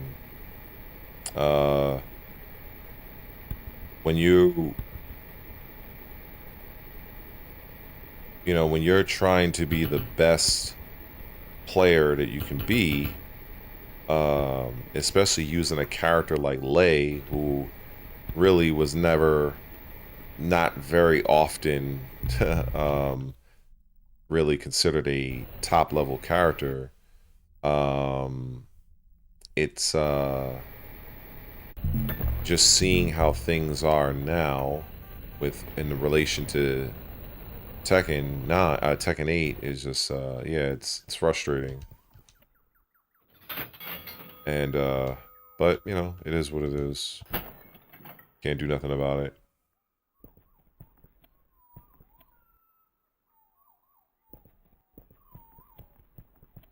I don't think people can really understand what it's like to travel hundreds of miles to events, fighting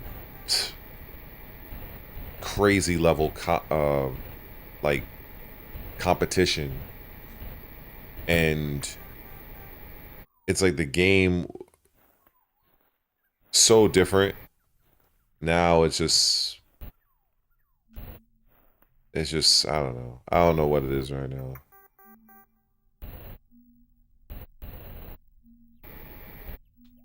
But, you know, I guess some people enjoy it the way it is. Namco is making money off of it, so that's proof positive there. I think if I were to see my character make a return for the game, I would more than likely have a different outlook, not necessarily on the game per se, but me being able to finally use my own character. It'd be much different for me.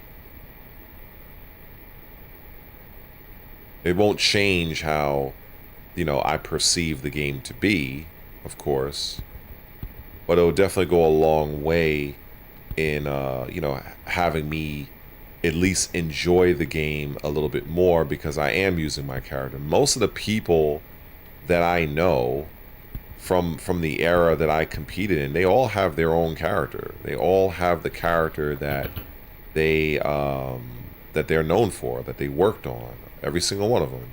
Well, except like some Julia players that I know.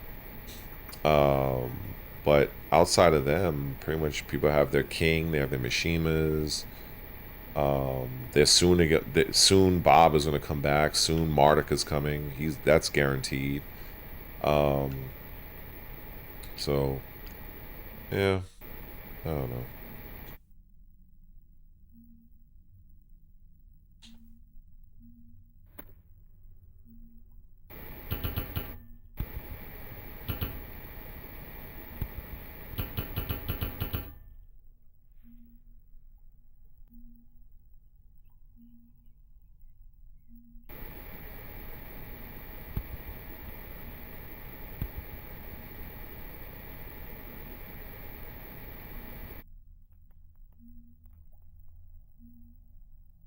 They yeah, I feel like it'll definitely be an adrenaline shot for me. Especially if the character is pretty much like how he is in Tekken 7 toward the end with just some enhancements. I think that would definitely go a long way for me to, you know, really play the game how I want with who I want, as opposed to playing with a character that, you know, I never really mained, which was Raven. You know, I think I'm running out of ground here. I think I'm just gonna. I don't want to like burn alive down here. Let's see.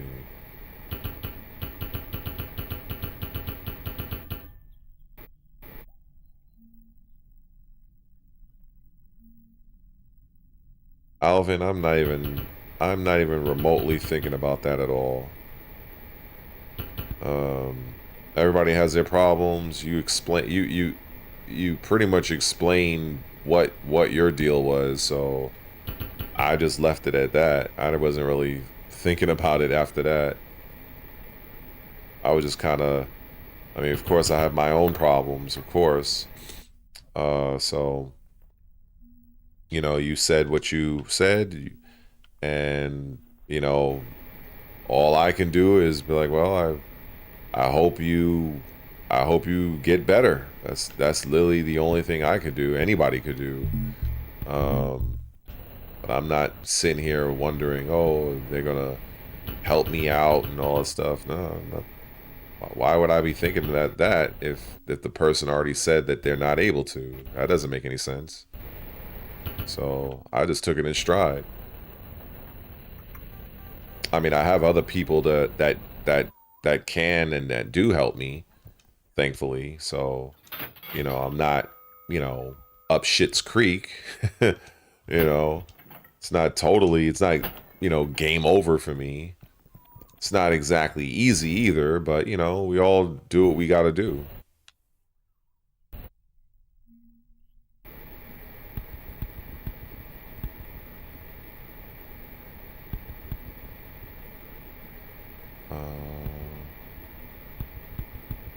I'm just trying to clear away, I guess, as much of this debris um, before I start using some dynamite and blowing away these lava rocks, I guess.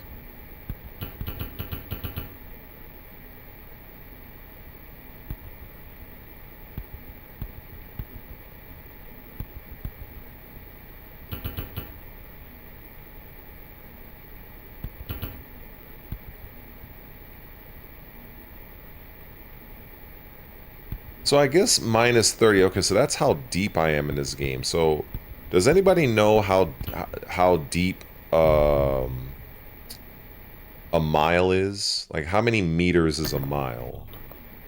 Because I wonder how deep I am in this game.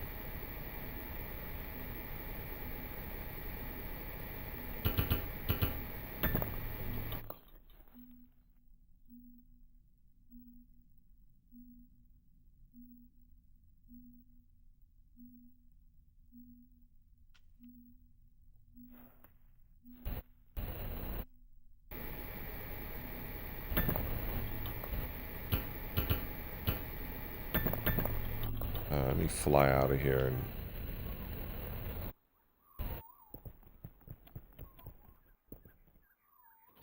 and I'm definitely getting a lot of money, but it's not really. I have 3,700. I guess I'll just buy a few dynamite since I'm gonna need some. And we got a few lamps. And I guess that's it.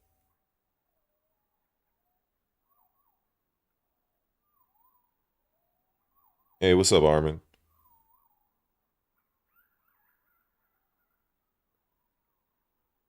Mr. Random Korean.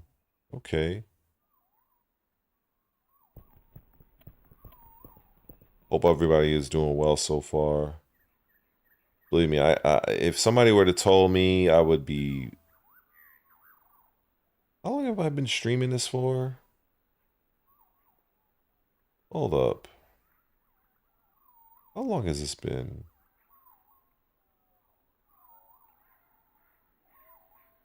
I can't even tell. It's been. I think I started this at 7 o'clock, if I'm not mistaken.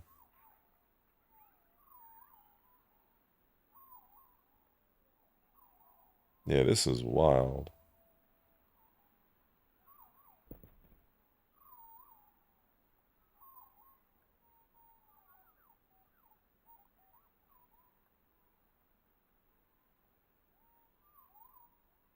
All right. Okay. I don't know how much longer I'll be playing for, but this is definitely this is such. I don't know. This turned out to be a lot more addicting than I anticipated it being. I thought I was gonna play this game for maybe 20 minutes, 30 minutes, and here I am. It's like freaking 1 o'clock in the morning right now.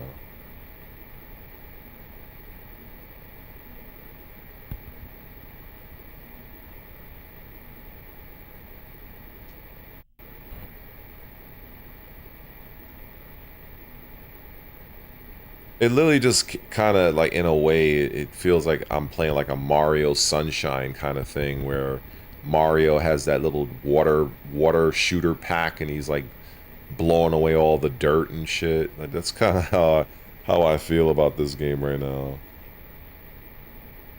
Good old flexion. Appreciate it, man.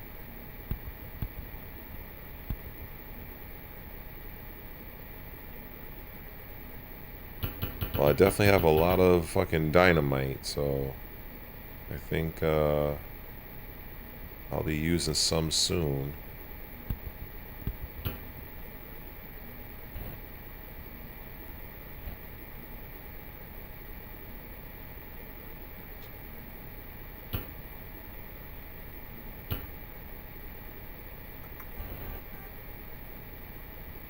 Yeah, I am dicing through this whole thing here.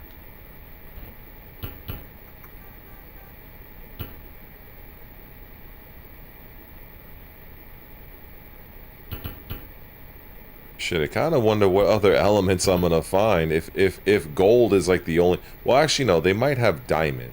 Actually, oh shit, I forgot to. I didn't want to take that off. Yeah, so they might have diamond. Because I've come across gold already.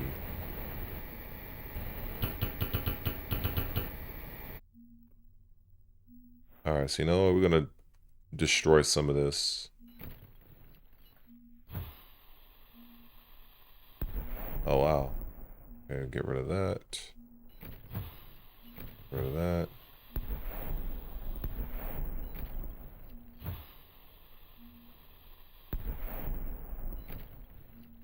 Pretty cool.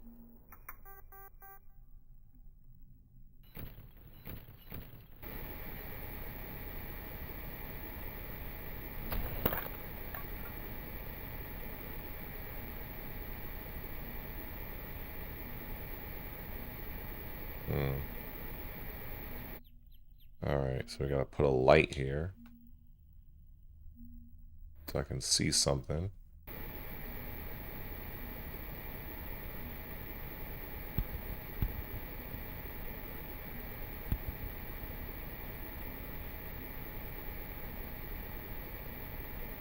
Yeah, this is wild. Like, this is so it's such a basic game, but it's like, I'm just like, I'm wondering, oh, like, I wonder what's next. Here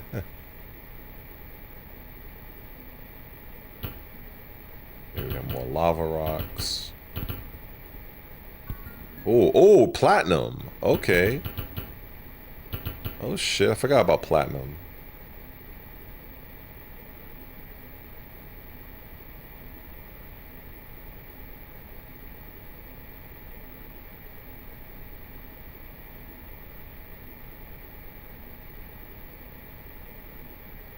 Okay.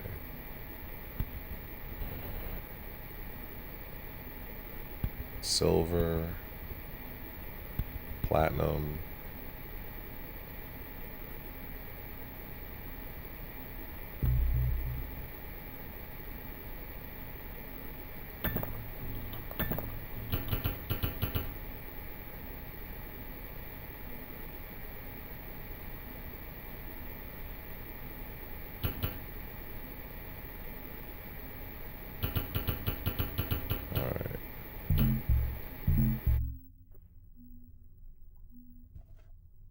Okay, so I'm 52 meters down. That's wild.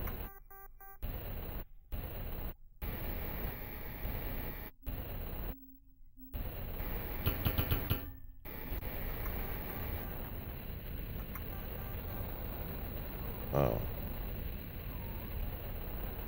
That is something.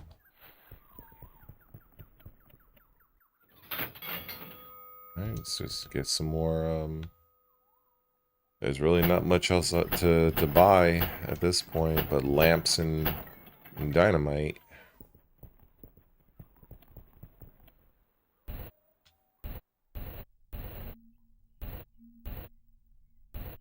Let's blow this up.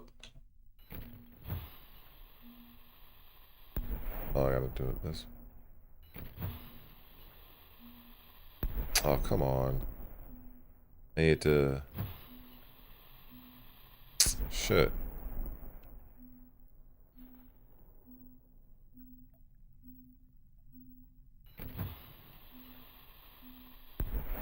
Alright.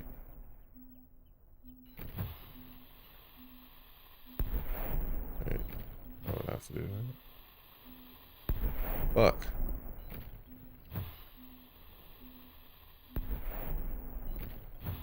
The problem is that it keeps fucking flopping past the thing I want to destroy.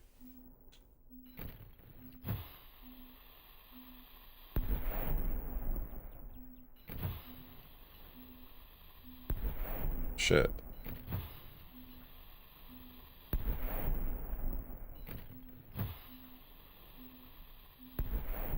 Oh my goodness. It's annoying. Alright.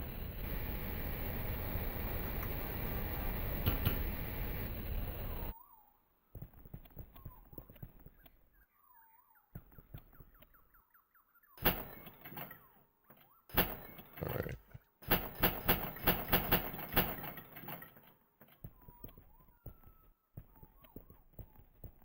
Okay. Let's...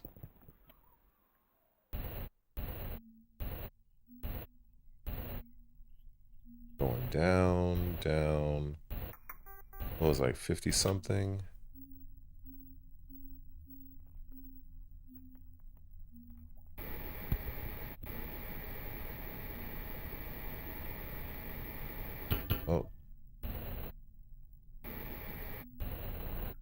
could probably blow this up easy. Let's see. Yep.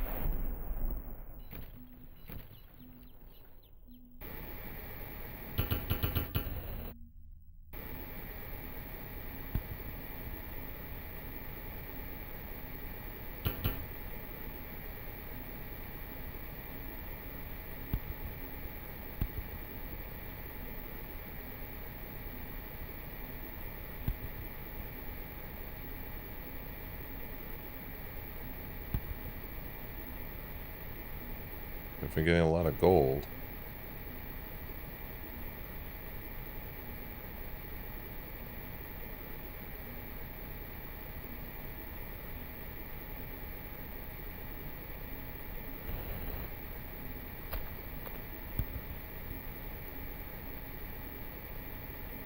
Oh. Oh, this is different. Oh, look what I found. It's like a fucking mine shaft or something.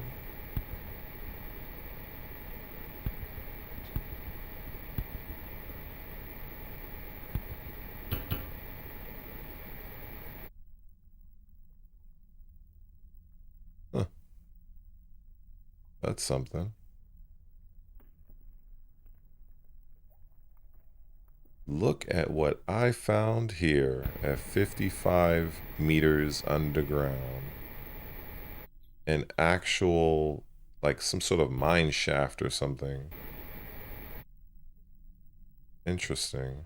I think it has a... What's this? Oh, wow. That's nice. 4 dynamite, 3 lamps. That's nice.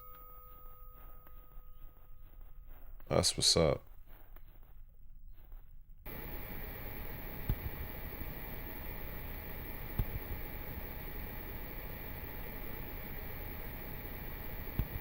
Platinum.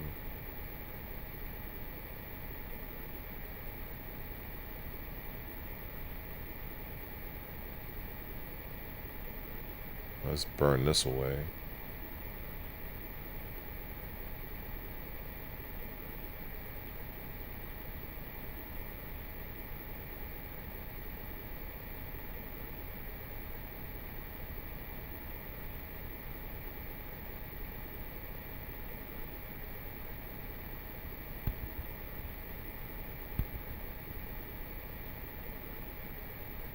Yo, this is wild. I mean, it's a lot of gold and silver here, so I'm definitely gaining a lot of good elements here. But I have a feeling underneath me... Oh, there's another platinum. Okay. Those gold. I think I'm gonna put something... I think I'm gonna put this on a light on the wall. I'm just looking to get this a little bit more cleared out. It has gold. Gold. Okay. More gold. Oh, wow. Alright, let's just put this on the wall now. There we go.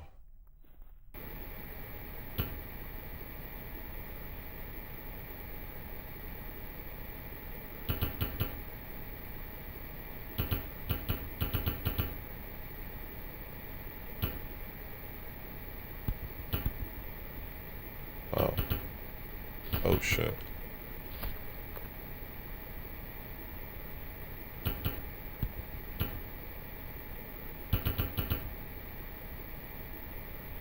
Oh. Oh.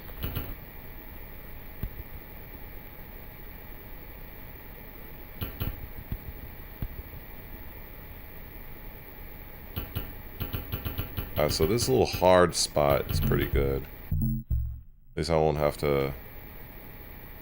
I'm not just completely screwed when it comes to the, this heat element. I can throw some dynamite down here and just blow that up. Right about now. This will be good. There we are. Maybe this too.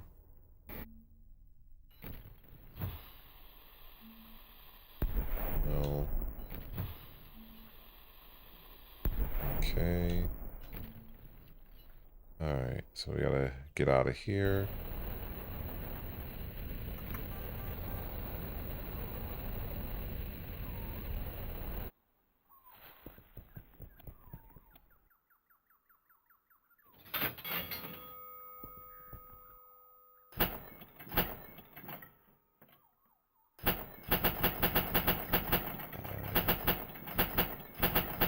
Uh, 20 dynamite and 20 lamps. Let's get back to it. Let's burn some of this away. Nice, some goodies I have here.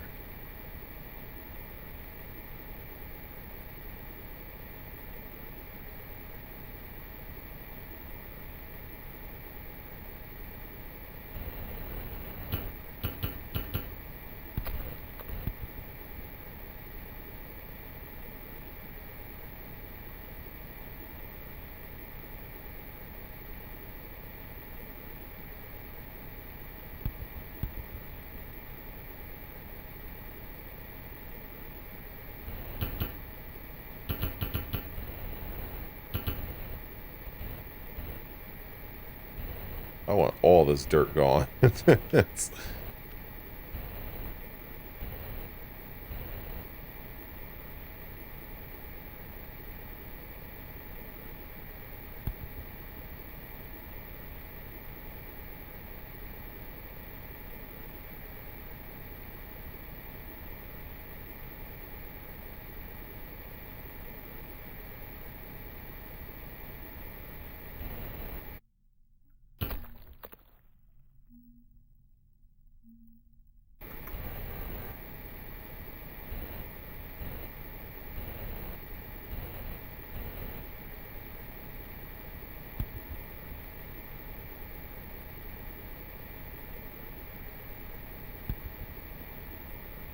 Oh.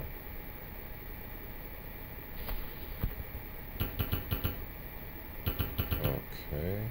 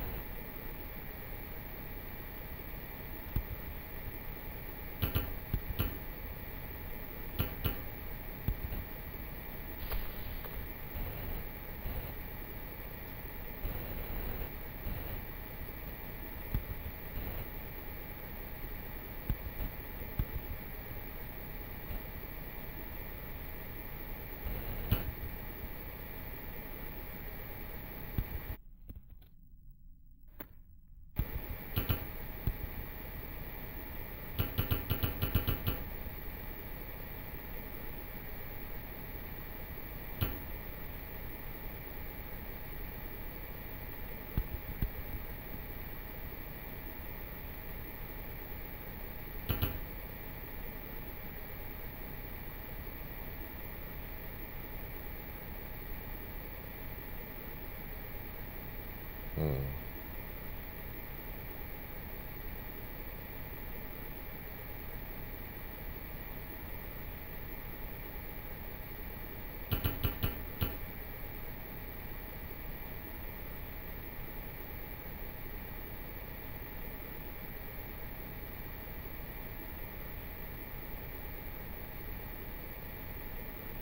Oh, wow.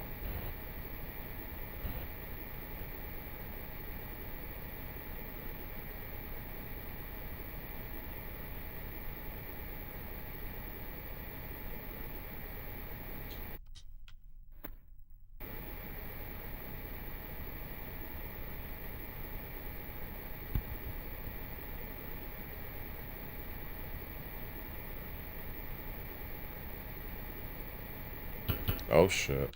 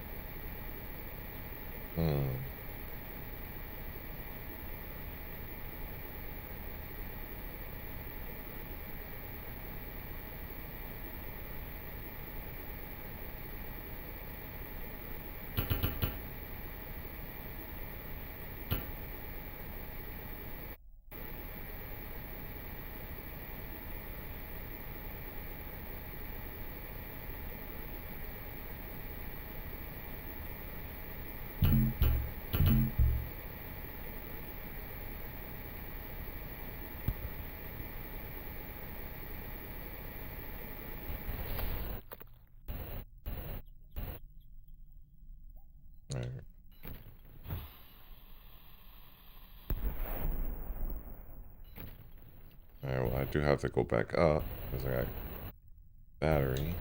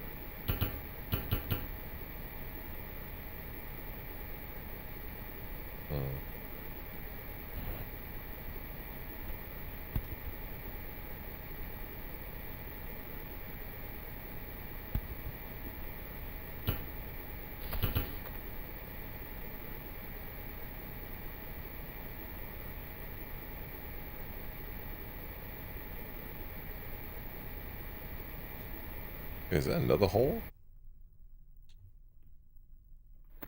Oh. I thought it was.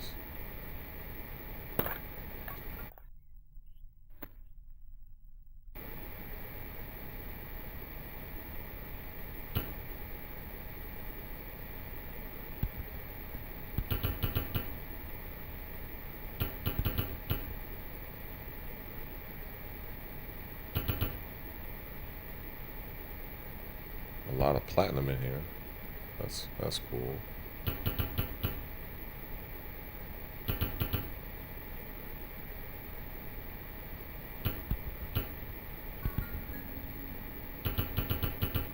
Guess that was platinum plus. At least that's what I thought I saw.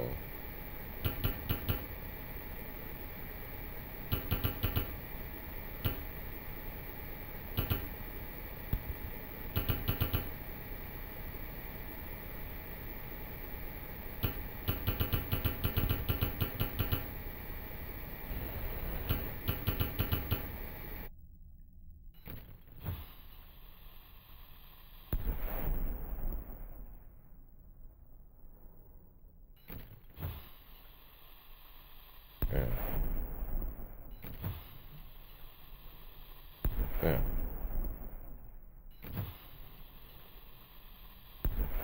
Okay, so I guess that don't work.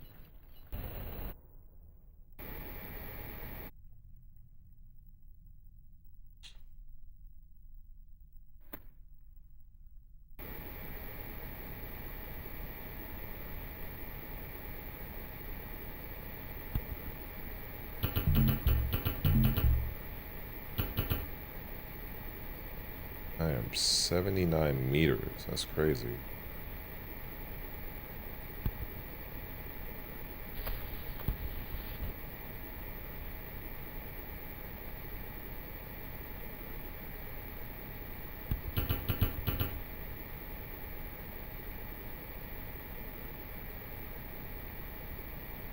Oh, diamond. Oh shit. That was nice.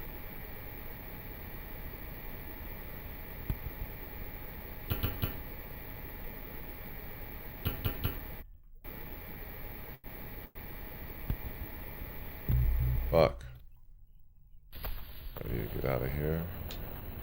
Oh shit.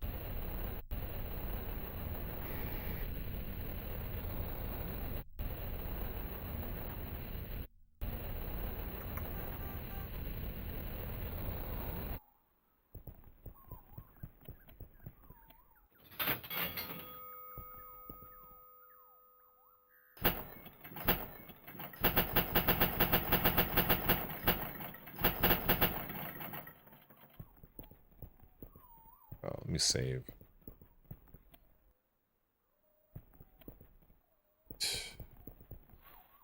To where I was.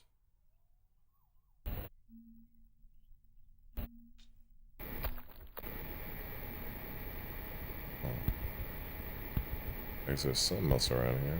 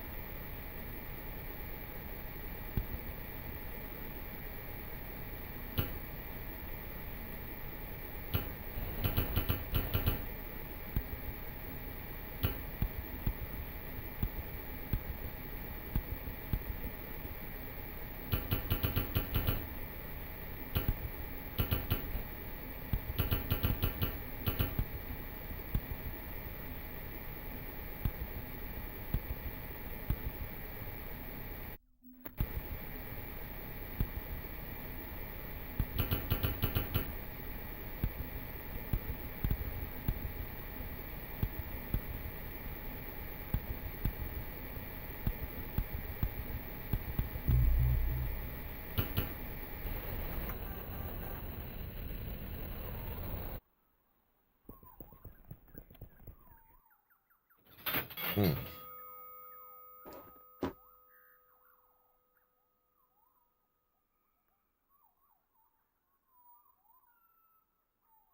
All right.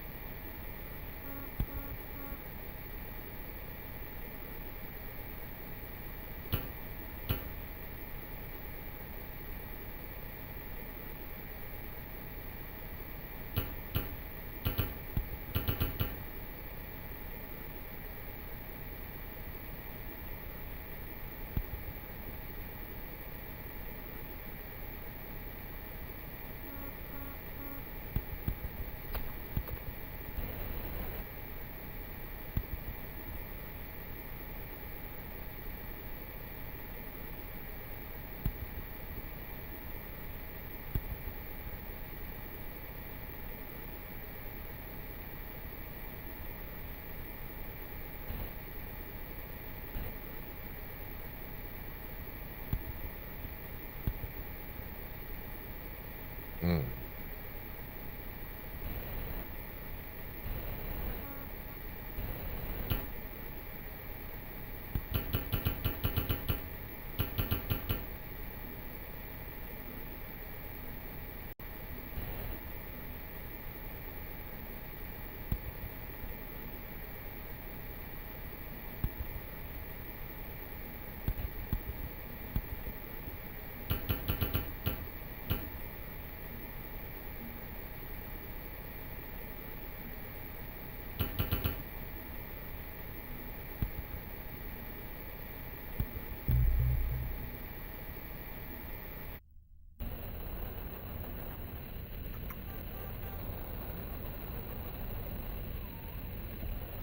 Mm. Oh boy. Oh boy. Definitely going after it. What is it? Let's see.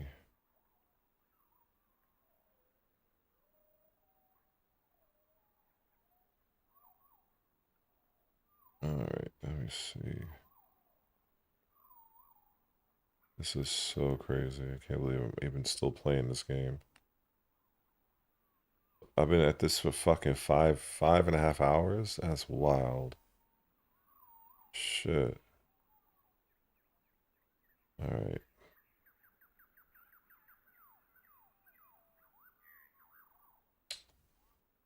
Alright.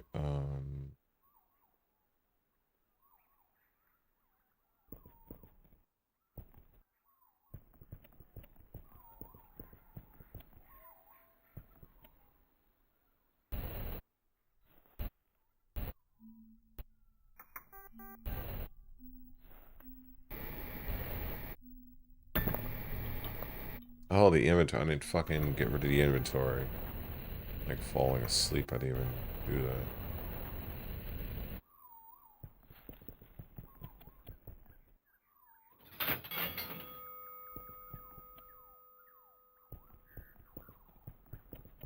Ugh. Oh shit, I gotta recharge my health. That's it, when I'm dropping down, it's like, yeah, it takes mad health from me.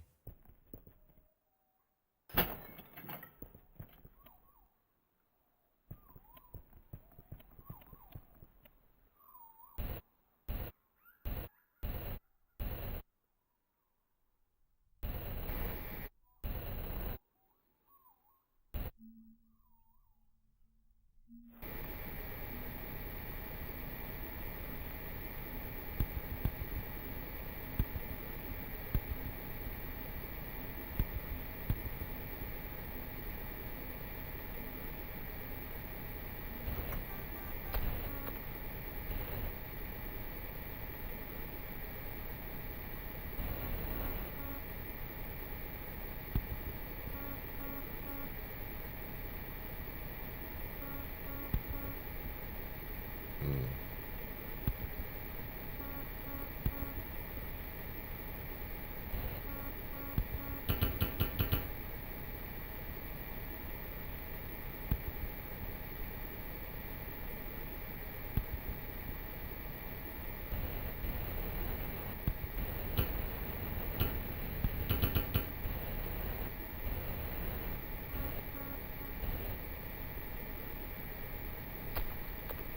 Mm.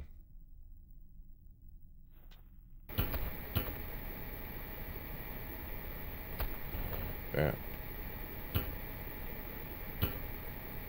Might be in my best interest to see if I can get rid of some of these right now. Let's see.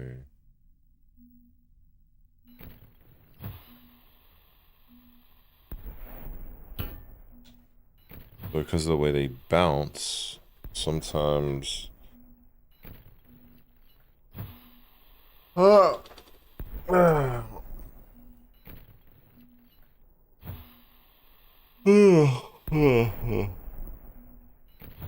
right. Oh, good. I got rid of that.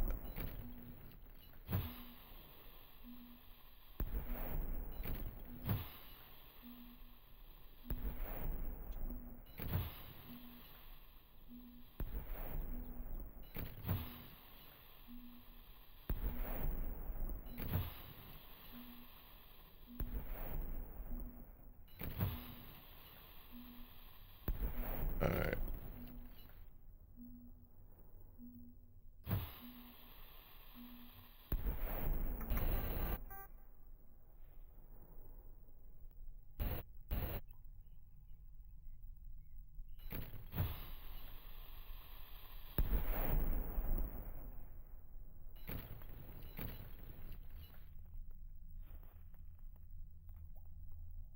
Okay.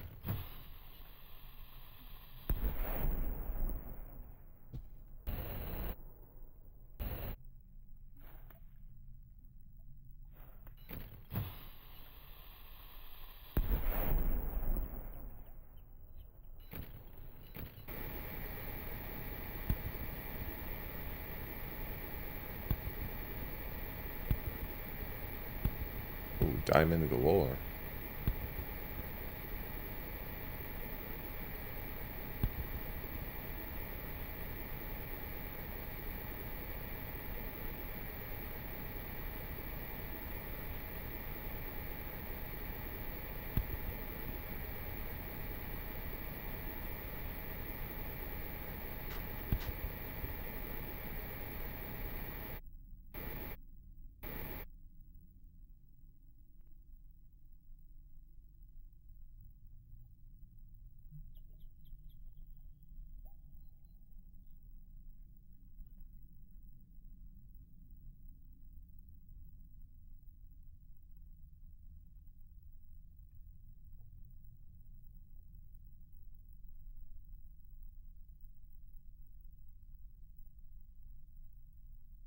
Um, well, I guess if it's working for you, um,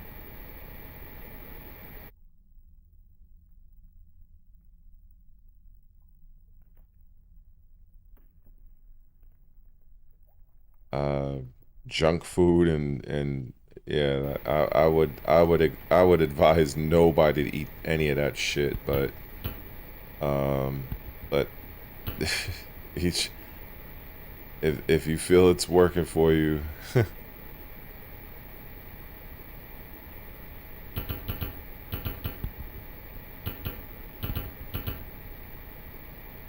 I think if you were to tell that to any serious doctor or personal trainer or nutritionist, they would probably advise you to not do what you're doing.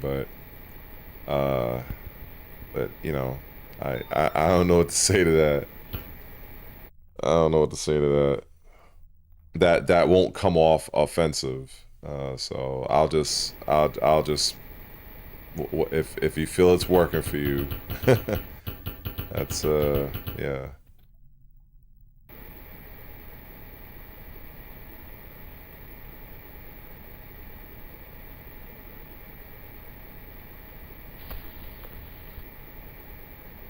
Oh shit.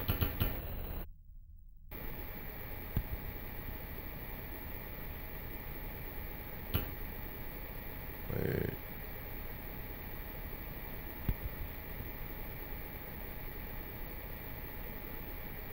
I see. I need to. Okay, let's blow that up. Okay. Can I blow this up? I don't want to mess around and blow myself up. Oh shit. There was another one down there.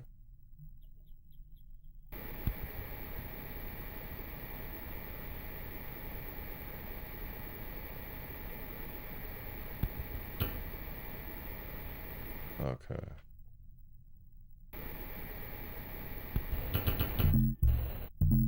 Oh fuck. Wait. I might be in trouble here. Okay. Alright.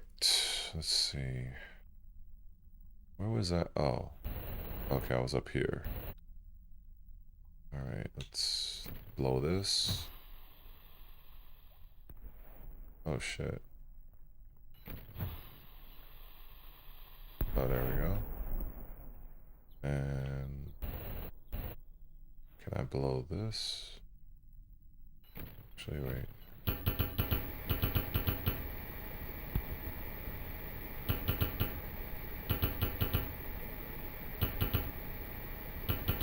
Oh shit.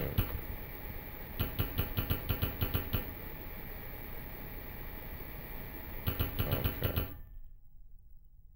All right.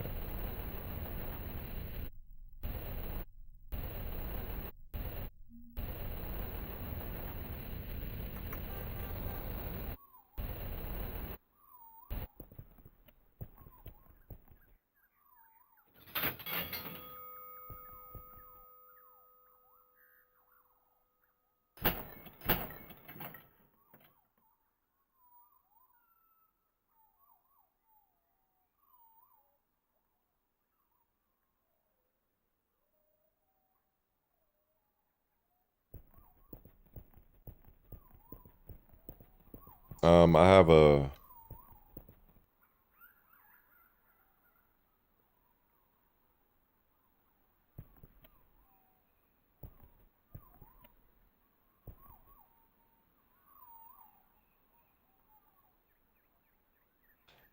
I mean, I'm not gonna.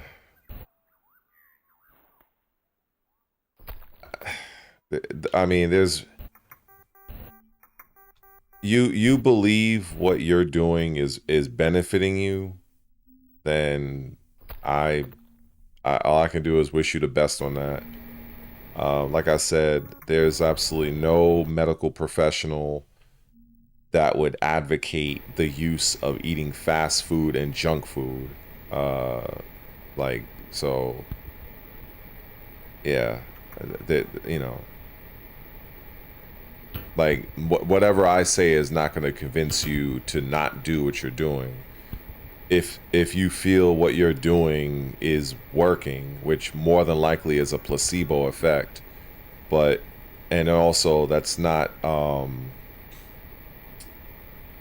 also factor in things that eating that junk food and like that, you know. But like I said, if you feel it works for you, that's cool. I would advise absolutely no client to follow that.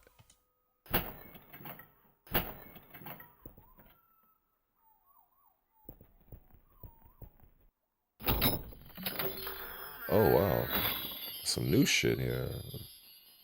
I got a teleporter. Oh, that's godlike. Okay. Dynamite radius. Oh wow, that's nice. That is nice. Okay, that's pretty cool.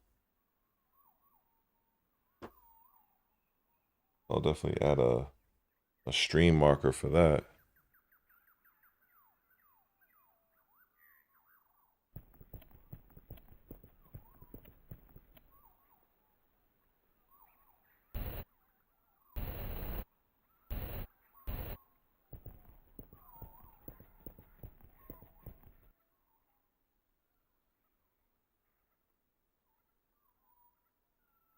Well, like I said, I wouldn't. The like I said, you know,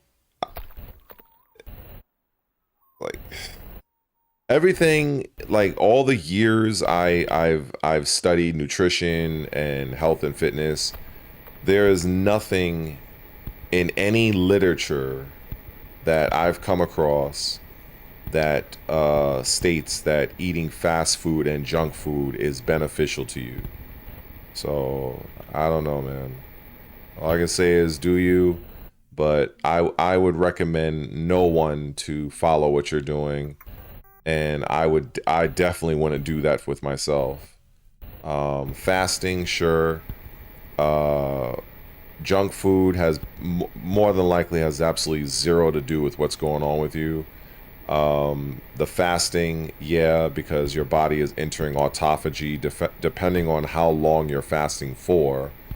And then once your body is entering autophagy, your body is able to clear out bad cells that have died or have turned into radical cells or free radicals, actually. It also decreases a lot of inflammation, which actually triggers a lot of those issues that that you say you have. So you eating junk food is just that's not really doing anything for you. It's just a placebo effect. You think it's helping you. Really, what's helping is the fasting. What you probably should be doing, honestly, is eating vegetables and something that's actually healthy when you do decide to break your fast. But since you're saying you're doing intermittent, I don't know what your eating window is. But ultimately, like I said, man, if what you feel is, if you feel it's working for you, I mean, that's basically my position. I wouldn't recommend anybody to follow that.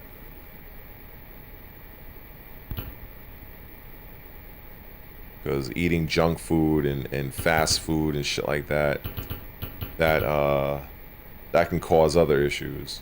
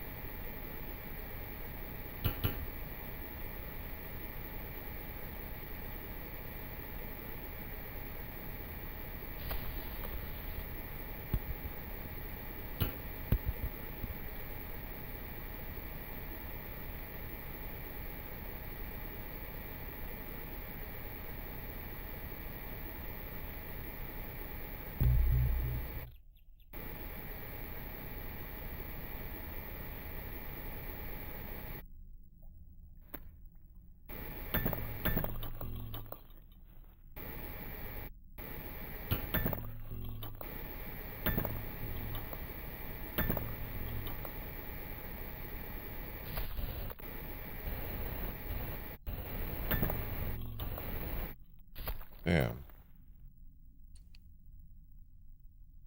All right.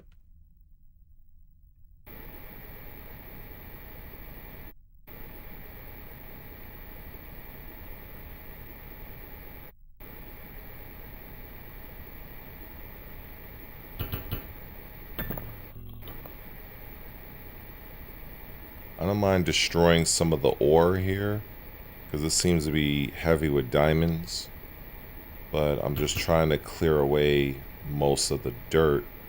So when I blow away these lava um, lava rocks, and kind of take out many of them in one blast. And I do have an item that can get me back to the surface in one shot, so that's why I'm kind of overstaying my welcome right now. What I don't know is if this thing will be reset or unless I just only have one use for it, but it's all good. Let me see.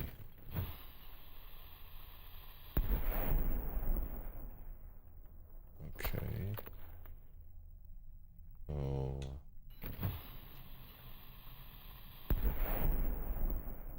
Can I get this? Come on, man. Fuck. Shit. Uh.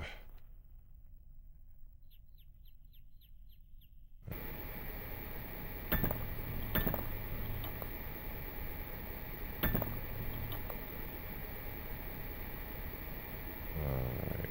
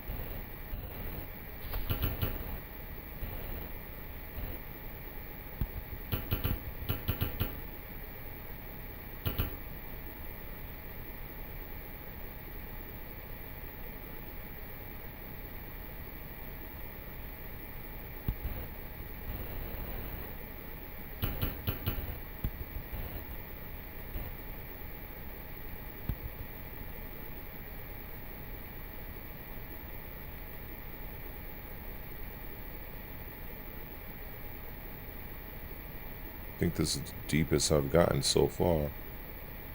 Almost, let me put a light here. Wait a second. Oh, the lights don't even work. That's why. Oh, shit. Oh, that's interesting.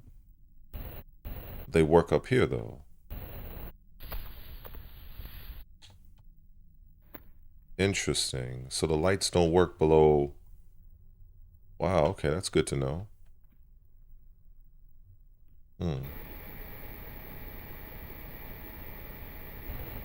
Shit.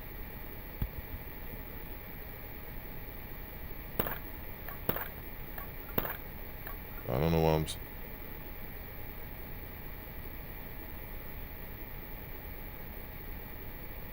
Okay.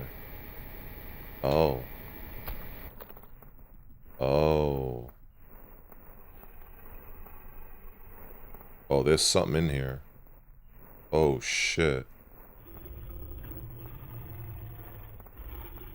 Oh, shit.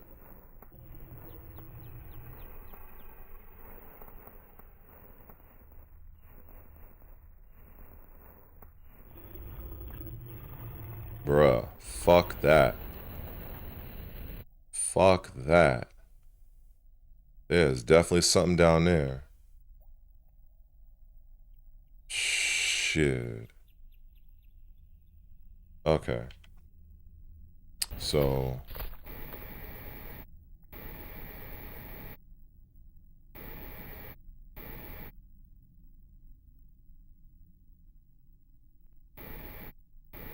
That's wild.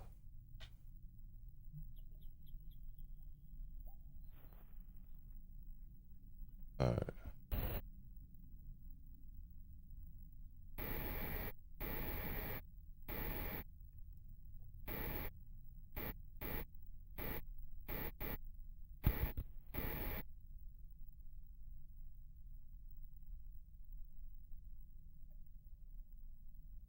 Trying to make sure that looking down there, I don't fall down if I don't want to.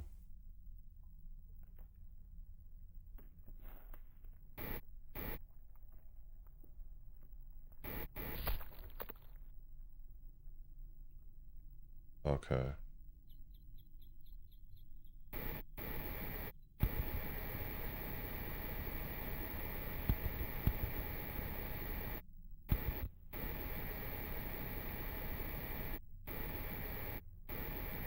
I'm guessing that's probably the reason why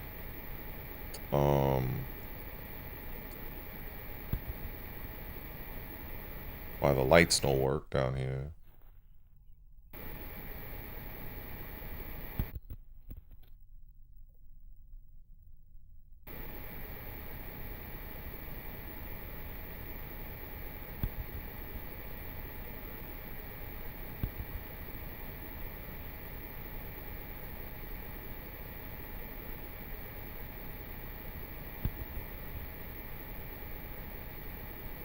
I guess I'm wondering now, like, what is the point of the game now? Because if I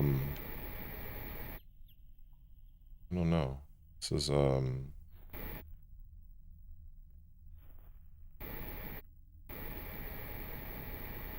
am I supposed to kill this thing, or is it just something that's in the game just for the hell of it?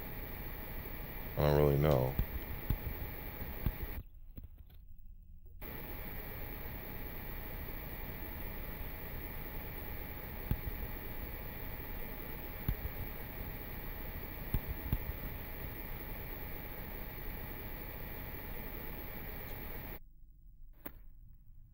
Okay, so I at least put lights down.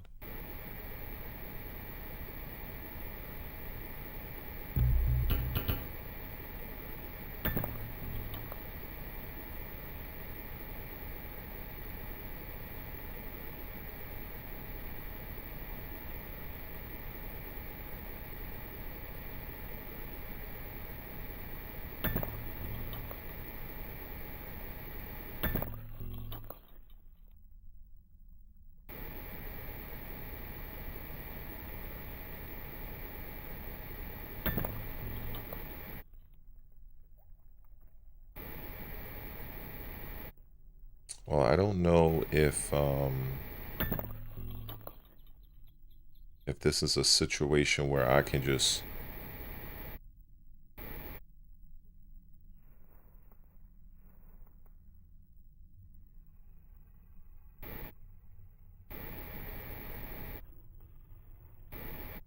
hmm.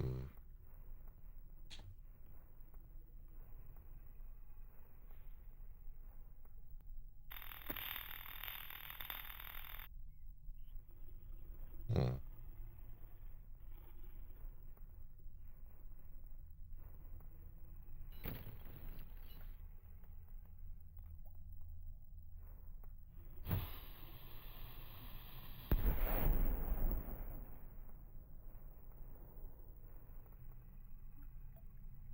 I guess I'm wondering if I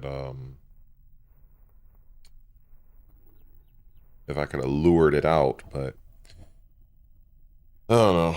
But after like almost 7 hours, I think I gotta take a fucking leak. So I'll be right back. If any of you happen to still be lurking.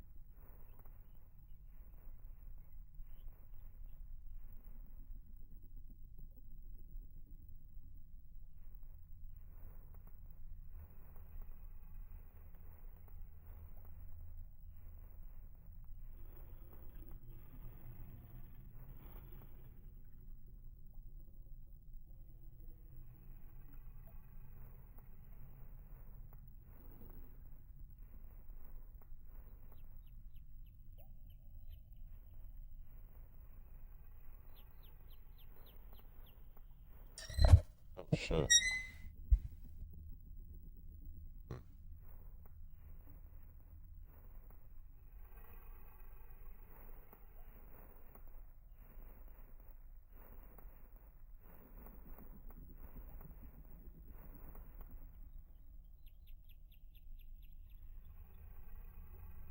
Oh,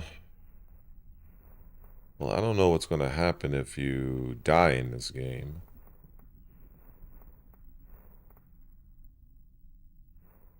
Hmm.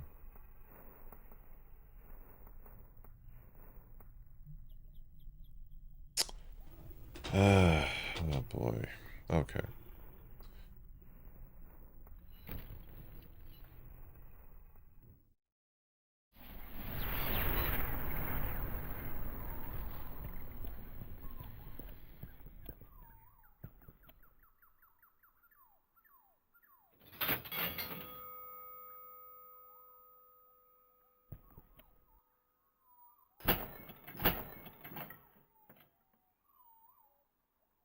Hmm.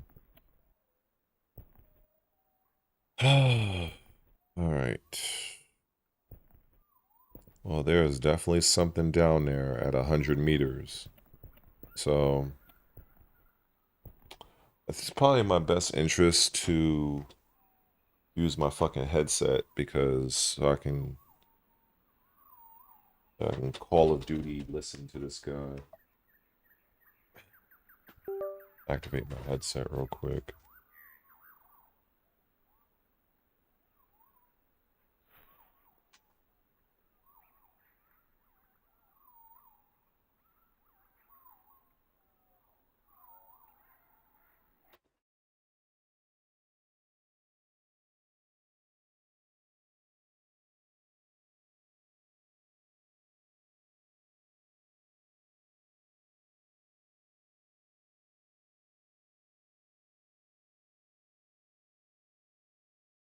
Yeah. Is this thing even working?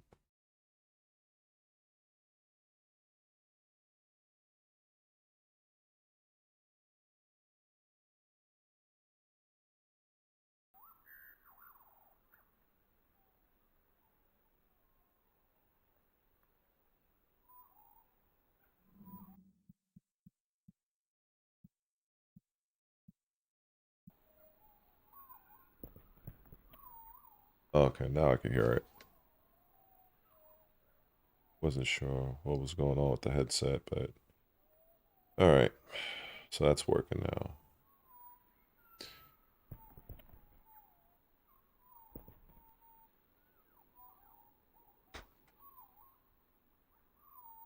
All right.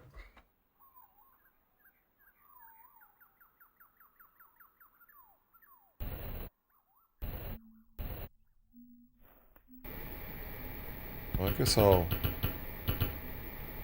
get rid of other stuff while I'm here.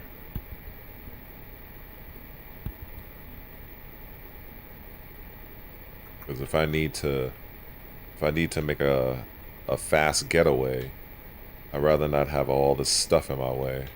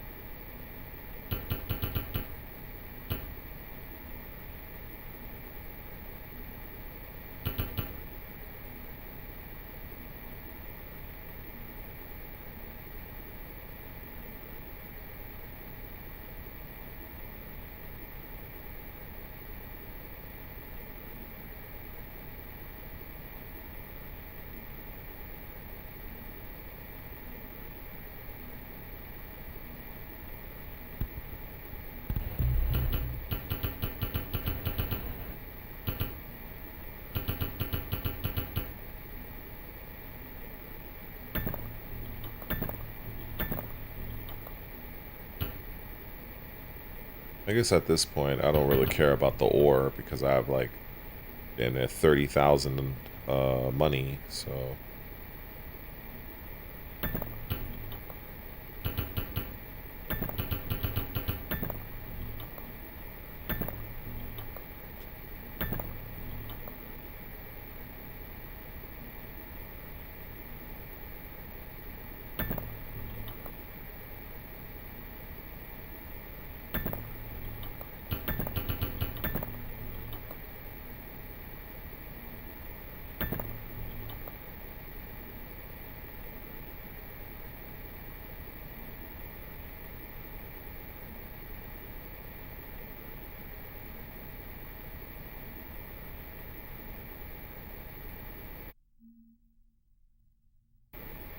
Yeah, I think somebody actually mentioned that earlier.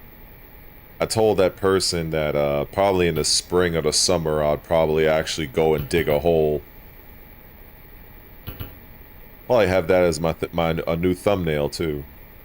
I'm just wild that I've been playing this game for this long. It's almost 7 hours. I think I've done pretty much almost everything so far.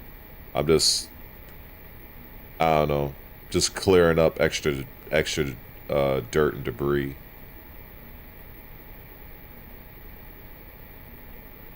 But there is definitely something in this game that's hostile, I think. I just don't know if I die, does that mean that's the end of the game, or I don't know. So I'll find out. I'll find out eventually. I have everything maxed out, so it's really nothing else.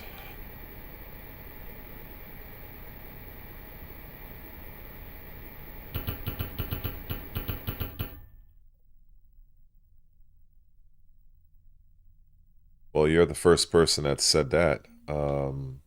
About 3 or 4 other people said this game is pretty chill, pretty calming. So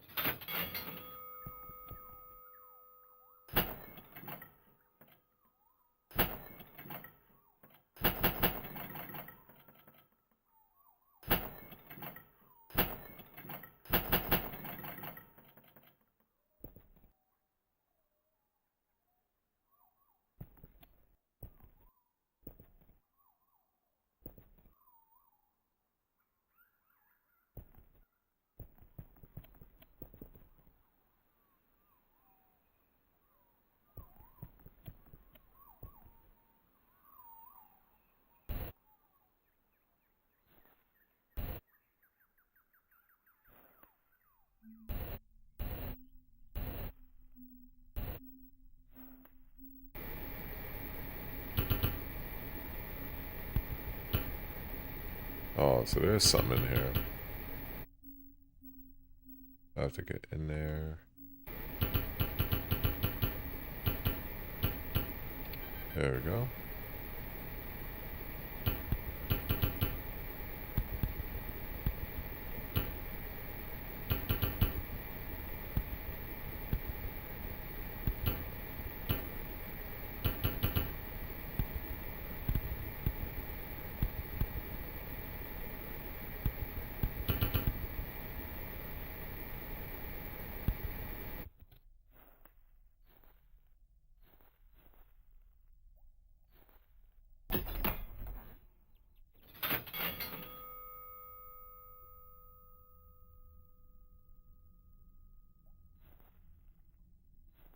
That's a very odd request you made there.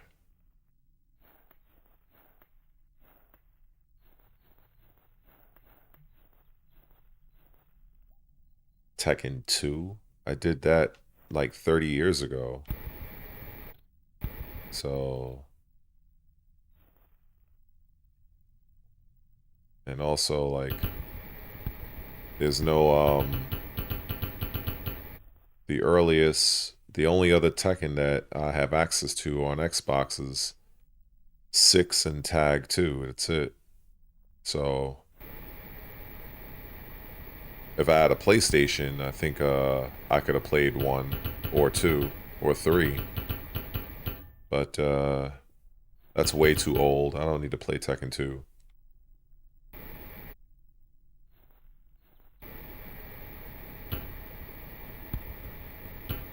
I would have enjoyed Tag 1 though, but Tekken 2, that's way too old. Well, that's because you know, you have access to it. You're a PlayStation guy, so it's definitely not on Xbox.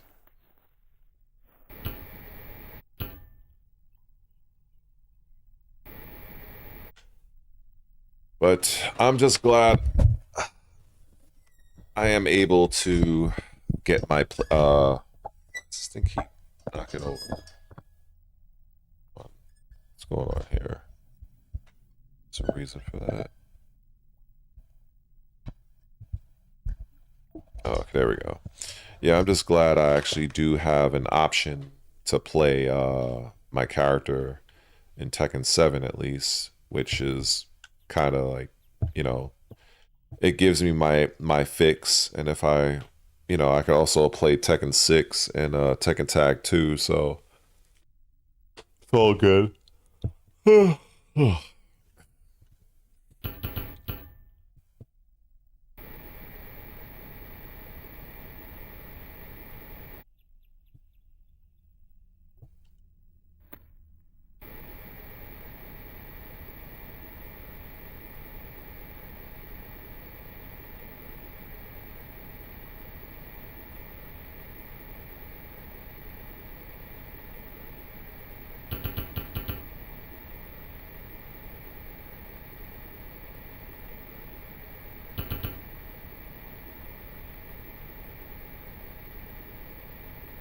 Well, everybody has their favorites.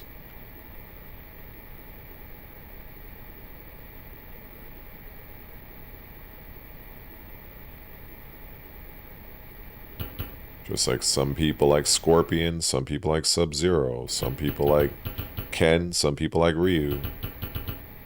You just go with the character that speaks to you, whatever feels right.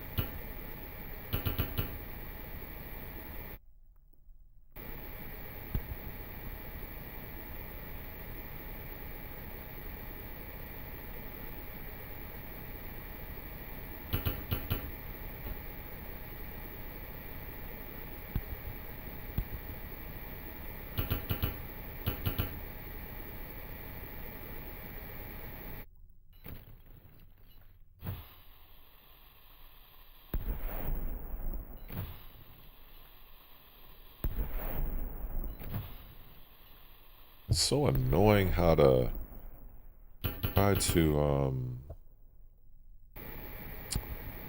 get the dynamite to land on these lava rocks. Okay, I got one. Alright. Let's see.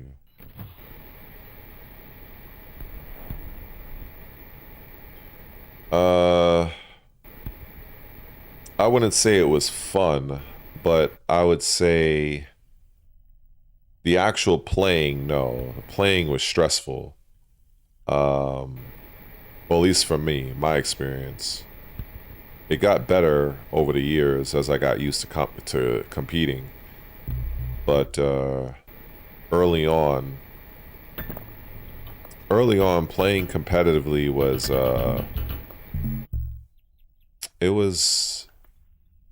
it was challenging for me because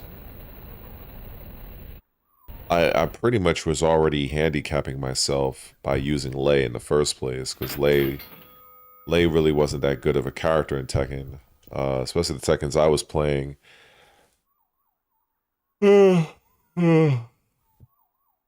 Lei was very strong in Tekken Tag 1. Tekken 6, the arcade version that I never played. Tekken 4, he sucked. Tekken 5.0, he was trash. Tekken 5 DR. Some people wanted to say he was okay. I guess I'll concede to that argument, but Lei was like considered by many like top tier in Tekken Tag 1. And Tekken 7, I never had a chance to show what I could do with him, because I had stopped already playing at that point.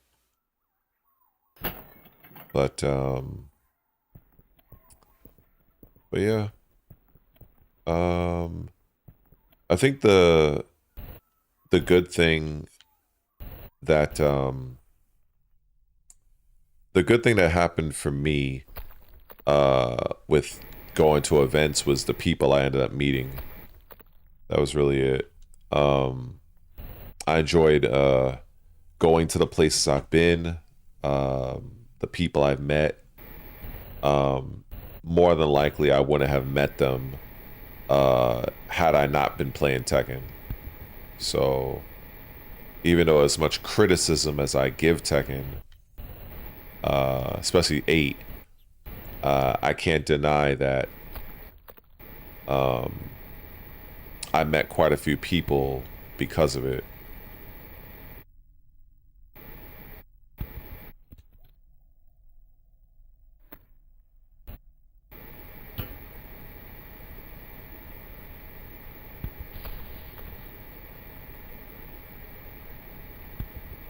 Well, that's good. I'm happy that to be of some use. I'm a little bit tired now, but I'm just pushing forward with this game because I'm just slightly addicted.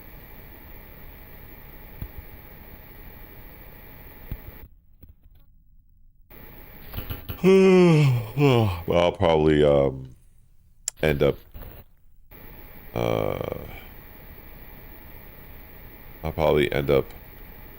going to the store or something later in a moment. I can't play this game all night. Well, I probably could, actually.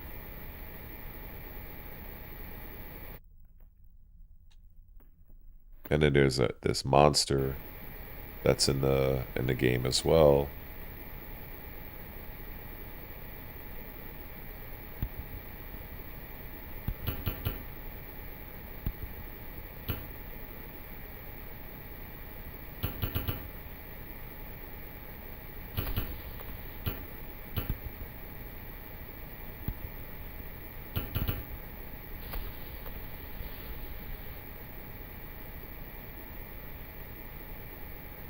Alright, let me see. Maybe I can just chuck it.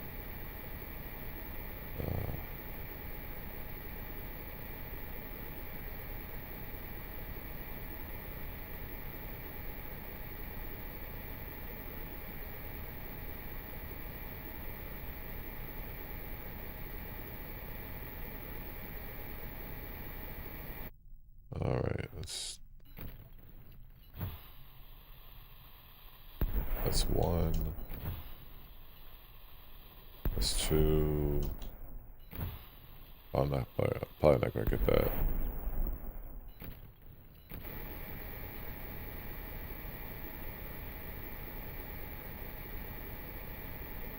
Alright.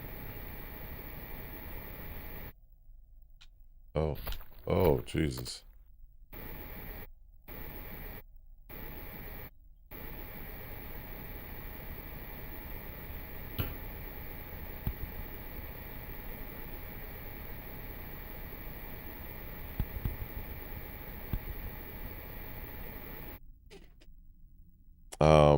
For me, I'll probably grab a snack.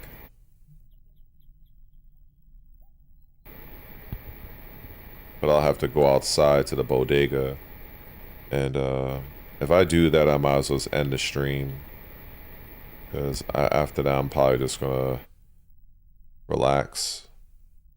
But there's so many games that I definitely feel like playing on stream. But then again, it's like I remember I was telling another subscriber about this on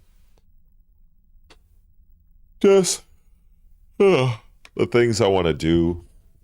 Like I have so many games to play, and some games I haven't even tried yet. I haven't even like Expedition 33. I have not played that game at all. Like I've never even seen the title screen.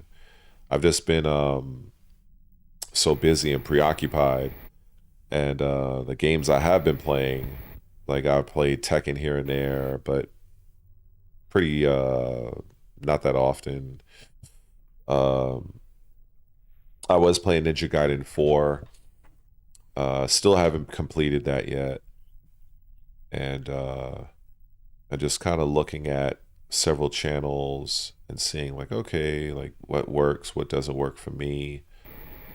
But it's like a lot of times I feel like I'm in my own head in terms of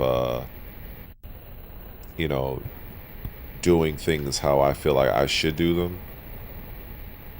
Um, so I have to figure it out. I have to just kind of let go and just put stuff out and see what happens.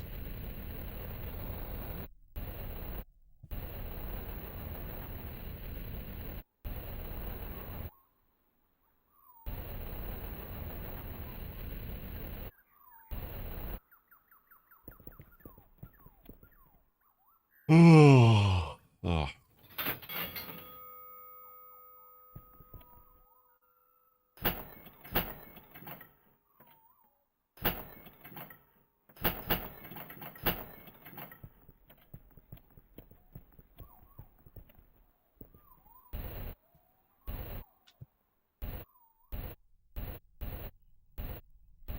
right. Let's try to get rid of this actually.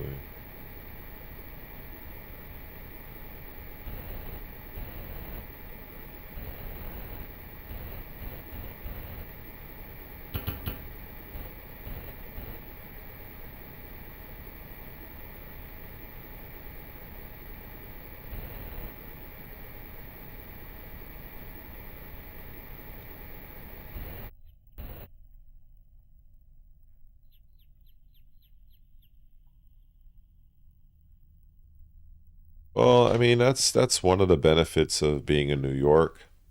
That's why they say it's a city that never sleeps. Even though around 4 in the morning, uh, there are many shops and stores that do close. But depending on the neighborhood that you're in, like where I live, um, there's a shop maybe I would say 5, maybe 3 minutes walking from me, walking distance, and yeah, so I think they stay open all night.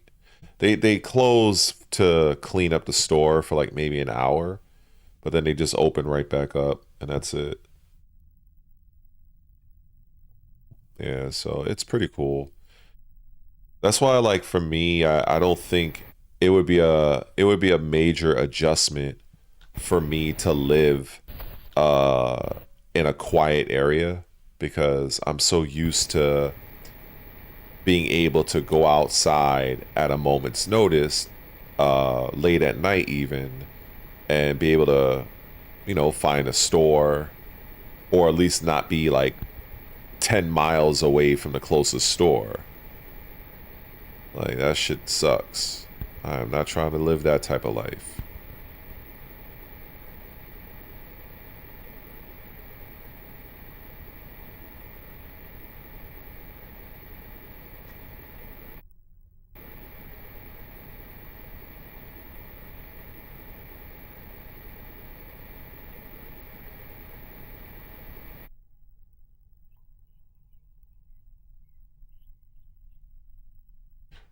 Yeah, I mean, driving is cool, but yeah, when you feel, or not even when you feel, it's like if things are so far away, you know, like sometimes like that's the cool thing for me is that I don't I don't drive, me personally, but then again, driving in New York is not really something you need to do. It's more of like a luxury. um but um I will say that the people I know that do have a car or whatever, um yeah, it's like when you just want to just grab a something really light or fast, but it's so far away that you kind of have to use your car. And I think that could be annoying.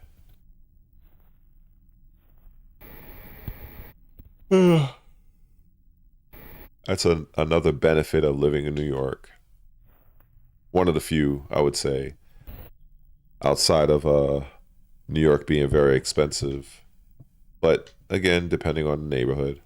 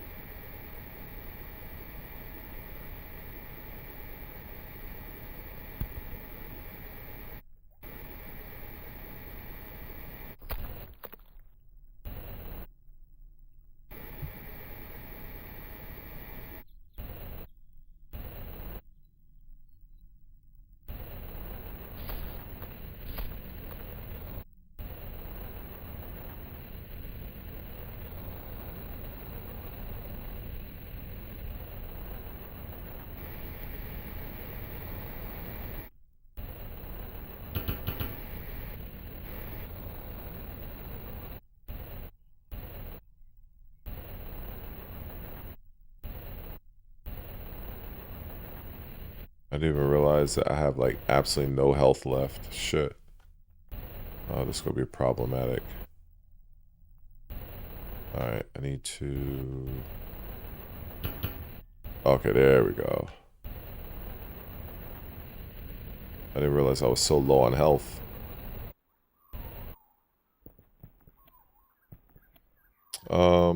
Well, New York traffic, it's not just the traffic, it's also the parking. But, people who drive here normally, it's more of an annoyance than anything else. But if you're like new here, if you've like not been to New York like that, then yeah, it'll probably be a problem for you.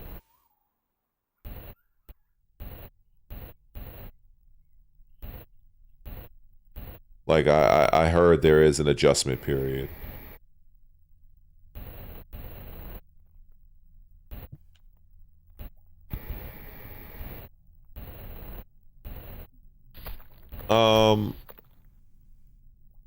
I wouldn't say this game is more fun.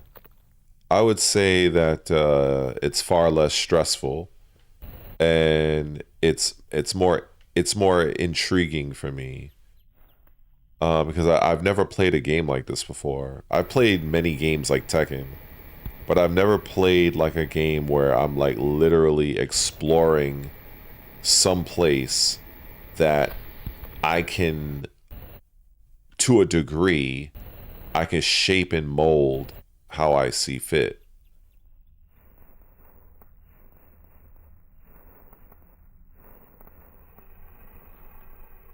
Now down here is where that creature is.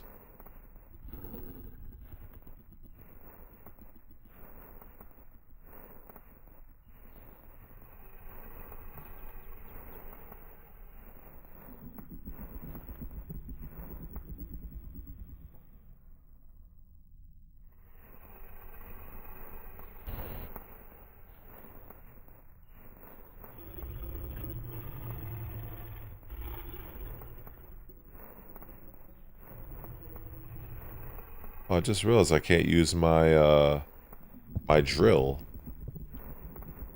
I put a light here.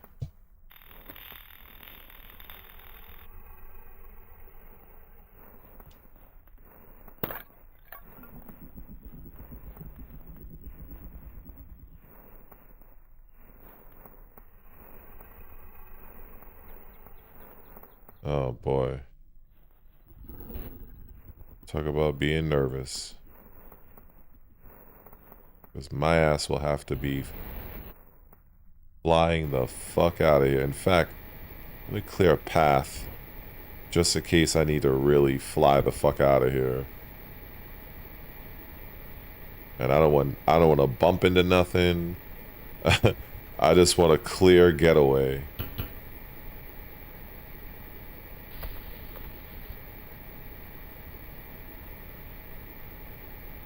Yeah, this is definitely the spot that I think well, not think, but I know I seen in the trailer of this game.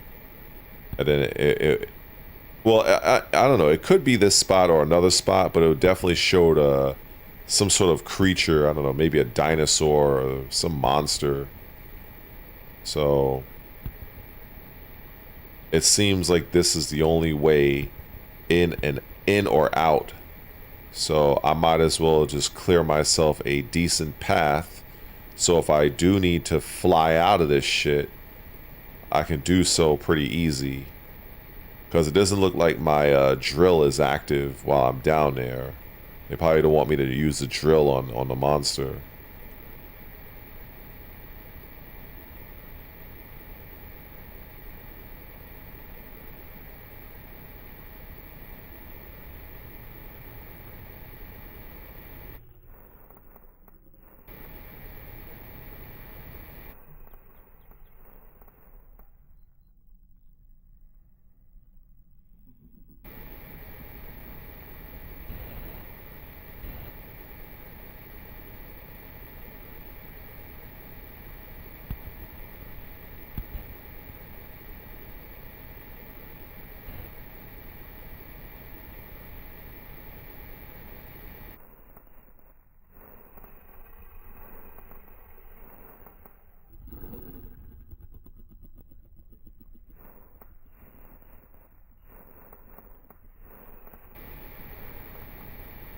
I wish there was a way I could bait this thing out so that I can,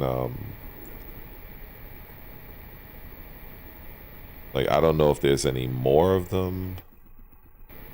I can't even put a light down here because all the lights don't work. They flicker off and on like that.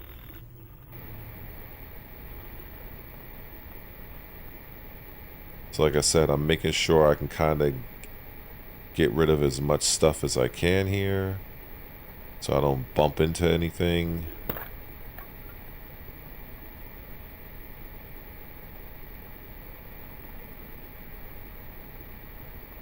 Now it doesn't look like this thing, whatever it is, can spot me as I'm dropping down.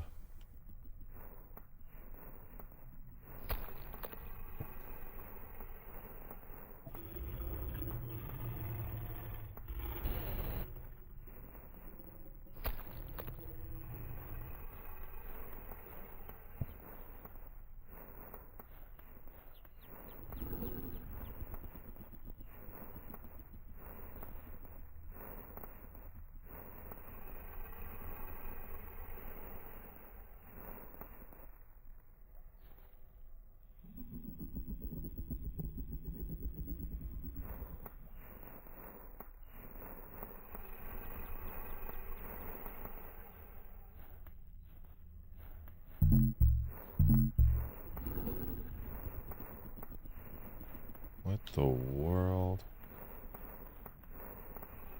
So I can't use my jetpack. That's crazy. Interesting.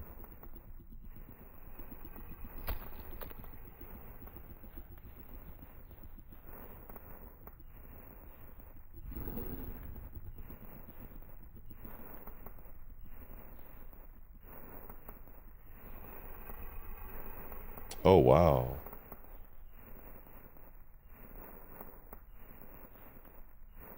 What the fuck? So it's a giant rat. Holy shit. So it's a giant rat. Holy fuck. That's wild.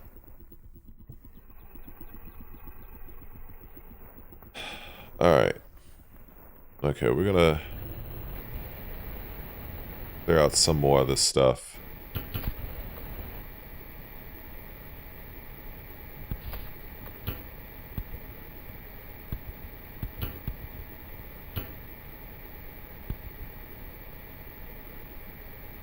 Yeah, that shit is crazy.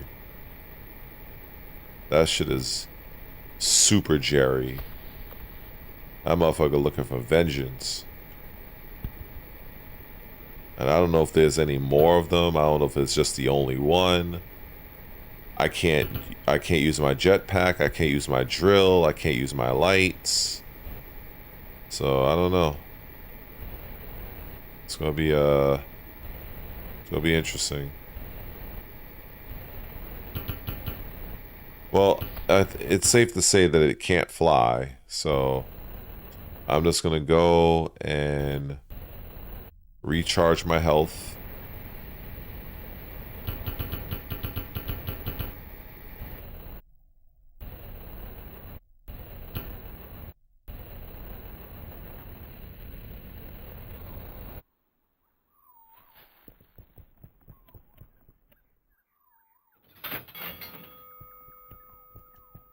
I mean, it's kind of slow moving, so I might be able to blow it up with a dynamite. I might be able to do that, actually.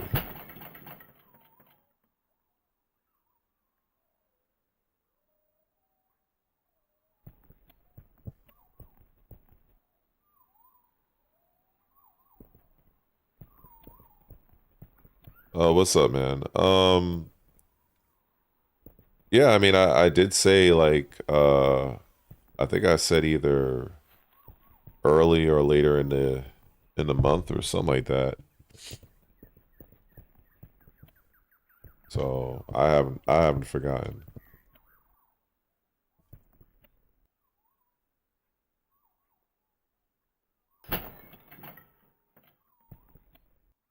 YouTube is always trying out new things. The pretty soon they're gonna allow people to, even though I'm not gonna really use it, but they're gonna allow people to cash out their earnings using some sort of PayPal cryptocurrency, which I'm not really a fan of cryptocurrencies because they're a little too volatile for my taste. So I'll just keep getting my USD. But I guess for people who are into cryptocurrency, they can use that option for whatever reason.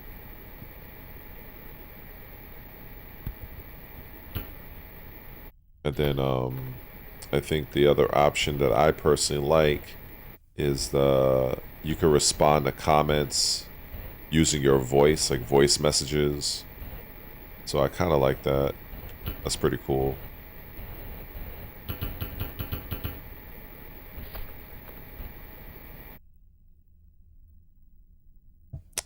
It depends on what you're doing. Like, when you're a gamer YouTube channel, like your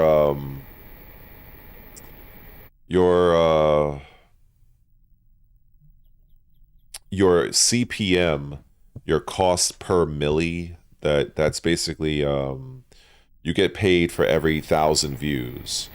So for a gaming channel, their CPM is not that high when compared to like finance, real estate, fitness is pretty good, but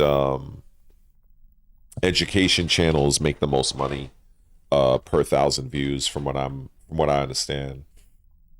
Basically, yeah. Mainly gaming channels do very well if they get a lot of views. And that's if you're talking about ad revenue. If you're talking about memberships, well, that's pretty much the bulk of a gamer channel's revenue for the most part. And then whatever else they might do for Patreon, but that's outside of YouTube. Then you also have what's that shit called? Sponsorships. But again, that's also outside of YouTube. Even though YouTube does have an option for you to search for brands within YouTube, you can do that. But if you search for your own sponsors, like you won't have to worry about giving YouTube a potential percentage. But yeah, most of the time when you're a content creator, it's ideal for you to try to find ways to monetize that goes beyond just simply ad revenue. Because, like I said, unless you're a channel that's getting thousands of views every single video, the ad revenue isn't that great. I mean, it's better than nothing, but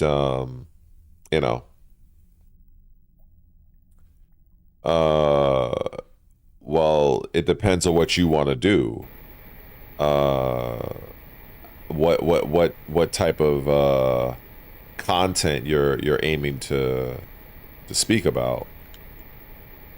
That's going to dictate a lot.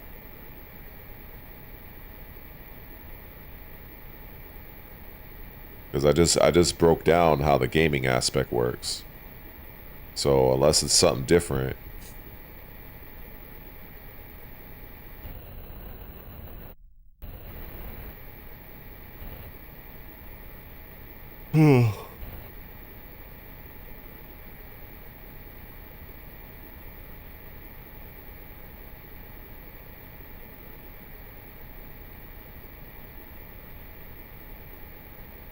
But with also with YouTube, like you're gonna be working for free for a bit, so because you have to get your channel monetized first.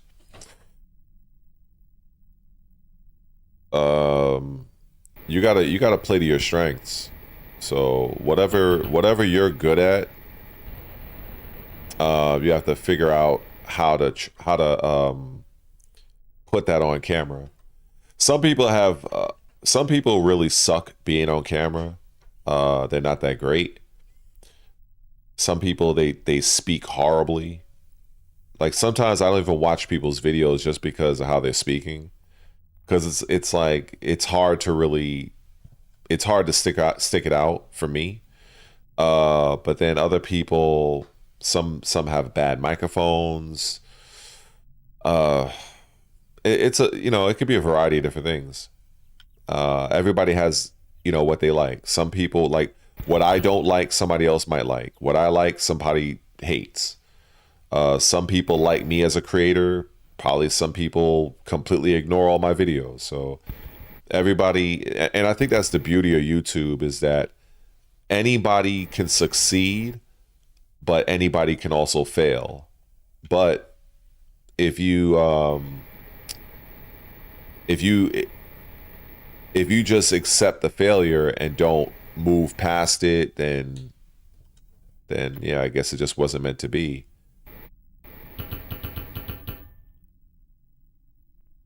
Um, well, so far, so good, I guess. I've already done more than what I thought I was in the time that in the time I did it.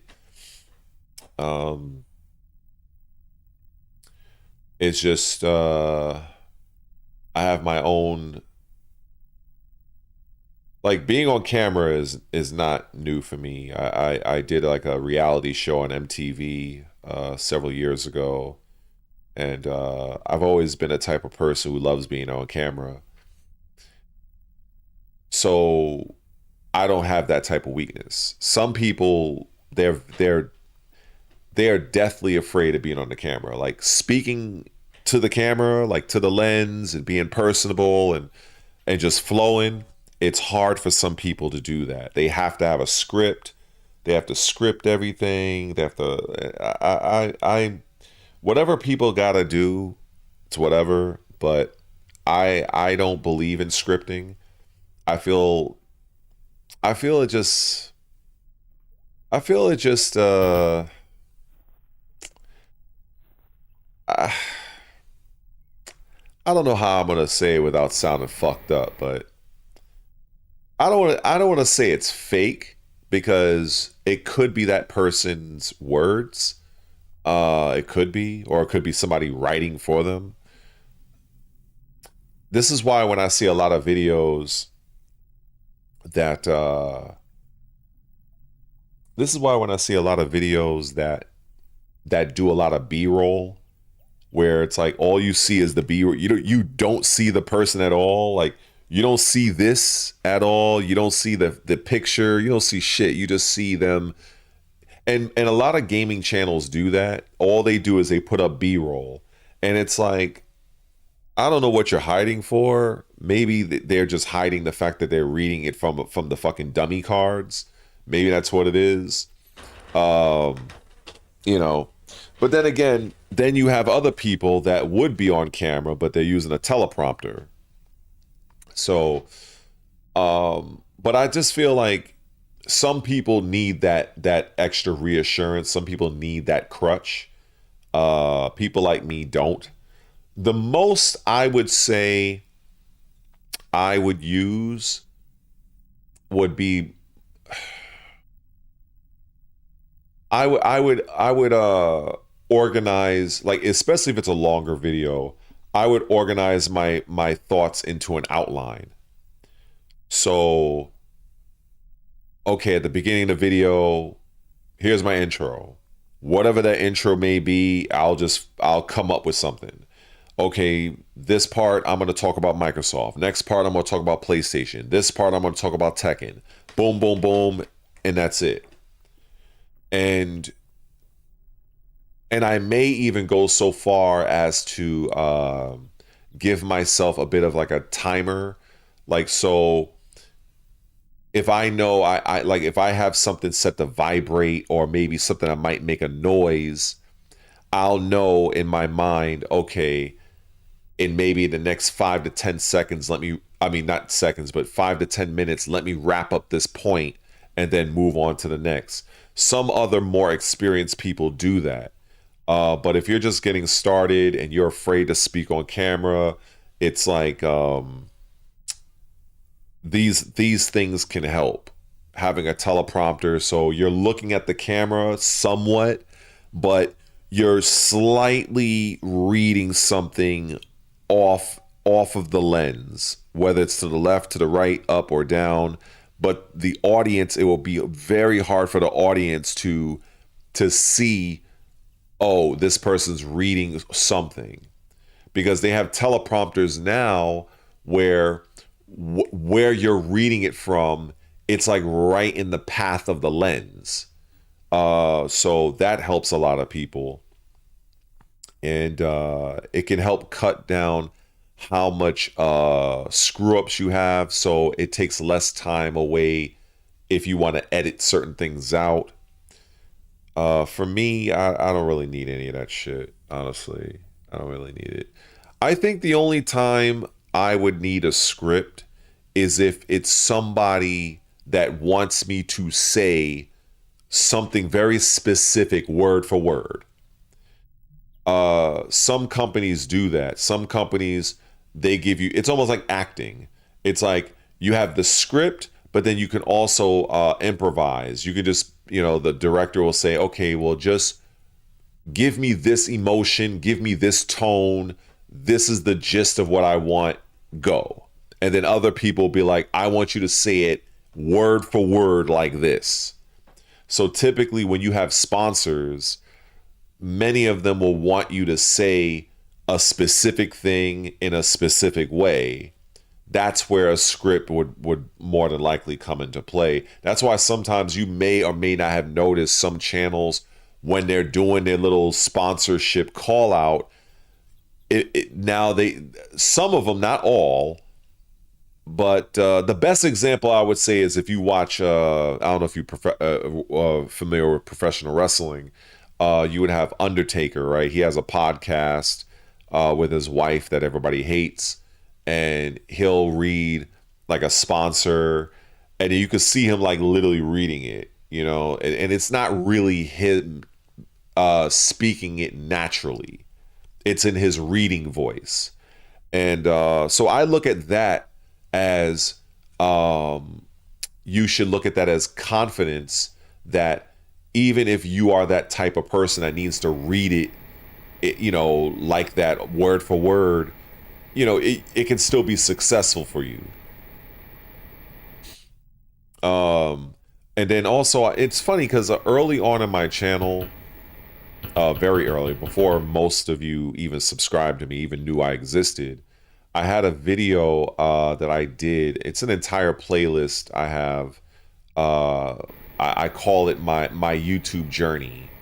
I started it in 2024, continued it for this year, and it's filled with a bunch of different videos that I made along my journey that I felt might help other creators. So I made 2 videos on people who might be afraid to speak on camera. What is branding? Because I have a marketing background as well, and when I think one of the better things to do, and it might be difficult for some people, is to just slow down. Sometimes when you're trying to say things too fast, you're just going to keep tripping up over yourself. You're just going to trip over yourself, because it's almost like you tripped and you fell, and instead of getting a solid base first, you're trying to get up when you haven't even gotten your legs yet. You're just going to fall back down. And that's what a lot of times happen. That's what happens to a lot of people oftentimes. And another thing that affects people is they have very limited vocabulary. So they have difficulty expressing themselves because they have a very limited vocabulary. And so for those people that do have a limited vocabulary, it's even more important for them just to slow it down.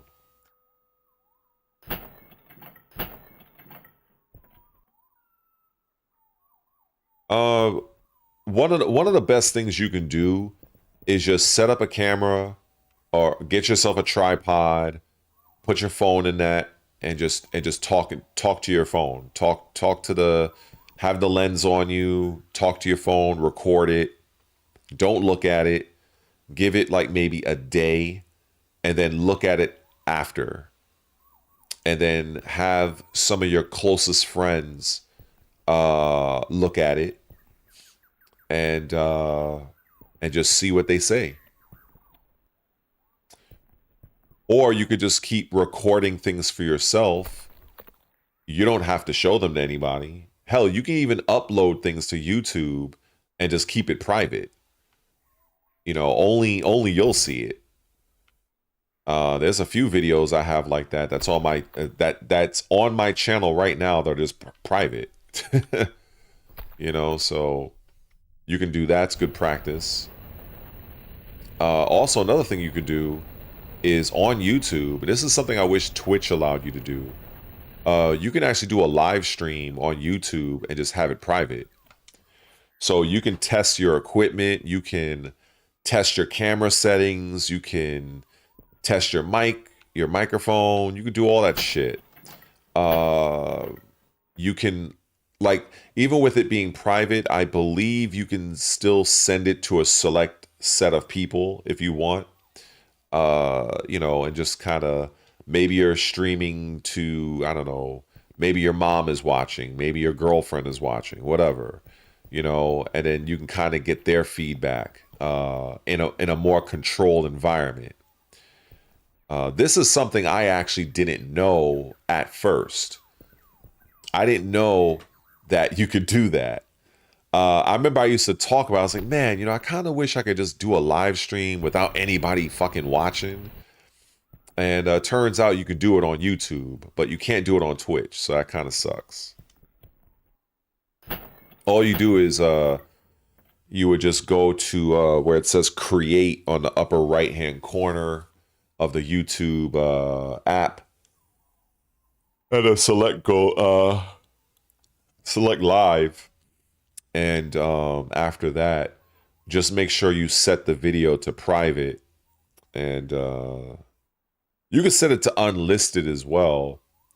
But the only people that would actually find the video are people you give the link to. And then I learned an interesting tidbit about, like, this is for like content creators that upload videos and shit. So there's a difference between when you first upload the video and when you select it to when you select publish, or you save it unlisted, or you save it private. I learned that when you save it, I think when you save it unlisted or private, when you turn the video to public, your subscribers do not get notified. I found that to be very interesting. And they say that ideally, when you upload a video, you want the video, like, once you're done doing all your SEO, your search engine optimization, your thumbnail, your title, your tags, and all other bullshit, then you select it to go public and then hit publish. But if you save it as an unlisted video, which many people tend to do, and then when you're done doing all the bells and whistles to your video, and then you switch it to public, your subscribers, well, at least according to the articles I've seen, your subscribers don't get the notification. It'll appear in their feed.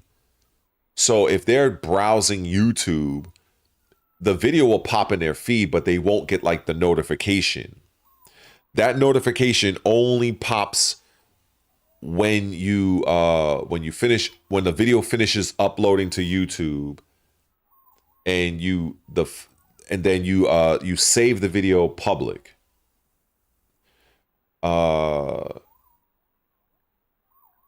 So a way around that is, if you're the type that uploads and saves videos to be unlisted, and then you switch it to being public, what you should do is create a community post with the link of the video in the community post. So that will trigger a bit of a notification. But to be doubly sure, just schedule the video and set it as a premiere. I've done that several times. People thought I was live streaming when it's like the video, the chat is live, but the video I had already done like probably several hours later or earlier. So that's like the way around that. And then another thing is a playlist. If you have a public playlist, but you upload the video unlisted, people can still see the video because the video is inside of the public playlist. So it's a lot of little knicky-knack shit about YouTube that I'm sure a lot of people are not aware of. I mean, shit, I kind of learned about it over the years. So it's good to know these things.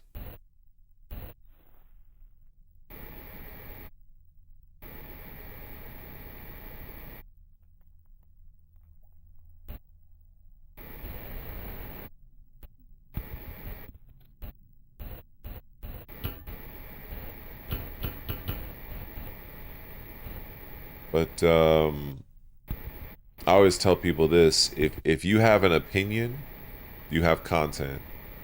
If you believe that motherfucking LeBron James is better than Michael Jordan, there's some random out there that'll listen to you. If not only to just be entertained. And that's where, just getting out of your own head and just posting, that helps, because you may feel like your video sucks, but somebody else might be like, oh, this shit is the greatest thing since sliced bread. I've always, I really wanted to do a few things, but none of them worked out. And I ended up working dead-end jobs. And so I'm in a position now where I can basically go all in on YouTube and just content creation in general. And so that's basically it. I feel like I'm in the best situation I could be to be a YouTuber or a Twitch streamer or both. Like currently I'm not working. Well, not on the books anyway. I was working, but I feel like I'm in this position to where I can kind of take full advantage of my situation, because a lot of times with creators, most creators' problems is they don't have time.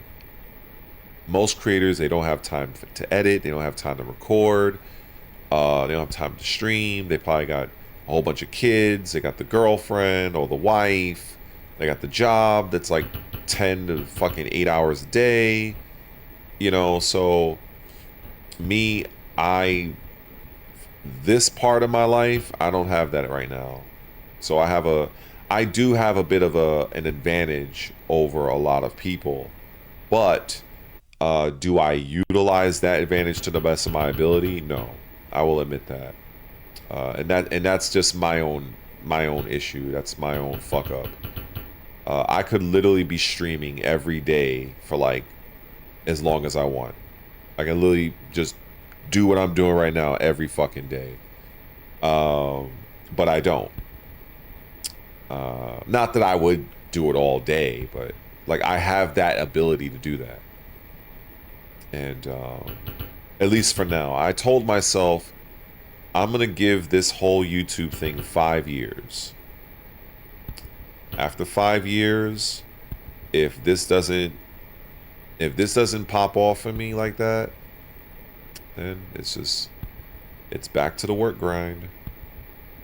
But I have about 5 years. Well, now it's 3, so I have about 3 years now, and I would say that the first year was pretty good.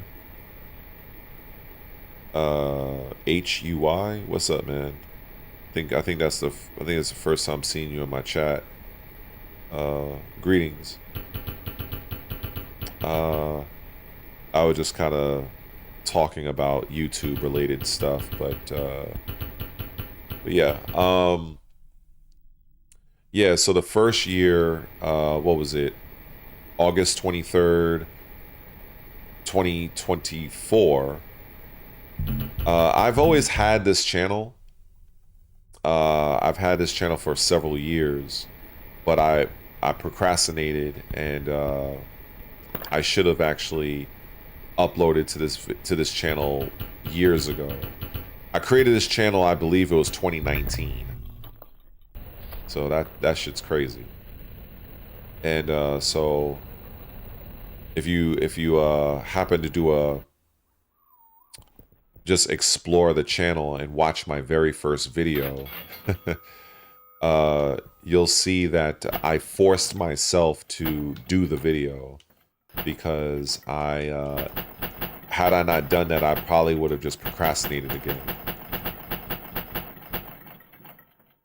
And it's not a procrastination that I was afraid of being on camera. It wasn't anything about that. It's just that I've had my share of issues in life, some trauma, some things that didn't go well for me, and so I just felt I think I was just out of practice of being in front of the camera, because I haven't been doing it for that long in a while.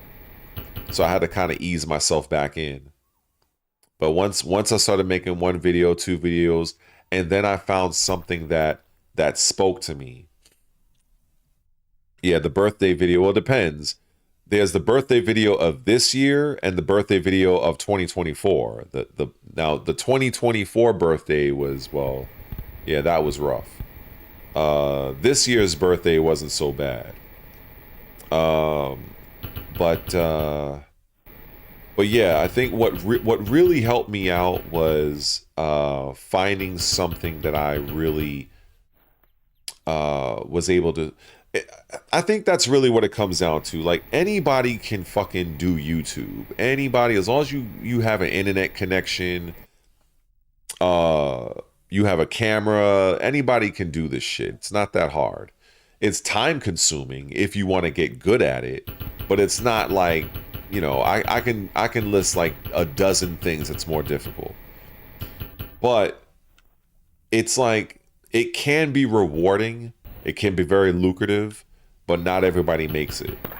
When I saw a stat that showed that the vast majority of channels, and we're talking about millions upon millions of channels, remain unmonetized. Like, they're just not monetized. And so I knew the first thing I needed to do was I needed to get this channel monetized. Because unlike a lot of people that I know, this was not gonna be this was not gonna just be a hobby for me. This is something I'm trying to make money off of. I'm trying to sustain myself. This is essentially, for all intents and purposes, my job.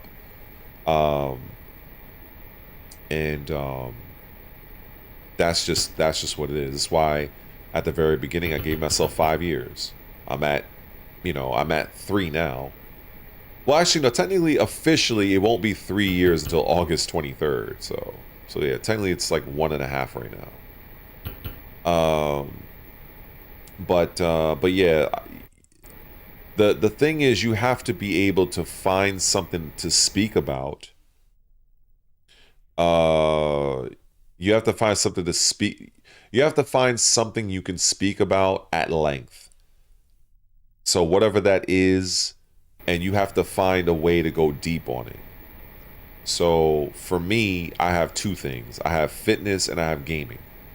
Now, if I'm being honest, I can go deep into fitness. I can go deep into nutrition. I can go deep on rehabilitation, you know, fasting, working out, uh, working around injuries. I can do all of that very well.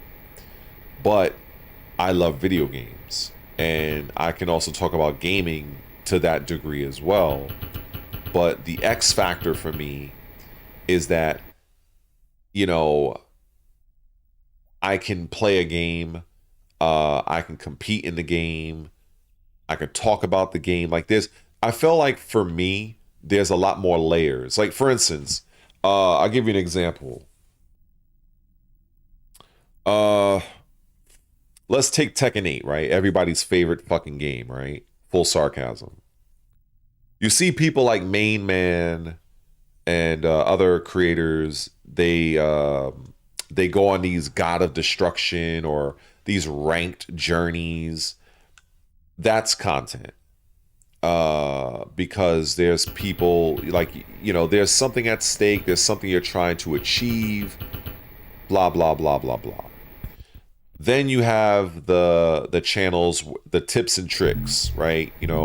You're focusing on a particular character or characters. This is how, a beginner's guide, advanced guide, whatever, right? You can do that. You can also do like lore.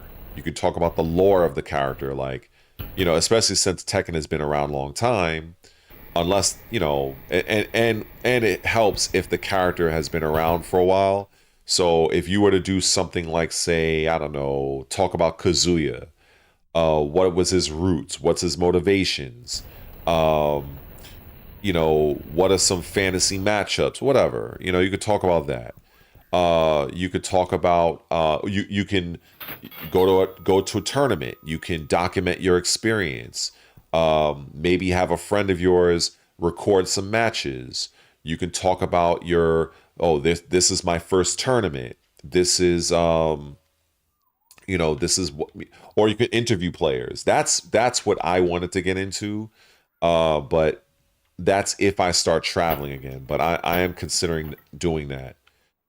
Just interviewing, going to different events, interviewing players, asking them the questions that people want to hear about. And given the fact that I kind of know a lot of the top players anyway, so it's not that difficult for me to get into. But yeah, there's just, you have to find something to go deep, you know? Uh, what?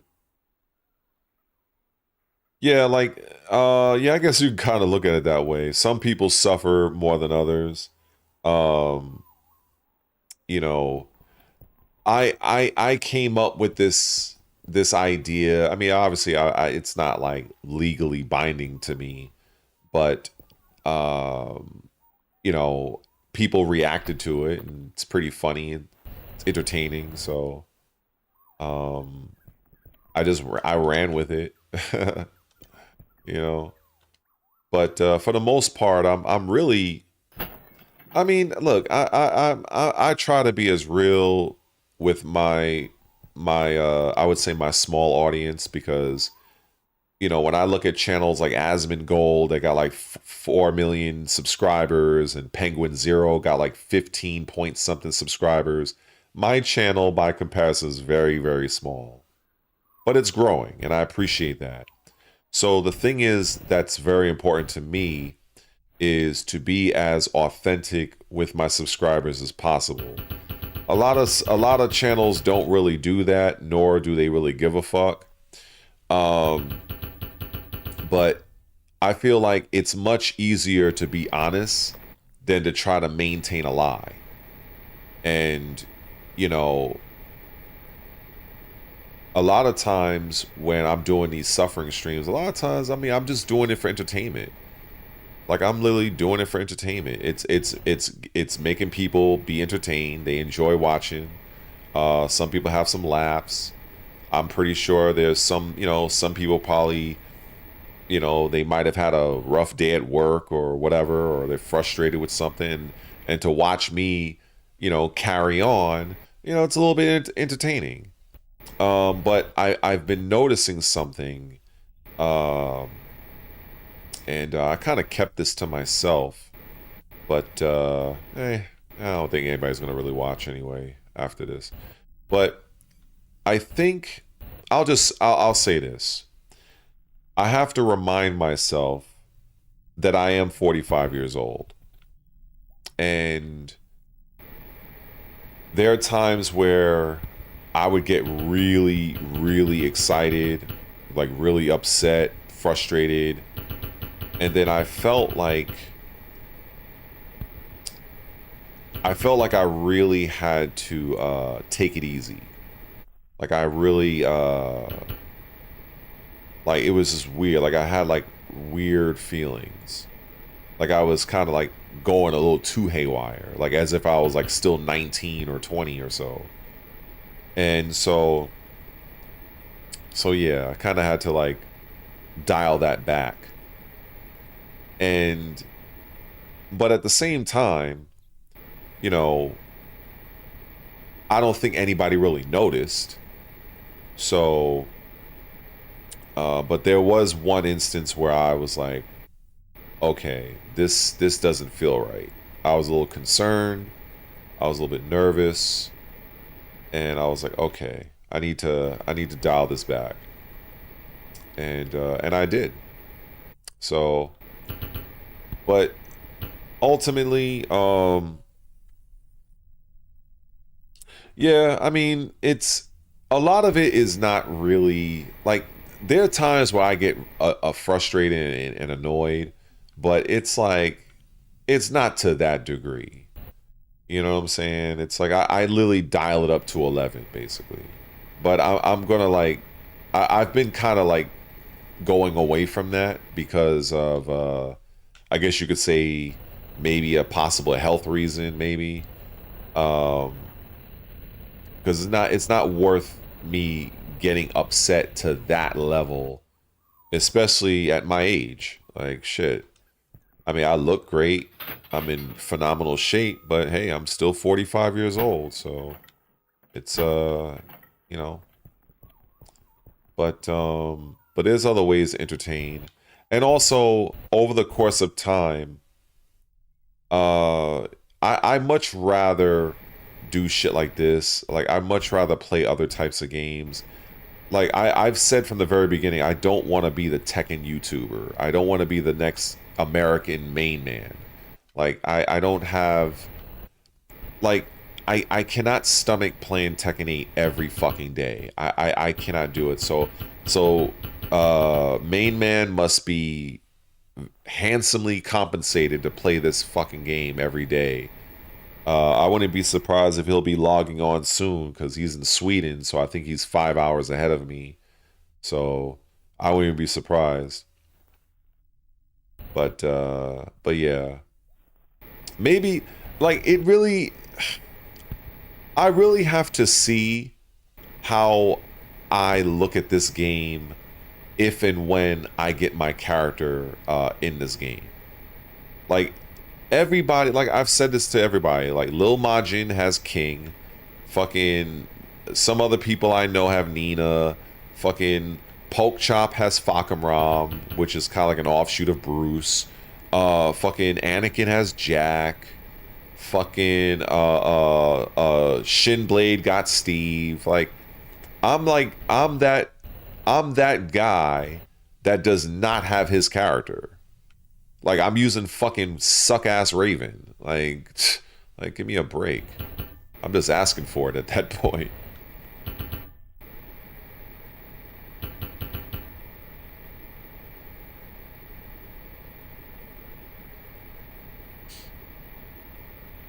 Let's see.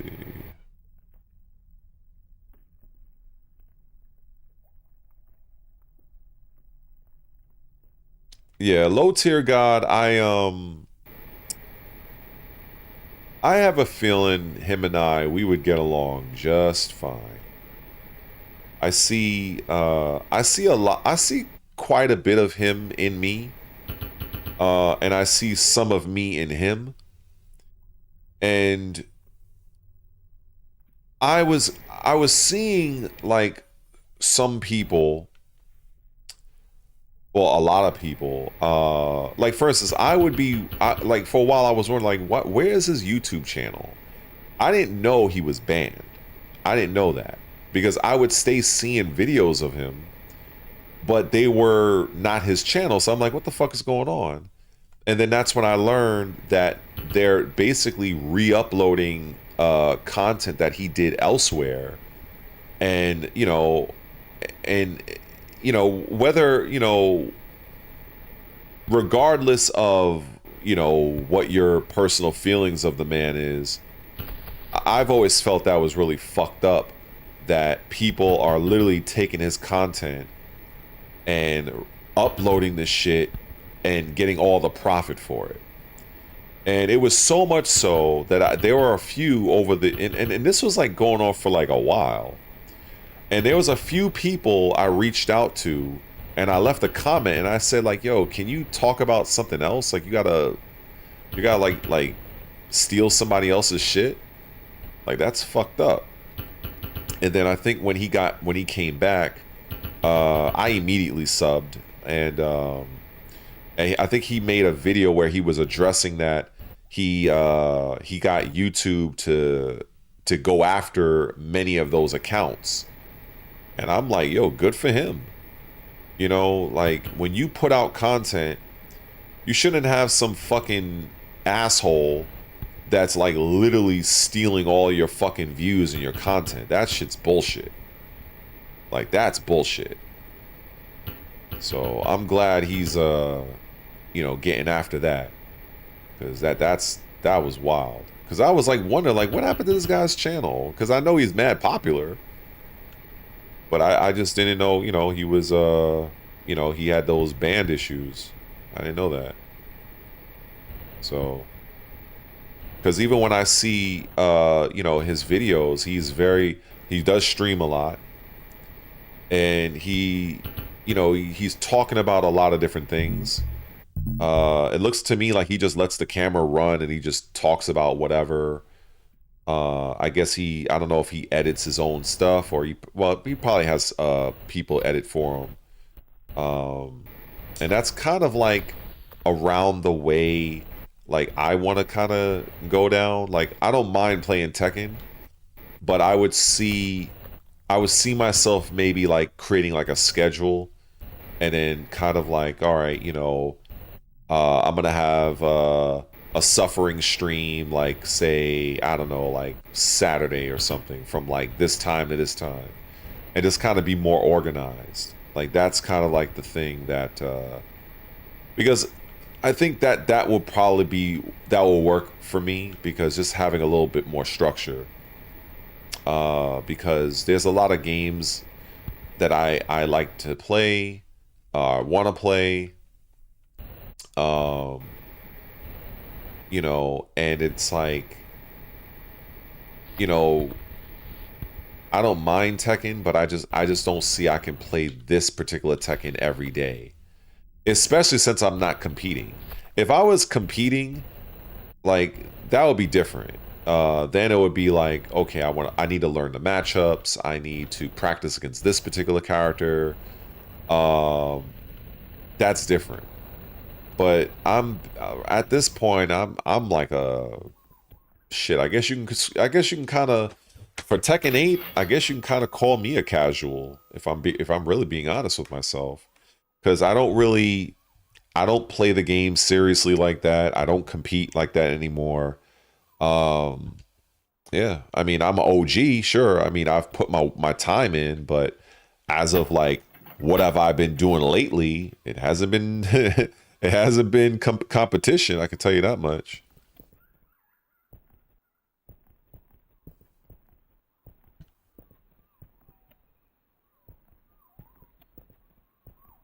I think if I played Tekken 8 every day, I'm pretty confident I would have a heart attack on stream. I would literally die on stream. Yeah, I've heard of low tier. You know, he has some his you know, everybody has their opinions, everybody has their, you know, whatever. I'm not 100% familiar with all of his takes, but I have heard people, you know, had issues with some things he said. I remember there was like a big deal with this guy named Viscant. He was like a Marvel 3 player, I think. I know that was a pretty big situation. Um, you know, and just like he's a very polarizing person. He has very strong views on things. It kind of reminds me of me. Like I said, I see a lot of me in him. Especially when I was younger. I really was shit. I was man, I'd say whatever come to my mind, come to my mouth, but I think as I've gotten older, I mellowed out. But yeah, it's you know,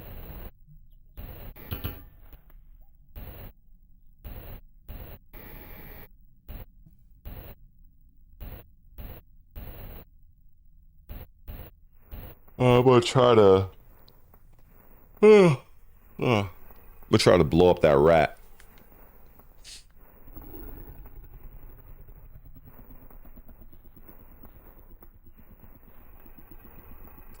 Oh, I can't use what the fuck? I can't use dynamite? Oh, that's crazy. So I can't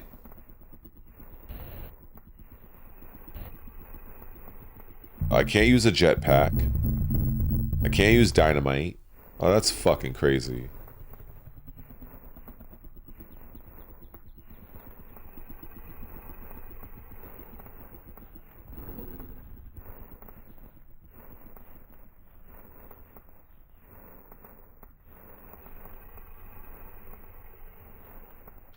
Oh shit.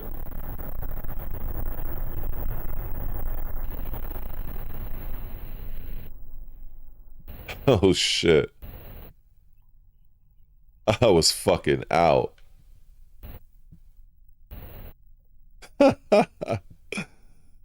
Oh shit. Maybe that's what I need to do is lure that fucker and just blow him up with some fucking dynamite. That's probably what it is. Or actually, maybe I don't. Oh, I see what I gotta do. Okay. Okay, so what I'm gonna do.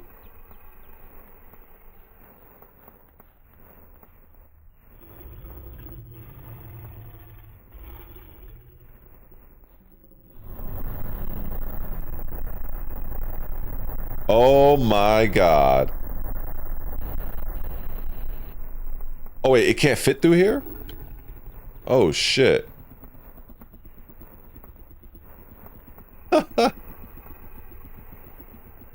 Yo, that shit is huge, bro.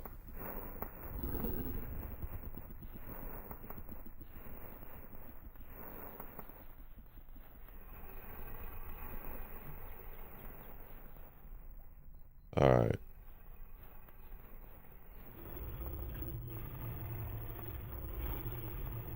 Oh, this is wild.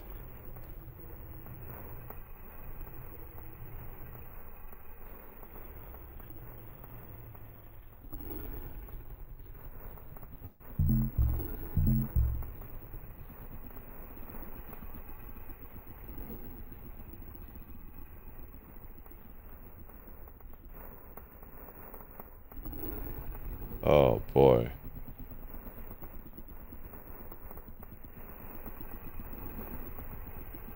So I'm hearing two. I just don't know which direction.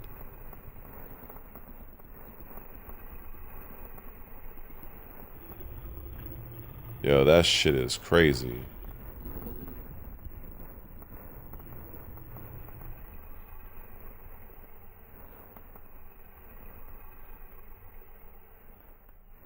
Oh wow. Look at that.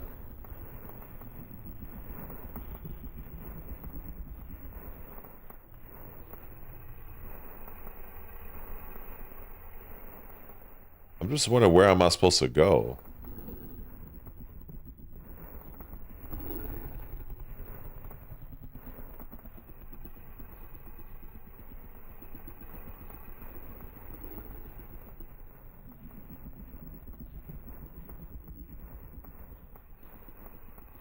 Oh, this is crazy.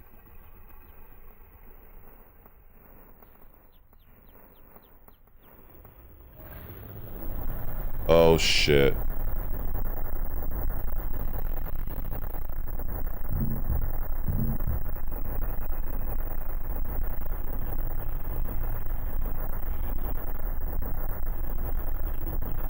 Oh shit. Oh shit. Yo, that shit was crazy.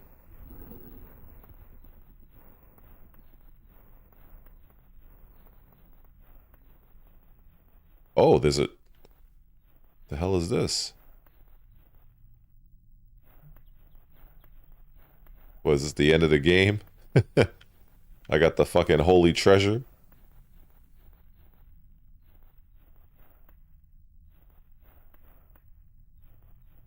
Oh, this shit don't even open. Oh, wait. Oh, okay, here we go.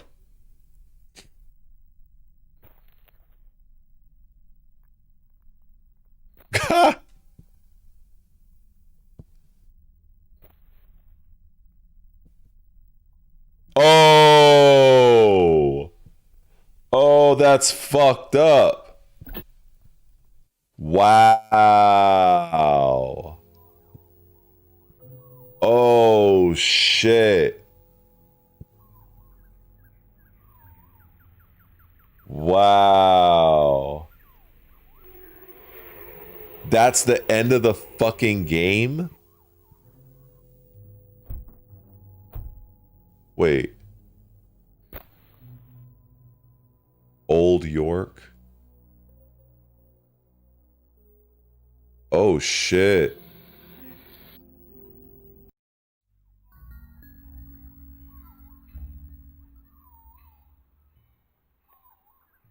That's fucking crazy. That is wild. That's fucking crazy. Huh. That is wild, bro. I don't even know how I should feel about that. Holy fuck. Wow. Oh my god. That's crazy. Well, that is digging a hole, ladies and gentlemen. That was wild. That was crazy. Anyway, this is the other game, Dome Keeper. This is pretty cool. Reminds me of some old Space Invaders type shit.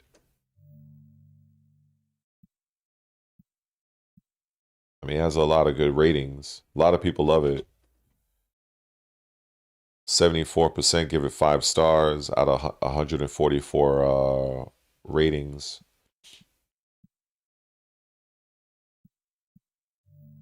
Yeah, so you basically building up your dome, and then yeah, so it's pretty cool. It looks pretty cool.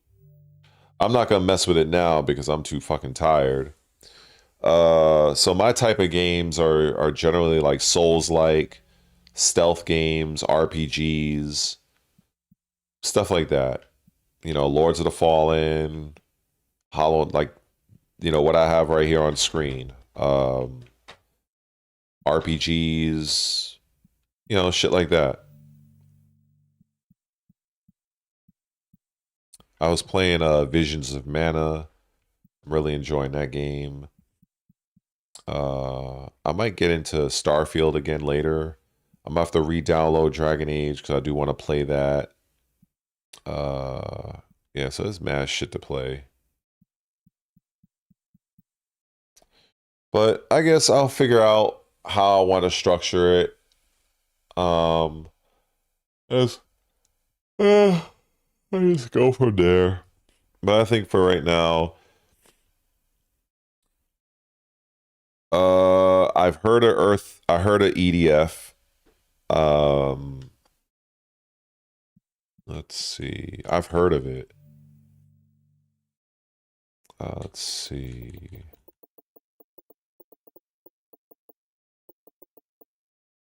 Uh,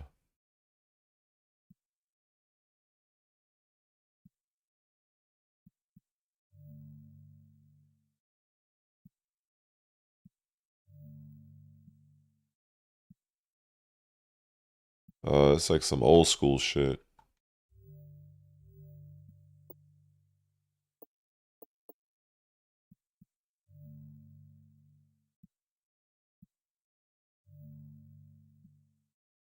I've definitely heard of this game. I just never played it. I didn't have access to it at the time when it was out. And I was busy playing other things too.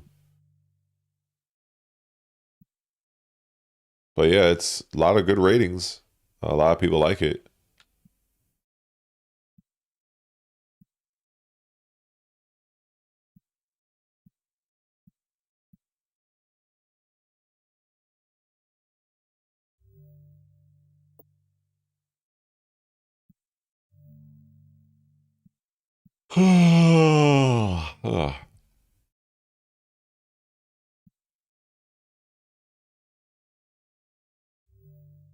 That ending was crazy though.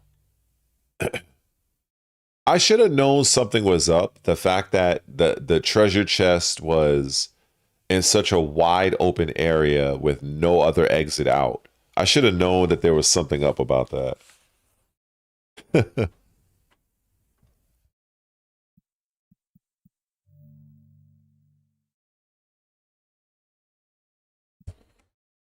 Okay. See if there's any demos I'm interested in playing. Worshippers of Cthulhu. What is this? Oh, I'm not really into these type of games, but I know they're very popular.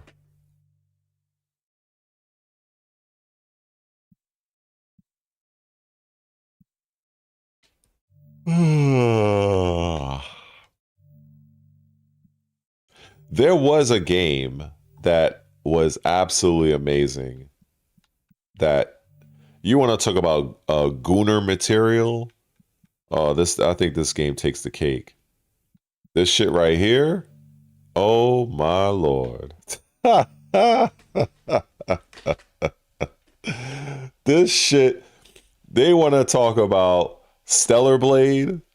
You know, man, this game is like hold my beer, you know. This shit, yo, this shit is like they don't give a fuck, yo.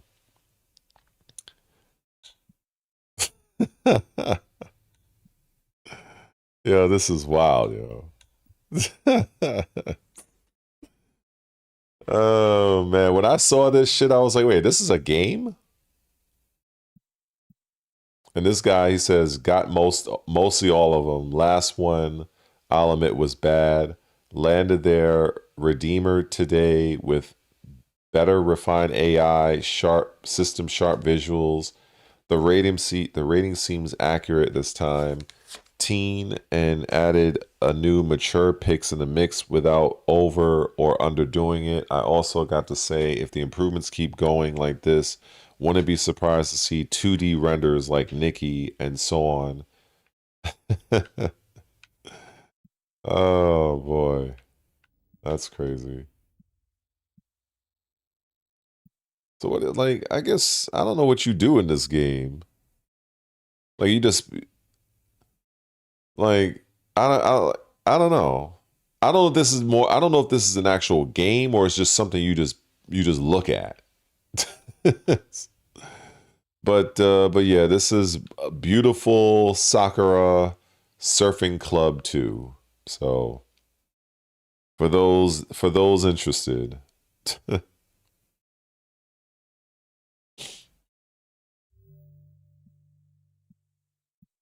I will say, at least for me, there is one thing I kind of wish I could get, but I don't have the money for. Well, I have the money for it, but I don't have the money to spare because I have to pay a bill. And they got Lords of the not Lords of the Fallen. What's that fucking game? What do you call it? The Kingdom Come Deliverance 2. That shit's on sale for like $34.99. I was like, God damn. Fuck. I was like, shit, man. God damn it. I think it's the Beyond Black Friday deal. I think it is. I think it's because this ends in 2 days, so I think that's what this is. Where is it? Kingdom Come. I know I fucking seen it.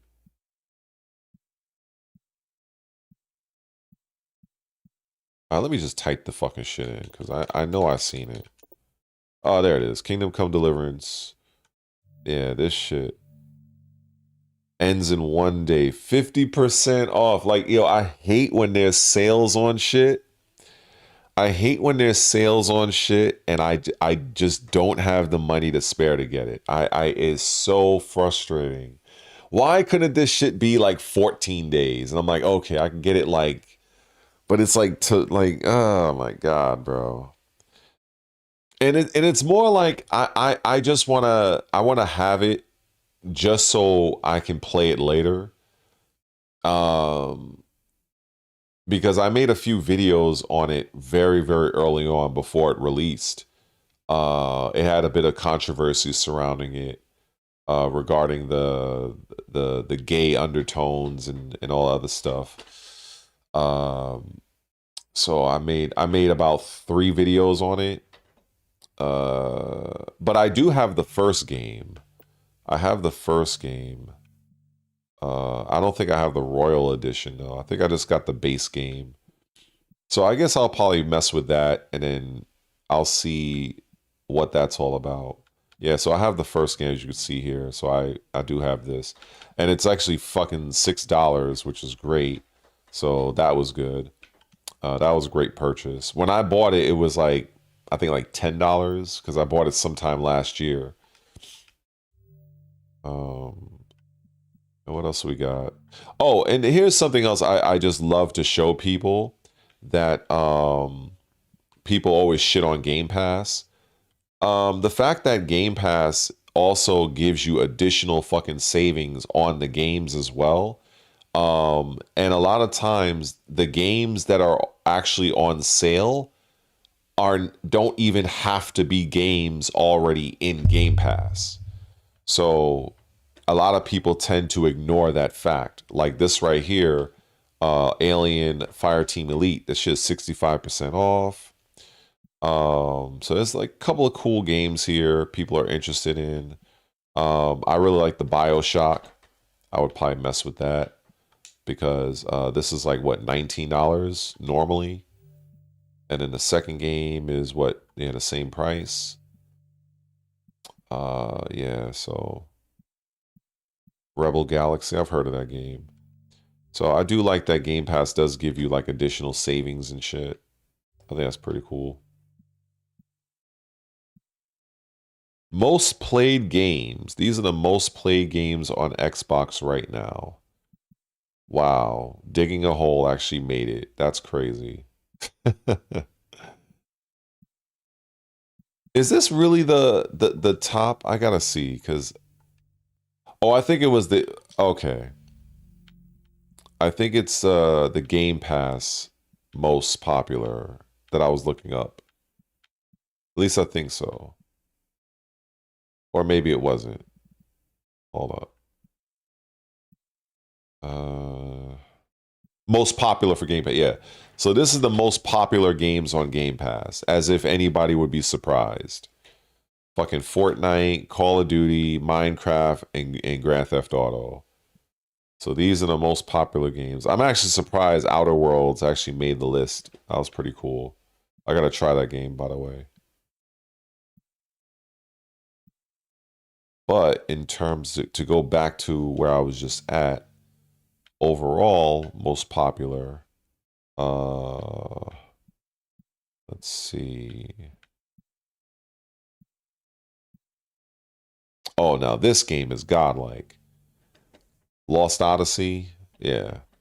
This was during a time where Microsoft and the Xbox 360 was bending over backwards for the Asian territories to gain a foothold in Japan and other Asian markets at that time.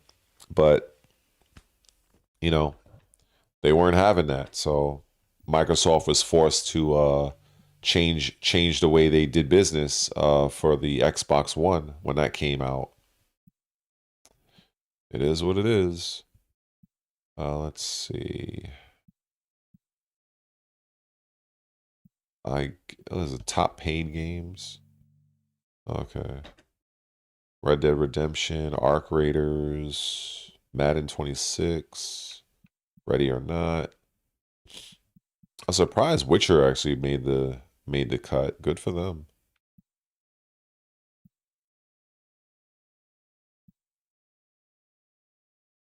Hmm. All right.